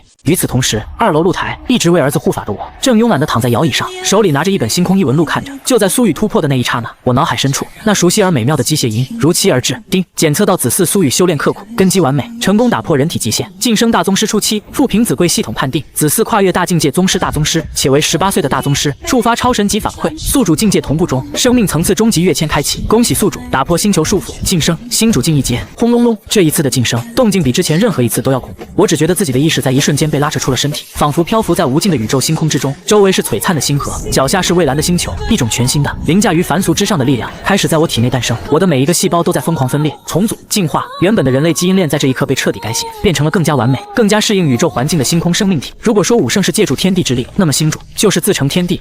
我闷哼一声，全身骨骼发出爆豆般的脆响，紧接着最惊人的变化发生了，在我的丹田深处，那原本充盈的气海和气血竟然开始向中心坍塌、压缩，无数的能量汇聚成一点，最后猛地炸开。嗡！一个微小却散发着混沌光芒的漩涡在我丹田内缓缓成型，它缓缓旋转着，周围缭绕着点点星光，仿佛是一个刚刚诞生的微型宇宙。星璇，这是星主境强者的标志，也是力量的源泉。有了它，我不再需要像5圣那样去借天地元气，而是可以直接吞噬、储存天地元气，甚至在没有空气的太空中，星璇也能从宇宙射线中提取能量，维持生命运转。这就是星主境吗？我缓缓睁开眼，我的瞳孔深处仿佛真的有2颗星辰在旋转。我伸出手，轻轻握了握拳。经过这次跨层次的晋升，我可以感受到自己的体质得到了极大的增强。我深吸一口气，心念一动，体内的星璇微微加速旋转。呼！方圆百里的天地元气瞬间暴动，如同百川归海般向我涌来，甚至连离区上空的云层都被这股吸力扯碎，形成了一个巨大的漏斗状云窝。散，我不想搞出太大动静，连忙散去异象，收敛气息。此时的我看起来依旧是那个普普通通的中年大叔，但只有我自己知道，现在的我一拳下去，恐怕真的能打爆一座小型城市。这就是新主境武者吗？我嘴角勾起一抹自信的微笑。爸，我成功了，我突破大宗师了。就在这时，地下室的门被推开，苏雨像个兴奋的孩子，一路小跑着冲上2楼露台，脸上洋溢着难以抑制的喜悦。不错，我看着儿子，满意地点了点头。18岁的大宗师，放眼整个联邦历史，也是凤毛麟角。看来那些资源没白花，妾不就是个大宗师吗？看把你激动的，一副没见过世面的样子。沙发上正在舔爪子的小白翻了个白眼，一脸的不屑。他抖了抖那身雪白柔顺的毛发，身后的尾巴骄傲地甩出一个弧度，一股强横的气息瞬间释放出来。武皇境中期，看到没？本座这2个月也没闲着，顺便突破到了武皇中期。小白得意洋洋地抬起下巴。现在本座要是变身，一爪子能拍死10个，你信不信？苏雨虽然很想反驳，但不得不承认，这只神兽确实变态。自己拼死拼活才大宗师，这货睡睡觉吃吃灵果就武皇了，这就是种族天赋的差距吗？好了，别打击他了。我笑着敲了一下小白的脑袋，你是兽，他是人类，起点就不一样。不过雨儿，你现在的实力，就算放在京都5大那种怪物云集的地方，也算是有立足之地了。对了，我神色一正，语气变得柔和了几分。3天后我们就要出发去燕京基地了，那里距离苍兰10万8千里，以后回来的机会恐怕不多。这几天有什么未了的心愿，或者有什么想见的人，就去见见吧。我意有所指地看着苏雨，苏雨愣了一下，脑海中瞬间浮现出一道歉意。他重重地点了点头，眼中闪过一丝坚定。我知道了，爸。夜幕降临，华灯初上，苍兰基地 C 区，这里是中产阶级的聚居地。虽然没有一区奢华，却充满了温馨的生活气息。一栋联排别墅前，路灯将苏雨的影子拉得很长。他穿着一身简单的休闲装，手里并没有拿什么贵重的礼物，只是静静地站在那里，目光有些忐忑地看着那扇熟悉的房门。这是他第一次以大宗师的身份来见他，却比面对一头兽王还要紧张。咔嗒，门开了，一个身穿淡蓝色连衣裙的少女走了出来。今晚的旭乐乐显然是经过精心打扮的，那一袭长裙如同月光下的湖水，裙摆随着微风轻轻摇曳，她的长发被一支玉簪挽起，几缕碎发垂在耳畔，显得温婉而动人。她没有像往常那样扎着高马尾，也没有穿那种干练的武道服。此刻的她卸下了武者的坚强，只剩下了少女的柔情。你来了。旭乐乐站在台阶上，双手有些局促地绞着裙摆，声音很轻。我来了。苏雨看着他，喉咙有些发干。两人就这么静静地站着，谁也没有说话。周围的空气仿佛都变得粘稠起来，带着一丝淡淡的离愁别绪。此前录取通知书下发，苏雨毫无悬念地被京都5大录取，那是联邦最北方的政治与武道中心。而旭乐乐虽然也很努力，但天赋有限，最终被江南的一所重点5大录取。一北一南，相隔数万公里。在这个虽然有飞船但学业繁重的高武时代，这不仅仅是异地恋，更是2个世界的分割线。你要走了。旭乐乐率先打破了沉默，他低下头，不敢看苏雨的眼睛。苏雨点了点头，走上台阶，来到他面前。3天后就走了，爸说早点去适应一下环境。旭乐乐的声音有些低落。那恭喜你啊，精武可是最好的学校，你以后一定会成为很厉害的武者。乐乐，苏雨突然打断了他的话，他伸出手，轻轻抬起旭乐乐的下巴，让他看着自己的眼睛。这只是暂时的分别。少年的眼神清澈而坚定，仿佛藏着星辰大海。我会努力修炼，变得很强很强。等我到了那个高度，无论你在哪里，我都能瞬间出现在你面前。而且现在通讯这么发达，我们可以天天视频啊。听到这句有些直男的话，旭乐乐原本在眼眶里打转的泪水终于忍不住掉了下来，但嘴角却弯起了一抹好看的弧度。笨蛋，谁要跟你天天视频啊？我很忙的。他吸了吸鼻子，破涕为笑。突然，他像是想起了什么，从口袋里掏出一个精致的小盒子，递给苏雨：“这个送给你。”苏雨接过盒子，打开，里面是一条手工编织的深蓝色手链，绳结很复杂，看得出编织者花了很多心思。在手链的中间挂着一颗小小的玉石，上面刻着一个娟秀的月字，这是我亲手编的平安结。旭乐乐红着脸说道：“我听老人说，带着它可以挡灾。你去京城那么远，希望它能给你带来好运。”苏雨看着那条手链，心中涌起一股暖流。这不值钱，甚至连他平时用的一支 C 级营养液的零头都不到，但在他眼里，这比什么地阶神兵、天才地宝都要珍贵。谢谢。苏雨郑重地将手链戴在左手手腕上，就在脉搏跳动的地方，我会一直带着它，就像你一直陪在我身边一样。听到这句情话，旭乐乐的脸瞬间红透了，像个熟透的苹果。他突然踮起脚尖，在苏雨还没反应过来的时候，一个轻如羽毛的吻落在了他的脸颊上。这也是送你的。说完，少女像是受惊的小鹿，转身就跑进了屋里，砰的一声关上了门，只留下苏雨一个人站在风中，摸着被亲过的脸颊，傻傻的笑了。回到云顶庄园时，已经是深夜。我站在2楼露台，看着一脸傻笑走回来，脸上留着淡淡的红印的儿子，无奈的摇了摇头。这小子这点出息，不就是被亲了一口吗？想当年我的话说到一半，突然停住了。我想起了20年前，也是在这样一个星光璀璨的夜晚，那个叫林婉儿的绝美女子，也是这样羞涩的吻了我，然后许下了一生一世的诺言。婉儿，我抬头看向浩瀚的星空，眼中闪过一抹刻骨铭心的思念。我们的儿子长大了，他不仅成了大宗师，还有了喜欢的女孩。你看到了吗？再等等我，很快我就能带他去见你了。我深吸一口气，将眼底的柔情收敛，重新换上了那副坚毅的神情。3天后启程，目标燕京基地，也是时候去会会那个所谓的联邦中心，究竟有多少牛鬼蛇神了。3天后，云顶山庄已经经房门紧闭，一艘印着京都五大校徽的 S 级星际穿梭机从苍蓝基地的港口缓缓升空。苏雨趴在舷窗边，看着下方越来越小的城市，看着那个承载了他10几年记忆的家，眼中虽然有不舍，但更多的是对未来的憧憬。而我则坐在头等舱的真皮沙发上，闭目养神。S 级星际穿梭机刺破云层，开始减速。苏雨趴在舷窗边向下望去，瞳孔瞬间收缩，震撼，那是无法用语言形容的震撼。只见下方的大地之上，一座钢铁巨兽般的城市匍匐在平原之间，那黑色的合金城墙高耸入云，延绵近100公里。城墙之上，密密麻麻的重型激光炮台在阳光下闪烁着森冷的寒光，每一尊都足以秒杀兽皇。而在城市上空，一道半透明的淡蓝色能量光幕如同巨大的碗倒扣而下，将整个基地笼罩其中。这就是燕京基地。苏雨喃喃自语，与之相比，他生活了18年的苍蓝基地简直就像是个偏远的村落。10分钟后，穿梭机平稳降落在燕京港口的 VIP 停机坪。刚下飞船，迎面便走来一位身穿京都五大制服、戴着黑框眼镜的年轻工作人员，他胸前挂着迎新专员的牌子，脸上挂着标准的职业化微笑。请问是苍蓝基地的苏雨同学和苏武先生吗？工作人员微微躬身，语气恭敬且热情。我是金武招生办派来的接引员，负责带苏雨同学前往学校报道。我上下打量了一眼这个工作人员，气息平稳，步履扎实，是个宗师初期。在金武这种卧虎藏龙的地方，派个宗师来接引学员，倒也合乎情理。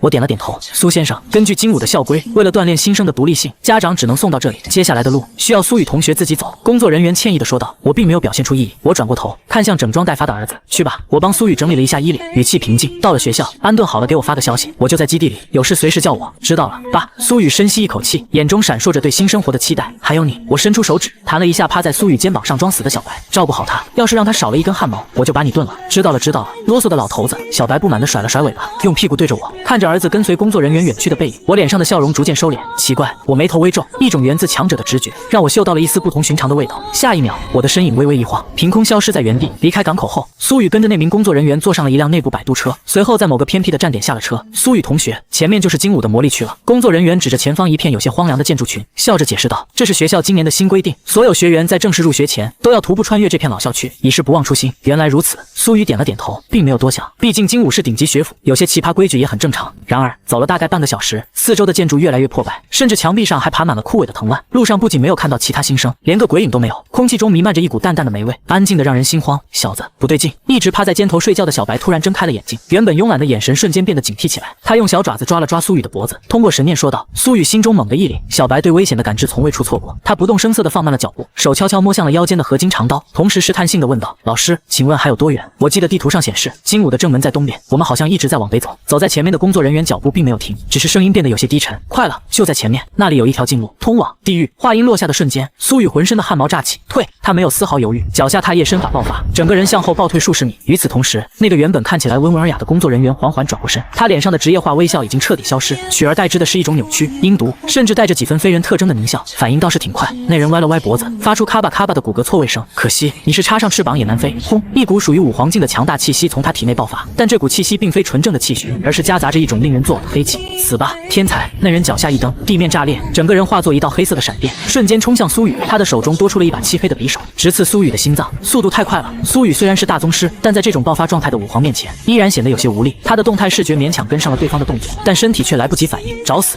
就在匕首即将刺中苏雨的瞬间，一道白色的残影从苏雨肩头射出，后一声震耳欲聋的咆哮声在狭窄的巷道中炸响。小白的身躯在空中迎风暴涨，瞬间化作一头足有猛虎大小的威猛异兽。他浑身白毛如钢针般竖立，周身缭绕着神圣的金光，一爪子狠狠拍向那人。什么东西？那人显然没料到苏雨身上还藏着这么个怪物，仓促之间，他只能举起匕首格挡。当扑哧，金铁交鸣声后，紧接着是利刃入肉的声音。小白那锋利无匹的爪子直接抓碎了匕首，于是不减，狠狠地在那人的胸口抓出了5道深可见骨的血槽。呲啦，那人的胸膛被直接开膛破肚，整个身体倒飞出去，重重砸在一面废弃的墙壁上。呼，吓死本座了！小白落在地上，依然保持着战斗姿态，回头看了苏雨一眼，小子，欠我一顿大餐。苏雨松了口气，不对，小白突然炸毛了。苏雨定睛看去，顿时头皮发麻。那个被开膛破肚的工作人员并没有死，从他那恐怖的伤口中流出来的不是鲜血，而是一种粘稠的墨绿色的液体。更恐怖的是，他体内的内脏正在疯狂蠕动变形。结，那人从废墟中爬起来，发出令人毛骨悚然的怪笑。情报有误，竟然还有一只武皇级妖兽护岛。不过这样更好，杀了你们就是双倍的功勋。滋滋滋，伴随着一阵令人牙酸的撕裂声，那人的皮肤彻底炸开，无数条布满吸盘和倒刺的触手从他体内爆射而出，他的头颅裂开，变成了一张布满利齿的口器。短短几秒钟，他已经不再是人，而是一个半人半兽的恐怖怪物。而随着变身完成，他身上的气息竟然开始疯狂攀升，直接突突破了武皇的极限，达到了武圣境。星魔教魔人，苏雨高中有学习过，一眼就认出了这种怪物的来历。这是那个臭名昭著的反人类邪教星魔教的招牌手段，将人类与星空异兽的基因融合，制造出这种不人不鬼的杀戮机器。跑！小白想都不想，一口咬住苏雨的衣服，转身就想跑。武皇打武圣，那是找死，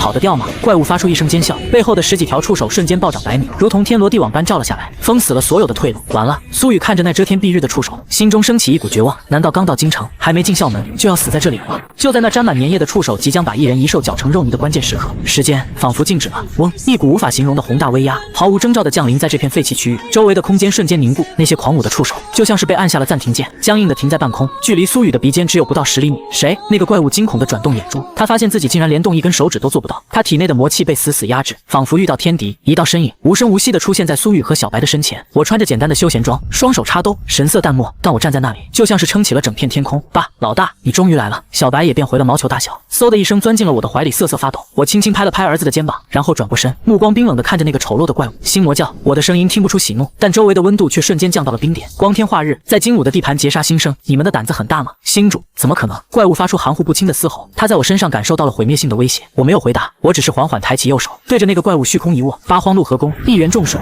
水牢，哗啦啦，空气中的水分子瞬间汇聚，化作一只巨大的深蓝色的水流大手。这只大手晶莹剔透，却重若千钧。他一把将那个处于武圣境的魔人死死攥在掌心。啊！怪物发出凄厉的惨叫，他那坚韧无比的触手在水流的挤压下寸寸断裂，墨绿色的血液刚流出来就被净化蒸发。说，谁派你来的？还有多少同伙？我眼神如刀，怪物被捏得骨骼尽碎，但他的脸上却露出了一抹疯狂而扭曲的笑容。嘿嘿，你杀了我又怎么样？圣教的计划已经开始了，不仅仅是他，所有的人都要死。说完，他的身体突然剧烈膨胀，体内的一颗黑色核心开始发出刺眼的红光。想自爆？我冷哼一声，若是以前的武圣境，面对同阶魔人的自爆，或许还要退避三舍，但现在的我是星主，在我面前，你连死的资格都没有。我手掌猛地一握，噗！一声极其沉闷的闷响，那足以夷平半个防区的自爆能量，竟然被我硬生生压缩在了掌心内方寸之间。恐怖的爆炸在水牢内部发生，却连一滴水花都没有溅出来。那个不可一世的武圣级魔人，就这样变成了一滩墨绿色的肉泥。啪嗒！我随手散去水牢，一块黑色的晶体掉落在地上，那是魔人的核心，也是唯一的遗物。爸，苏雨走上前，看着地上的晶体，依然心有余悸。这到底是？半小时后，京都武大招生办主任办公室。什么？星魔教招生主任雷震看着我扔在桌子上的那块黑色晶体，还有那滩尚未干涸的恶臭液体样本，整个人像是被雷劈了一样，豁然起身。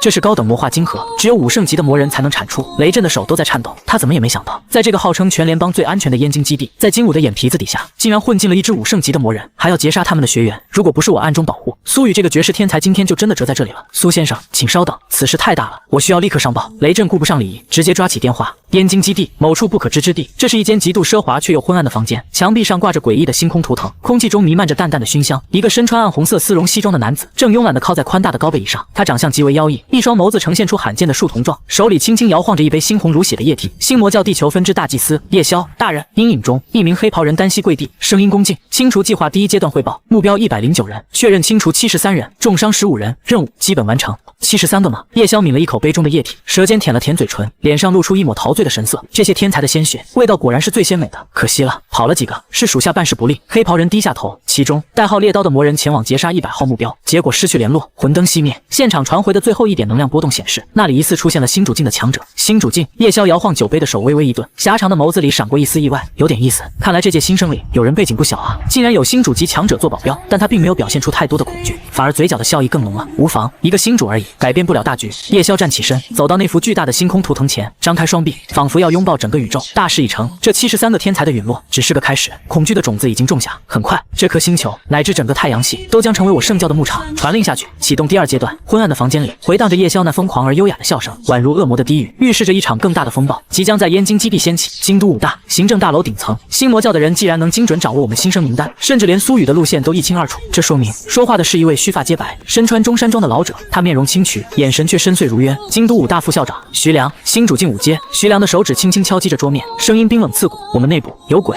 而且这个鬼的级别还不低。站在一旁的招生办主任雷震，此刻额头上满是冷汗。作为这次招生的直接负责人，出了这么大的纰漏，死了73个天才，他难辞其咎。徐校长放心，雷震咬牙切齿地说道，我这就去安排，在事情查个水落石出之前，所有接触过新生档案的人员全部隔离审查。徐良微微眯起眼睛，摆了摆手，这件事你不用管了，我会让别人接手，你去安抚一下那些幸存的学生和家长，别让恐慌蔓延。是。雷震如蒙大赦，连忙应声退出。随着雷震离开，办公室的大门缓缓合上。徐良转过身，目光越过办公桌，看向了另一侧的真皮沙发区，那里坐着2个人。苏雨正襟危坐，神色平静，而我则翘着2郎腿，手里把玩着那个从魔人身上掉落的黑色晶体，一脸的不耐烦和冷漠。你们京都武大号称联邦第1学府，号称绝对安全区。我将黑色晶体随手抛在茶几上，发出啪的一声脆响，语气中带着毫不掩饰的嘲讽。结果呢？新生还没进校门就被截杀了大半。如果不是我有2把刷子，现在我儿子恐怕已经被那个怪物杀了。徐校长，你们办事真是一点也不让人放心啊！我站起身，身上那股独属于新主境的威压隐隐爆发，竟然与徐良分庭抗礼。原本我想着入乡随俗，遵守你们的校规，家长止步，但现在看来，这校规不要也罢。为了我儿子的安全，我必须留在他身边。如果你们不同意，那这学我们不上了。这是一句赤裸裸的威胁，但徐良并没有生气，反而眼神中闪过一丝金光。他一直在观察我。根据资料，苏武只是苍兰基地的一个落魄武者，可现在看来，这哪里是落魄武者，这分明是一条过江猛龙。新主境1阶，而且气息凝练，根基深厚，甚至在面对自己这个5阶新主时都没有丝毫胆怯。这意味着对方手里绝对有能威胁到自己的底牌。苏先生严重了。徐良脸上露出了一抹和煦的笑容，原本紧绷的气氛瞬间瓦解。此事确实是我金武的疏忽，让苏雨同学受惊了。苏先生爱子心切，我完全理解。徐良从抽屉里拿出一份早已准备好的金色烫金文件，推到我面前，这是我刚刚签署的聘书。徐良笑着说道：“鉴于苏先生的实力以及对本次危机处理的贡献，我代表京都武大诚挚邀请苏先生成为我校的名誉客卿。”名誉客卿，我挑了挑眉，拿起文件扫了一眼。没错，徐良解释道，这个职位不属于编制内，没有任何强制性任务，也不需要坐班，但却拥有极高的权限，可以自由进出校园除境地外的所有区域，享受教授级待遇，并且可以申请住在校内的专家别墅区。这样一来，苏先生既可以随时照看苏雨同学，也能在金武这块宝地修身养性。不知苏先生意下如何？这是一招极其高明的阳谋，一方面给了我台阶下，满足了我保护儿子的需求；另一方面，将我纳入金武的体系，既能拉拢一位新主境强者，又能方便监视。毕竟一个来历不明的新主在燕京乱晃，总归是个隐患。我看着那份聘书，嘴角勾起一抹玩味的弧度。我当然知道这老狐狸在打什么算盘，但我不在乎。成交！我拿起笔，签下了自己的名字。半小时后，一辆黑色的商务悬浮车穿过重重关卡，驶入了京都武大的核心区域——生活区。不同于外面那些高楼林立的学生宿舍，这里是一片依山傍水的别墅群，绿树成荫，灵气充沛，环境清幽的仿佛是世外桃源。前辈，苏雨同学到了。负责引路的年轻人将车停在一栋编号为186的独栋别墅前，恭敬地打开车门。这里是专家级导师的专属住所，徐校长特批将这栋闲置的186号别墅分配给2位。年轻人微笑着介绍道，别墅内设有独立的重力修炼室、药剂调配间以及全套的智能家居系统，地下还直通学校的原脉节点，修炼效率是外界的2倍。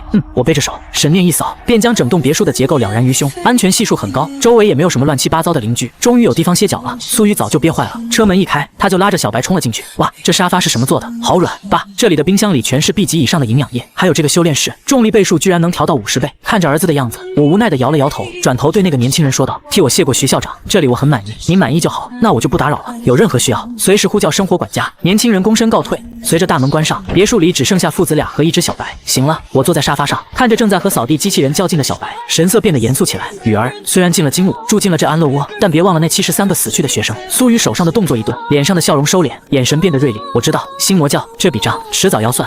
我点了点头。明天你要去见你那个所谓的新主级导师，金武的院长级别人物，都不是省油的灯，好好表现。放心吧，爸。苏雨握了握拳。次日清晨，阳光透过稀薄的晨雾，洒在京都武大的校园里。苏雨吃过早餐，带着小白跟着昨天那个向导年轻人，正式踏入了金武的教学区。一路上，苏雨真正感受到了什么叫联邦第1学府。这里的学术氛围浓厚的令人发指，而且正如传闻所言，这里的学生强得离谱。苏雨随便扫了一眼的路人，其身上的气息至少都在宗师境，而那些看起来像是核心弟子的人，更是个个气息深沉，不少人已经摸到了武王的门槛。苏雨同学，前面就是静灵园了。向导在一片茂密的紫竹林前停下了脚步，神色变得异常恭敬，甚至有些畏惧。穿过这片竹林，就是洪院长的居所。院长喜静且脾气比较独特，我就不送进去了，你自己多保重。说完，向导像是逃跑一样，一溜烟没影了。脾气独特。苏雨挠了挠头，看向肩膀上的小白，我有种不祥的预感。怕什么？有本作在，什么妖魔鬼怪都得跪下。小白不屑地撇了撇嘴。苏雨深吸一口气，整理了一下衣服，踏入了竹林，穿过一条幽静的鹅卵石小径，眼前的视野豁然开朗，一座古朴甚至有些破旧的四合院出现在眼前。门楣上挂着一块摇摇欲坠的牌匾，上面写着静灵园3个大字，但这3个字写的龙飞凤舞，透着一股狂放不羁的意味，仿佛随时会破匾而出。苏雨推开那扇发出吱呀声的木门，院子里的陈设很简单，甚至可以说是简陋。一口水井，一棵老槐树，几只正在啄米的土鸡，而在老槐树下放着一张掉漆的藤椅，一个身穿大裤衩、白背心、脚踩人字拖的小老头，正毫无形象地瘫在藤椅上，手里拿着一把蒲扇，脸上盖着一本花花公子，正在呼呼大睡，呼噜声震天响，连嘴角的哈喇子都流出来了。这就是新主级院长。苏雨嘴角抽搐了一下，有些怀疑自己是不是走错门了。那个晚辈苏雨见过洪院长。苏雨试探性的喊了一声，没反应。呼噜声依旧，嗨嗨，晚辈苏雨前来报道。苏雨提高了音量，还是没反应。老头装死呢。小白看不下去了，他最讨厌别人在他面前装逼。他从苏雨肩膀上一跃而下，化作一道白影，直接跳到了老头的肚子上，准备用爪子去拔那老头稀疏的胡子。喂，老头，起床接客了。然而就在小白的爪子即将触碰到胡子的一瞬间，原本睡死过去的老头突然睁开了眼睛，那双眼睛里没有丝毫睡意，反而闪烁着如同顽童般的狡黠光芒。哟呵，哪来的小野猫，还挺凶。老头的手速快得如同瞬影，啪！还没等苏雨看清不可一世的小白，就已经被老头单手捏住了后颈皮，像拎小鸡一样拎在了半空中。放开我，你个臭老头！小白拼命挣扎，四只爪子在空中乱挥，还会说话。老头嘿嘿一笑，露出满口黄牙，敢拔老夫的胡子，这就是你的见面礼！啪！老头毫不客气，反手一巴掌拍在小白那毛茸茸的屁股上，力道控制得极好，不伤筋动骨，但绝对疼。嗷呜！小白发出一声凄厉的惨叫，眼泪都飙出来了。长这么大，还没人敢打他屁股，服不服？老头又是一巴掌，不服，服了服了，爷爷饶命！好汉不吃眼前亏。小白瞬间认怂，两只爪子捂着红肿的屁股，委屈得像个孩子。苏雨在一旁看得目瞪口呆，想笑又不敢笑。好了，小家伙滚一边玩去！老头随手一抛，把小白扔到了墙角的草堆里，然后慢悠悠地坐起身，用审视的目光上下打量着苏雨。苏雨是吧？老头抠了抠脚丫子，漫不经心地说道：“长得倒是挺精神，晚辈。”苏雨刚想谦虚两句，别跟老夫整那些文绉绉的。老头摆了摆手，指了指苏雨腰间的合金长刀：“你是练刀的，来拔刀。”老头站起身，身高只有1.6米，弓过来，用刀，让老夫看看。是。苏雨眼神一凝，神色瞬间变得肃穆。他知道这是考笑，也是下马威。如果不拿出点真本事，恐怕以后在这个不正经的院长手下没好日子过。洪院长得罪了。轰！大宗师初期的气血毫无保留的爆发。苏雨拔出腰间的长刀，3火雷刀，起手式。虽然这门武技他还没练到父亲那种圆满的境界，但在我的言传身教下，苏雨已经掌握了其中的一些精髓。滋滋滋，刀身震颤，虽然没有显现出明显的3色雷火，但一股灼热与狂暴的气息已经附着在刀刃之上。斩！苏雨低喝一声，身形如电，一步跨越10米距离，长刀带着开山裂石之势，对着老头当头劈下。这一刀快、准、狠，且带着一丝若有若无的刀意。老头眼中闪过一抹惊讶，面对这势大力沉的一刀，他没有躲避，甚至连脚都没动，他只是伸出了2根干枯的手指。叮一声清脆的金属颤音，苏雨那足以劈开坦克的长刀，竟然被老头用2根手指轻描淡写的夹住了，纹丝不动，力道不错。大宗师初期能有这般怪力，看来你也是个特殊体质。老头点评道，随即手腕微微一抖，嗡，一股柔和却无可抗拒的力量顺着刀身传来。苏雨只觉得虎口一震，整个人不受控制的向后退了3步。再来！苏雨不服输的劲头上来了，破空刀乱舞。既然力量比不过，那就比速度。刷刷刷，苏雨的身影化作残影，围绕着老头疯狂出刀，一秒100刀，每一刀都指向老头的必救之处。然而老头就像是在逛自家后花园，他背着一只手，只用另一只手随意挥洒，拍、拨、点、按，每一次出手都精准地打断了苏雨的进攻节奏。3分钟后，停！老头突然一声轻喝，一指点在苏雨的眉心前1寸处。苏雨浑身一僵，冷汗瞬间下来了。如果这一指点实了，他的脑袋已经开花了。呼呼，苏雨收刀后退，大口喘气，眼中满是敬佩。晚辈输了，院长神功盖世，马屁少拍。老头收回手，重新躺回藤椅上，但眼中的赞赏却怎么也藏不住。不错，真不错。老头拿起蒲扇扇了扇风，啧啧称奇。没想到你的刀法根基竟然如此扎实，甚至比同时期我的刀法还要强上不少，算得上刀法天才。苏雨挠了挠头笑道：“院长过奖了，晚辈只是平时练的勤快些。从今天起，你就是老夫洪天养的弟子了。”是，师傅。苏雨恭敬地行了个拜师礼。行了行了，别整这些虚的，去把那边把你那个装死的白毛球捡回去。时间如白驹过隙，转瞬已是2个月过去。自从拜入洪天养门下，苏雨的生活便变得极其规律且枯燥。每天清晨，当第一缕阳光穿透紫竹林时，他便已经站在了静陵园外练武场上。这里没有高科技的辅助设备，没有令人眼花缭乱的虚拟投影，只有一柄柄被岁月打磨得发亮的木刀和满地的落叶。刀不是手臂的延伸，那是外行人的屁话。洪天养依旧是一副不修边幅的模样，穿着大裤衩，手里拿着那个不知用了多少年的紫砂壶，一边滋溜滋溜地喝着茶，一边看着正在挥汗如雨的苏雨。刀是你的意，是你的魂，是你在这个操蛋的世界里唯一能把道理讲通的权杖。起初几天，苏雨并不理解，他有着我传授的刀法技巧，自认为在刀法上已经登堂入室。直到有一天，洪天养只用1根枯树枝，便轻易挑飞了他手中的合金战刀。那一刻，苏雨才明白什么叫意在刀先。这些日子里，洪天养也时常与苏雨吹牛逼。30年前，老夫也就是你这个年纪。洪天养躺在藤椅上，眼神飘向了遥远的东方，语气中带着几分追忆，几分轻狂。那时候老夫心高气傲，便一人一刀横渡大洋，去了那个崇尚刀法的樱花国。那地方的人有点意思，他们极度偏执，将刀法练到了极致的杀人技，什么聚合、2天一流、烟反，花样多得很。苏雨停下手中的动作，静静地听着。老夫在那边待了3年，第1年我挑战了他们的道馆百人斩，从九州岛砍到了北海道，断了800把武士刀。那时候他们叫我支那恶鬼。洪天养嘴角勾起一抹冷笑。第2年，他们的刀圣坐不住了，那是位半步星主的老怪物，约我在富士山顶决斗。那一天大雪封山，那一战打了3天3夜，他的刀很快，快到能斩断雪花，但老夫的刀更重，重到能压垮山岳。最后老夫悟出了一刀，刀，一刀劈开了他的血国领域。从那以后，樱花国武道界听到洪天养3个字，便要低头3尺。听着师傅的讲述，苏雨仿佛看到了那个大雪纷飞的富士山顶，一人一刀镇压一国的绝世风采。小子，你知道老夫为什么跟你说这些吗？洪天养看向苏雨，苏雨沉思片刻，试探道：“师傅是想告诉我实战出真知？”屁！洪天养翻了个白眼，老夫是想告诉你，我非常牛逼。在接下来的2个月里，在洪天养的指导下，苏雨开始尝试将自己的情绪意志融入刀中。与此同时，精武作为联邦第1学府，其资源供给也是极其恐怖的，有着序列学员的身份，再加上我暗中提供的各种极品丹药，苏雨的修为如同坐火箭一般飙升，体内的大宗师气血不断压缩提纯。终于在入冬的第1场雪落下时，轰！近林园内一股磅礴的气息冲天而起，震落了满园的积雪。大宗师中期，苏雨手持木刀站在雪地中，虽然还没有彻底凝聚出属于自己的刀意，但他已经摸到了那扇门槛。186号别墅，外界的风雪无法侵入这栋恒温的豪宅。我慵懒地躺在柔软的真皮沙发上，手里拿着平板电脑，正在浏览着关于星魔教的最新情报。这2个月，星魔教仿佛销声匿迹了一般，那个隐藏在精武内部的高层内鬼，也如同泥牛入海，查无音讯，暴风雨前的宁静啊！我揉了揉眉心，我知道对方绝不会善罢甘休，如果不将其彻底铲除，苏雨说不定什么时候又有危险了。就在这时，我脑海深处突然响起了一连串密集的提示音。叮！检测到子嗣苏雨天资卓绝，在名师指点下，成功领悟刀意雏形，并成功晋升大宗师中期。富平子贵系统判定，子嗣在武道意志层面取得重大突破，宿主境界同步中，感悟同步中。恭喜宿主，修为突破至星主境5阶。恭喜宿主，基于圆满级3火雷刀与入危级技巧，自动演化出神通。刀域出阶，轰！一股无形却恐怖至极的波动，以我为中心，瞬间席卷了方圆百里。但这股波动被我控制得极好，没有对物质世界造成破坏，而是直接作用于规则层面。我猛地睁开双眼，那一瞬间，我的瞳孔消失了，取而代之的是2片无尽的刀海。星主5阶，我缓缓抬起手，看着自己修长的手指。如果说星主1阶是刚刚拥有了自己的星璇，能够通过意念进行粗糙的元气输出，那么5阶就是对这股力量的精细化掌控达到了毫巅，体内的星璇扩大了整整10倍，宛如一颗真正的恒星在丹田内燃烧。那磅礴的元气足以支撑我连续进行数月的高强度战斗而不枯竭。但最让我惊喜的是那个新觉醒的神通刀域。刀域，武者领悟意境之后，不仅仅是自身使用，还能够将其外化成领域。在领域之中，我即是刀，刀即是我，万物皆可为刀，且领域内敌人的兵器会受到绝对压制，自身攻击增幅10倍。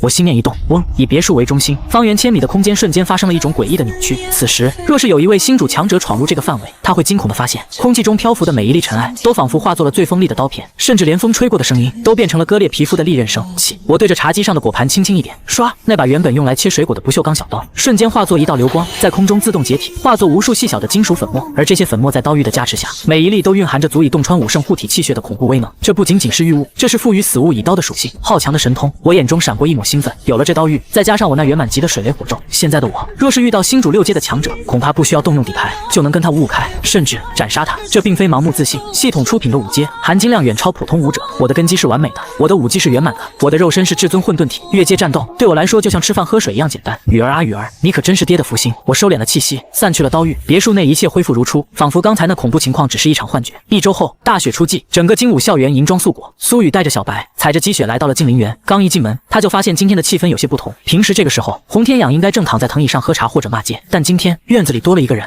那是一个看起来40多岁的中年男子，穿着一身一丝不苟的灰色中山装，鼻梁上架着一副复古的圆框眼镜，头发梳理得整整齐齐。他手里拿着一个奇怪的金属仪器，正对着院子里的那棵老槐树扫描，嘴里还念念有词：“小雨，你来了。”洪天养看到苏雨，招了招手，难得正经地介绍道：“给你介绍一下，这位是咱们学校宇宙物种研究学院的院长，也是联邦最顶尖的生物学家齐云山。齐院长，齐院长。”苏雨连忙躬身行礼，能在精武当院长的，最次也是星主境，而且宇宙物种研究这个名头听起来就很高大上。齐云山推了推眼镜，目光从老槐树移到了苏雨身上，眼神温和却透着一股探究。早就听洪老鬼吹嘘他收了个绝世天才，今日一见，气血如汞，神隐内敛，果然是块璞玉。行了，老齐，别拽文词了。洪天养不耐烦地摆摆手，今天叫你来，不是为了看徒弟，是为了看这个小东西。说着，洪天养指了指苏雨肩膀上正缩成一团取暖的小白。齐云山的目光瞬间锁定了小白，那一刻，他原本温和的眼神陡然变得狂热起来，就像是单身汉看到了绝世美女。这就是那只疑似拥有高等智慧的凶兽。小白被那狂热的眼神看得浑身发毛，炸着毛往苏雨脖子后面缩。你干嘛？本座不好吃的，本座有好几天没洗澡了。果然会说话。齐云山一眼看出情况，更加兴奋了，而且发音器官与人类完全不同，是通过精神震动模拟声带，完美，太完美了。小雨，能不能让我检查一下？齐云山搓着手，一脸期待。苏雨有些犹豫，看向小白，大家伙。小白刚想拒绝，但看到洪天养那似笑非笑的表情，又想起了被打屁股的恐惧，只能委屈巴巴地伸出了爪子。轻点啊！齐云山接过小白，动作轻柔的像是在捧着稀世珍宝。他从随身携带的布包里取出一个只有手掌大小，却构造极其复杂的银色仪器，轻轻贴在小白的腹部，正在进行基因序列比对，正在检测能量波段。仪器发出微弱的蓝光，投射出一排排苏雨看不懂的数据。片刻后，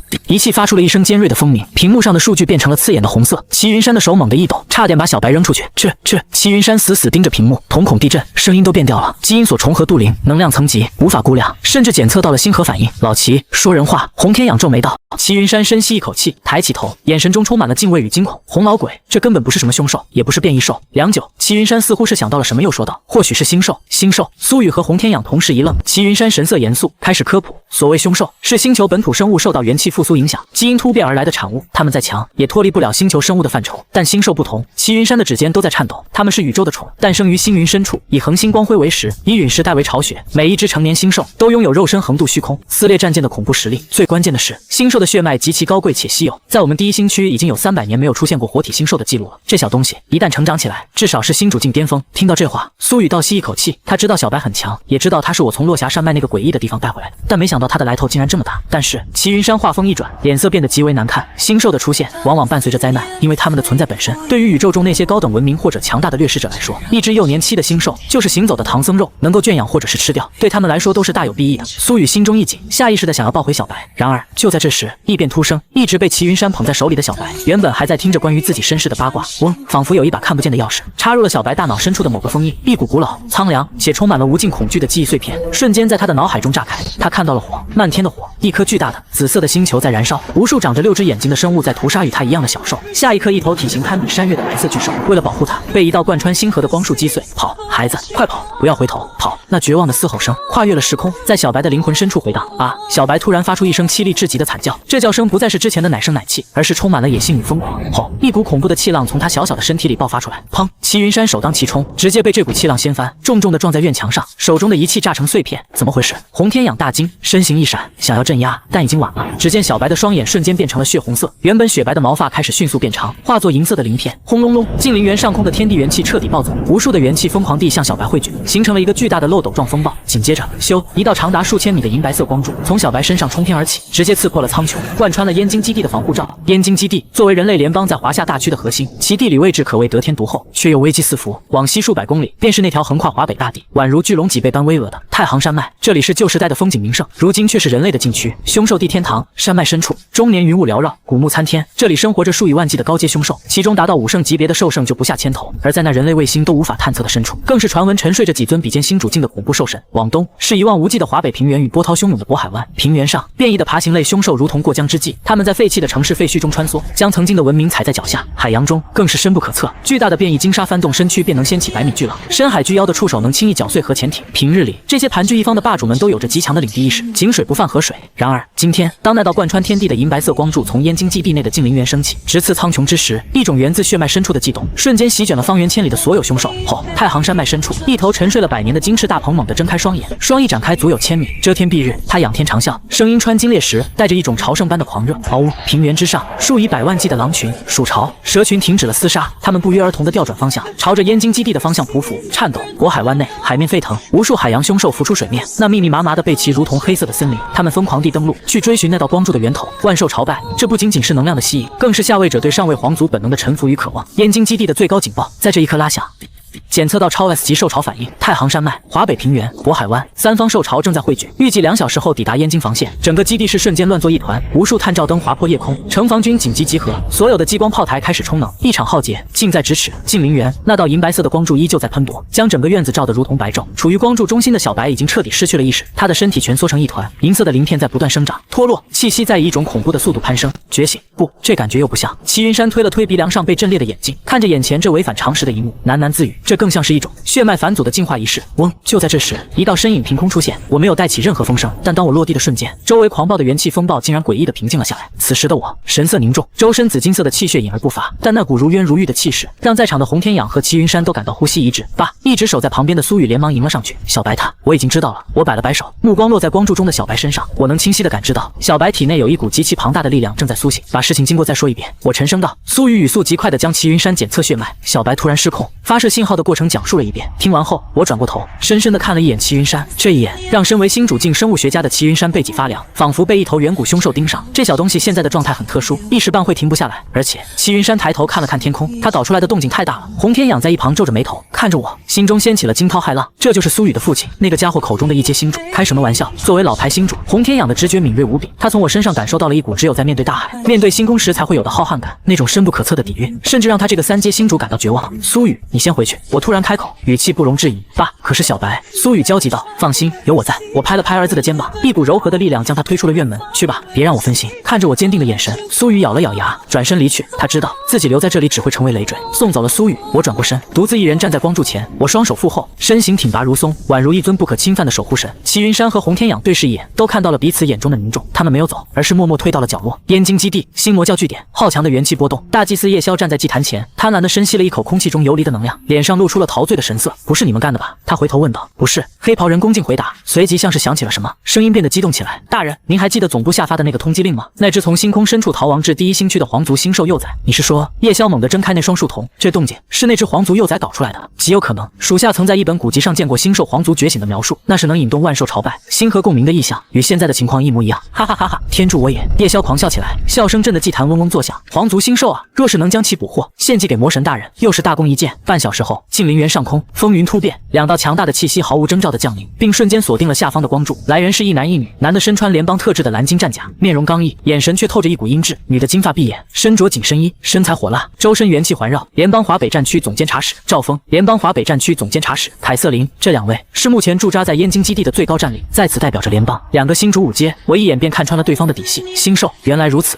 赵峰居高临下，看着光柱中的小白，眼中露出了毫不掩饰的兴奋，而且看着血脉纯度，绝对是高等星兽。然而当其看到一旁的中年男子苏武，赵峰眉头一皱，似乎是认出了这个中年男人。这只星兽的存在会危及到燕京基地的安全，甚至危及到太阳系的安全。我们联邦要带走这只星兽。一旁的凯瑟琳解释道。我一步踏出，身体缓缓升空，直至与两人平视。小白也算是我的半个家人。我身上紫金色的气血骤然爆发，5阶星主的气息毫无保留的释放，甚至比对面的两人更加凝练，更加霸道。你们今天若想带走小白，就得先过我这一关。星主5阶，赵峰和凯瑟琳脸色微变，但是此人的气血强度远远超过了5阶星主，是特殊体质吗？赵峰察觉到了我的不对劲，你这是在公然忤逆联邦，你有没有考虑过燕京基地人们的安全，太阳系人们的安全？凯瑟琳厉声喝道，手中元气缓缓凝聚。我冷笑一声，手中突然出现一柄长刀，长刀缓缓抬起，刀尖直指两人。这些与我苏武何干？我只知道谁动我的家人，我就杀谁。轰！我周围的空间猛地扭曲，刀域瞬间展开，方圆千米的空间瞬间化作了我的领域，方圆千米的空气化作无数把利刃，并将赵峰和凯瑟琳死死锁定。那种如芒在背的危机感，让两人瞬间冒冷汗。这是什么感觉？好奇怪！赵峰心中大骇，他是5阶星主，而且有着凯瑟琳这位5阶星主一起，但他能感觉到，如果在这种情况下动手，他们有70%的概率会被我重创，甚至斩杀。我绝对不是普通的5阶。该死！怎么会这样？赵峰眼神闪烁，心中的贪婪被死亡的恐惧冲淡了不少。为了抓一只星兽，跟这种疯子拼命不划算。赵，怎么办？打不打？凯瑟琳看向赵峰，他也察觉到了我的不简单，也不敢轻易动手。然而就在这时，赵峰似乎是想到了什么。苏武，你很好。赵峰突然收敛了气息，脸上露出了一抹意味深长的冷笑。既然你执迷不悟，那就别怪我不客气了。不过现在兽潮临城，我身为守护者，要先去前线抵御凶兽，没空跟你在这里内耗。说完，他看向凯瑟琳，我们走。可是凯瑟琳愣了一下，走。赵峰笑着看向凯瑟琳，相信我。凯瑟琳点了点头，两人化作流光，迅速飞离了静灵园，朝着城墙方向飞去。走了。下方的洪天养和齐云山都愣住了，他们没想到那两个平日里高高在上的联邦监察使，竟然真的被我几句话给震慑住了。只有我看着两人离去的背影，眼中的寒意更甚。我清楚两人不会善罢甘休的。离开静灵园后，赵峰并没有去城墙前线，他悬浮在半空，打开了手腕上的加密通讯器，直接拨通了一个跨星际的长途视讯。滋滋滋，全息投影展开，一个威严老者的身影出现在光幕中，正是火星李家家主李渊。赵监察，在地球有时间不好好快活，联系老夫，有何贵干？李渊坐在主座上，神色有些不悦。最近苏武的事情让他有些头疼。李家主，送你个消息。赵峰嘴角挂着阴毒的笑容，你心心念念想要除掉的那个苏武，就在刚才我见到他了。李渊挑了挑眉，那个1阶星主的武者，其实李家1个多月前就已经打探到苏武背后并没有其他势力，而苏武当时的话大概率也是唬他们的。但是那时苏武竟然成为了京都武道大学的名誉客卿，这让他们一时犯了难。1阶，呵呵，你们的情报该更新了。赵峰冷笑道，就在刚才，他爆发出了星主境5阶的实力，连我都差点在他手里吃亏。什么5阶？李渊猛地站起身，脸上的淡定瞬间消失。不可能，几个月前他才刚刚突破，怎么可能在这么短的时间内连破4阶？就算是种子也不可能有这种速度。事实就是如此。赵峰悠悠地说道，此子天赋妖孽，身上必有大秘密，而且你也知道他跟你们李家可是有仇的。现在他5阶了，你觉得等他到了6阶、7阶，会不会直接杀上火星，灭了你李家满门？这句话精准的击中了李渊的软肋，恐惧，一种对未知潜力的恐惧，瞬间攥住了李渊的心脏。才几个月，连升4级，这种成长速度简直就是怪物。如果不趁现在按死他，若是对方记仇，李家必亡。你想让我做什么？李渊的声音变得沙哑而杀气腾腾。很简单，赵峰指了指下方的燕京基地，现在燕京正面临受潮，一片混乱。苏武为了保护一只觉醒的星兽，被困在近陵园无法脱身，这是杀他的最好机会。我作为联邦守护者，不方便直接对他出手，但如果是你们李家，那就跟我没关系了。届时你们也算是为联邦贡献了。李渊沉默了，这是赤裸裸的借刀杀人，但他没得选。好，李渊眼中闪过一抹决绝的狠厉，既然他找死，那老夫就成全他。通讯挂断，赵峰看着光幕消失，脸上的笑容愈发狰狞。苏武啊苏武，跟我斗，你还嫩了点，等你死了，那只星兽照样是我的。凯瑟琳悬浮在赵峰身旁，眼中闪过一丝犹豫，但很快被坚定取代。他虽对赵峰的计划心存疑虑，但身为联邦监察使，对高阶星兽的渴望以及联邦可能给予的丰厚报酬，让他选择了沉默与配合。他深知此次行动若成功，自己在联邦中的地位将更加稳固，甚至可能触及到那梦寐以求的更高境界。与此同时，地球大气层外，一艘通体漆黑、印着血色星辰徽章的宇宙飞船正以亚光速冲破云层。剑桥之上，气氛肃杀。一家主、卢家主，李渊端坐在主位上，手中把玩着2枚温润的玉核桃。他虽然看似平静，但眼底深处那抹阴冷的杀意却怎么也藏不住。那苏武小儿不仅辱我孙儿，废我族老，如今更是为了区区一只畜生，公然对抗联邦，此子不除，我李家颜面何存？坐在左侧的一家主是个身形消瘦、眼神阴鸷的老者，他手中托着一个散发着诡异波动的青铜方块，阴笑道：“李兄放心，自从先祖移民火星，咱们3家便是铁板一块，多少事情都是我们一起扛过来的。”那苏武虽然有些邪门，但他毕竟只有一个人，而我们一家主环视四周，语气傲然：“3位6阶星主，6位5阶星主，这等阵容，哪怕是去围猎1位7阶星主都够了，杀他一个野路子，算得上是杀鸡用牛刀了。”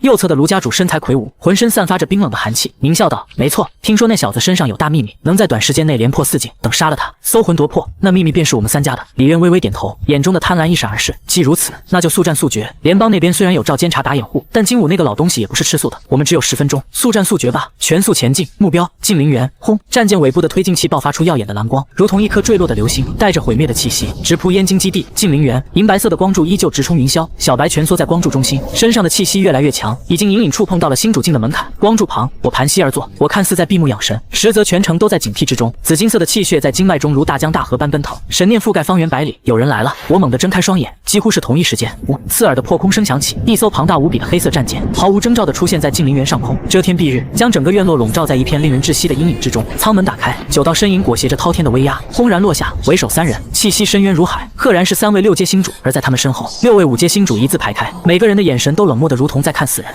躲在远处的齐云山倒吸一口凉气，李家、易家、卢家、火星3大家族的家主全来了，这阵仗是要把燕京翻过来吗？洪天阳也是紧握手中的铁刀，手被青筋抱起。徐校长他们被星魔教牵制住了，根本赶不过来，这下麻烦了。半空中，李渊居高临下，俯视着下方的我，就像是巨龙在俯视蝼蚁。苏武，你妨碍联邦行事，私藏星兽，不上交联邦，罪大恶极。李渊的声音经过元气扩音，如滚滚雷霆炸响。我火星李家，身为联邦荣耀家族，今日便替天行道，清理你这颗毒瘤，将你就地格杀，欲加之罪，何患无辞？我缓缓站起身，拍了拍身上的尘土，嘴角勾起一抹不屑的冷笑。替天行道，原来是火星李家这帮不要脸的狗东西，打了小的老的来是吧？我抬起头，目光一一扫过空中的9人，眼神中不仅没有恐惧，反而燃烧起了一股疯狂的战意。3位6阶，6位5阶，你们还真是看得起我啊！废话少说，动手！一家主显然不想给我拖延时间的机会，他手腕一翻，那枚青铜方块瞬间飞出，迎风暴涨，化作一个巨大的半透明立方体，将我以及周围1000米的空间全部笼罩在内。2阶极品古堡困世方。嗡！我只觉得眼前景色一变，原本熟悉的近陵园消失了，取而代之的是一片灰蒙蒙的奇异空间。这里没有天地元气，没有退路，只有无尽的束缚之力。哈哈哈！进了我的困世方，就算是7阶星主也得脱层皮。一家主的身影在空间内浮现，一脸得意。苏武，这就是你的葬身之地。紧接着，李渊、卢家主以及其他6位星主也纷纷现身，成9宫之势将我团团围住。与此同时，这8位星主各自祭出了自己的武器，当然每人的武器都是强大的鼓舞，有飞刀，有长剑，有长枪，而李渊祭出的是一柄赤色长刀，即便是没有出手，都让人感到一股凌厉的刀意扑面而来，仿佛能割裂空间。面对这令人绝望的包围圈，我的神色依旧平静的可怕。我并没有第一时间拔刀，而是深深吸了一口气。我突然笑了，笑得有些狰狞。很好，既然这里与外界隔绝，那我也不用担心打坏花花草草了。既然你们想关门打狗，轰！我体内的气血毫无保留的爆发，星旋疯狂运转。面对9位星主，我不敢怠慢，我知道若是稍有不慎，自己便会命丧于此。血煞变变，至尊混沌体，甚至我猛地一咬舌尖，喷出一口紫金色的本源精血，燃血秘术。这一刻，我的气息瞬间暴涨，直接冲破了5阶的瓶颈，短暂的达到了6阶巅峰的层次。我手中的合金长刀，在这一刻被灌注了难以想象的恐怖能量，滋滋滋，3色火焰燃烧，3色狂雷炸裂，整把刀都在悲鸣，仿佛随时会崩碎。李渊感受到那股令人心悸的能量波动，脸色大变。然而晚了，我的身影在原地凭空消失，下一微秒，我出现在了李渊的面前，两人的距离不到3米，李渊甚至能看清我眼中那疯狂旋转的血色瞳孔。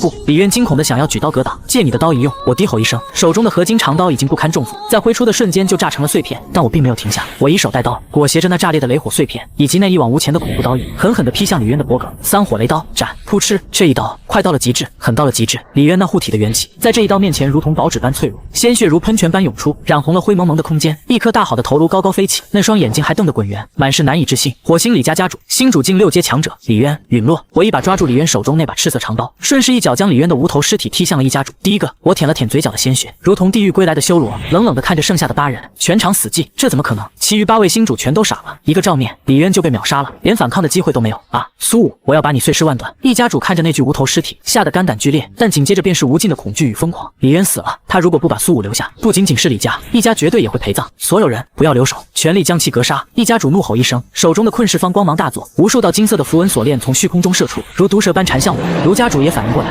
手中长枪一抖，一条冰霜巨龙咆哮而出，冻结虚空。其余6位5阶星主更是疯狂输出，各种刀光剑雨，能量光束如同狂风暴雨般将我淹没。来得好，我手持抢来的赤色长刀，眼中战意滔天。有了这把鼓舞，我的实力再增3成。刀域全开，嗡！以我为中心，方圆100米瞬间化作刀气的海洋。斩！我不退反进，身形如电，主动冲入了那漫天的攻击之中。砰砰砰！我用身体硬抗了2道能量光束，肩膀和后背瞬间皮开肉绽，鲜血淋漓。但我连哼都没哼一声，手中的长刀带着雷火之威，狠狠斩在卢家主的冰霜巨龙上。咔嚓！巨龙崩碎，我皆是欺身而上，一脚踹在卢家主的胸口，将这位6阶星主踹得倒飞数百米，口吐鲜血。困！一家主操控符文锁链，终于缠住了我的左腿，给我断！我回身一刀，雷火刀气爆发，硬生生斩断了那堪比合金的符文锁链。但我也被这短暂的停顿拖累，被3名5阶星主联手的攻击轰在背上。噗！我喷出一口鲜血，身体踉跄了一下，我受伤了！快，趁现在！一家主大喜，以为看到了胜利的曙光。然而我抹了一把嘴角的血，脸上的笑容却更加狰狞了。我体内那因为至尊混沌体而诞生的混沌漩涡疯狂旋转，不仅快速修复着伤势，更是在疯狂吞噬周围游离的能量。再来，我像是一头不知疲倦的疯虎，再次冲入人群。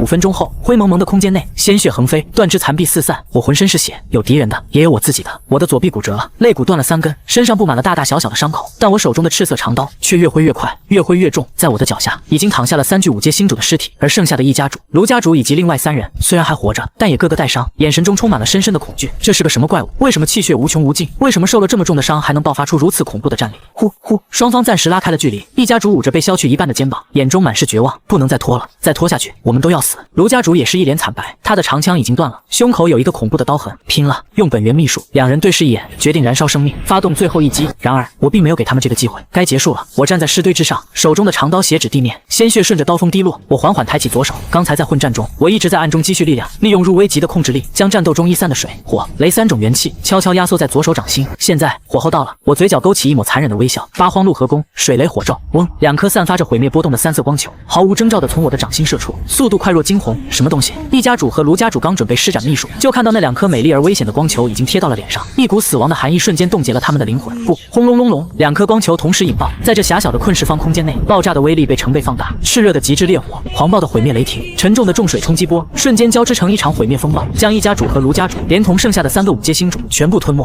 啊！惨叫声只持续了不到1秒，便被爆炸声淹没。咔嚓咔嚓，就连那号称坚不可摧的地阶法宝困世方，在这股恐怖的内部爆炸下，也终于承受不住，表面布满了裂纹，最终轰然崩碎。这些星主的空间戒指与鼓舞自然是被我收入囊中。外界近陵园上空，那个巨大的半透明立方体突然炸裂，漫天碎片中，一道浑身浴血的身影，手持长刀缓缓走出，在我身后是9具残缺不全的焦黑尸体，如下饺子般坠落。我站在虚空中，宛如一尊浴血的战神，一人一刀成功斩杀9位星主。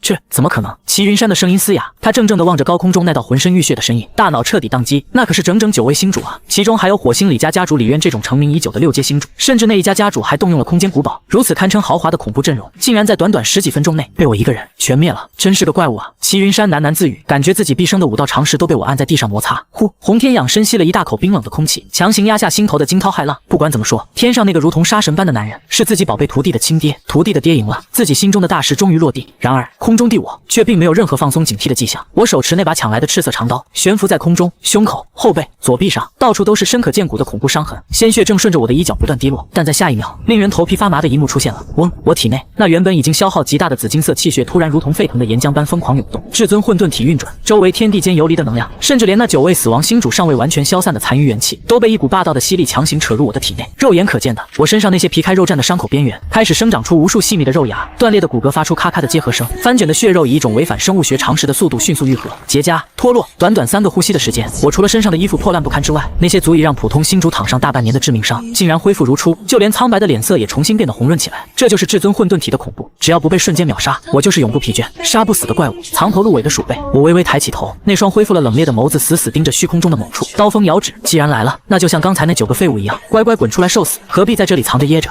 此言一出，下方的洪天养和齐云山心中又是一阵惊雷炸响，竟然还有人在暗处。他们2位也算是见多识广的强者，但此刻神念全开，却根本察觉不到周围有任何其他生命的气息。啪啪啪，一阵缓慢而低沉的鼓掌声突兀的在虚空中回荡起来，仿佛是从4面8方同时响起。紧接着，在我刀尖所指的方向，原本空无一物的空间突然泛起了一阵如水波般的黑色涟漪。一名全身笼罩在宽大黑袍中的神秘人，如同幽灵般凭空浮现，他的脸上戴着一张没有任何五官的白色无相面具，周身萦绕着一股令人作呕的、充满了腐败与堕落气息的黑雾。不愧是能够以一己之力越阶屠戮9位星主的存在，阁下的感知之敏锐，肉身之强悍，简直堪称完美的艺术品。黑袍人的声音沙哑而低沉，像是2块生锈的金属在相互摩擦，听得人耳膜生疼，心魔叫得杂碎。下方的洪天养一眼就认出了那标志性的恶心黑雾，顿时咬牙切齿，眼中喷出怒火。就是这群阴沟里的老鼠，在精武大门口劫杀了那么多天才，但他只敢怒骂，却不敢冲上去，因为那黑袍人身上无意间散发出来的威压，赫然达到了星主境6阶。现在的他上去，纯粹是白给。我目光冰冷地盯着黑袍人，没有说话。黑袍人轻轻摇了摇头，那张无相面具上竟然诡异地浮现出一丝悲悯的神色，发出一声叹息：可惜，可惜啊！如此惊艳绝伦的力量，若是就此陨落在这小小的地球上，实在是暴殄天物。黑袍人缓缓张开双臂，语气中充满了狂热的蛊惑：苏武，投入圣教的怀抱吧！以你的资质，若是接受了伟大魔神的恩惠与洗礼，打破这片星空的桎梏，晋升星王之境也只是时间问题。到那时，你将与神明同在，你可愿意？魔神的恩惠，我像是听到了什么天大的笑话，眼神轻蔑到了极点。什么躲在暗处的下三滥鬼东西，也敢妄称神明，想让我当狗？你先问问我手里的刀答不答应？话音未落，杀机已至，敬酒不吃吃罚酒，那便化作圣教的养料吧。黑袍人冷哼一声，双手猛地向前一推，轰！他周身弥漫的诡异黑气瞬间如火山爆发般翻滚涌动，眨眼间竟在半空中凝聚成了成百上千柄漆黑如墨的长枪。这些长枪并非实质的金属，而是由最纯粹的怨念与魔气压缩而成，枪尖上甚至还隐隐传来无数冤魂的哀嚎。去！嗖嗖嗖！漫天黑枪如同密集的暴雨，带着撕裂空间的尖笑声，铺天盖地的向我刺来。我眼中金芒一闪，神念瞬间锁定了这些长枪。星主境6阶的攻击，我自然不会拖打。然而，就在第一柄黑枪靠近我周身3米范围的瞬间，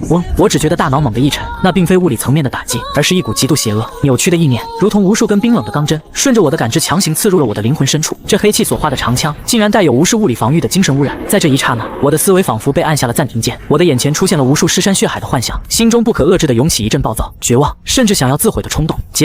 中了我的冤灵刺，就算是7阶星主，灵魂也会瞬间被污染同化，变成一具只知道杀戮的行尸走肉。黑袍人发出得意的狞笑，如果是普通的星主，或许真的会在这1秒的僵直中被万枪穿心，但我是苏武，滚出去！我的识海中仿佛响起了一声开天辟地的怒吼。至尊混沌体，面对这外来的精神污染，我体内的混沌漩涡根本不需要我主动控制，便直接爆发出护主的本能，那足以让普通人发疯的邪恶怨念，在接触到混沌本源的瞬间，就像是掉进了黑洞，连个水花都没溅起，被直接搅碎吞噬。仅仅是1微秒的停顿，我的双眼便重新恢复了清明。我冷喝一声，身形不退反进，我脚踏虚空，如同一道紫金色的闪电，直接撞入了那密集的黑色枪林之中。手中的赤色长刀爆发出刺目的光芒，3色火与3色雷在刀锋上完美交织。我挥刀如风，没有任何花哨的招式，只有极致的速度与力量。当当当当，凌厉的刀光化作一张密不透风的雷火之网。那些触碰之必受污染的黑色长枪，在接触到雷火刀光的瞬间，直接被那至刚至阳的力量劈成一缕缕黑烟，彻底蒸发。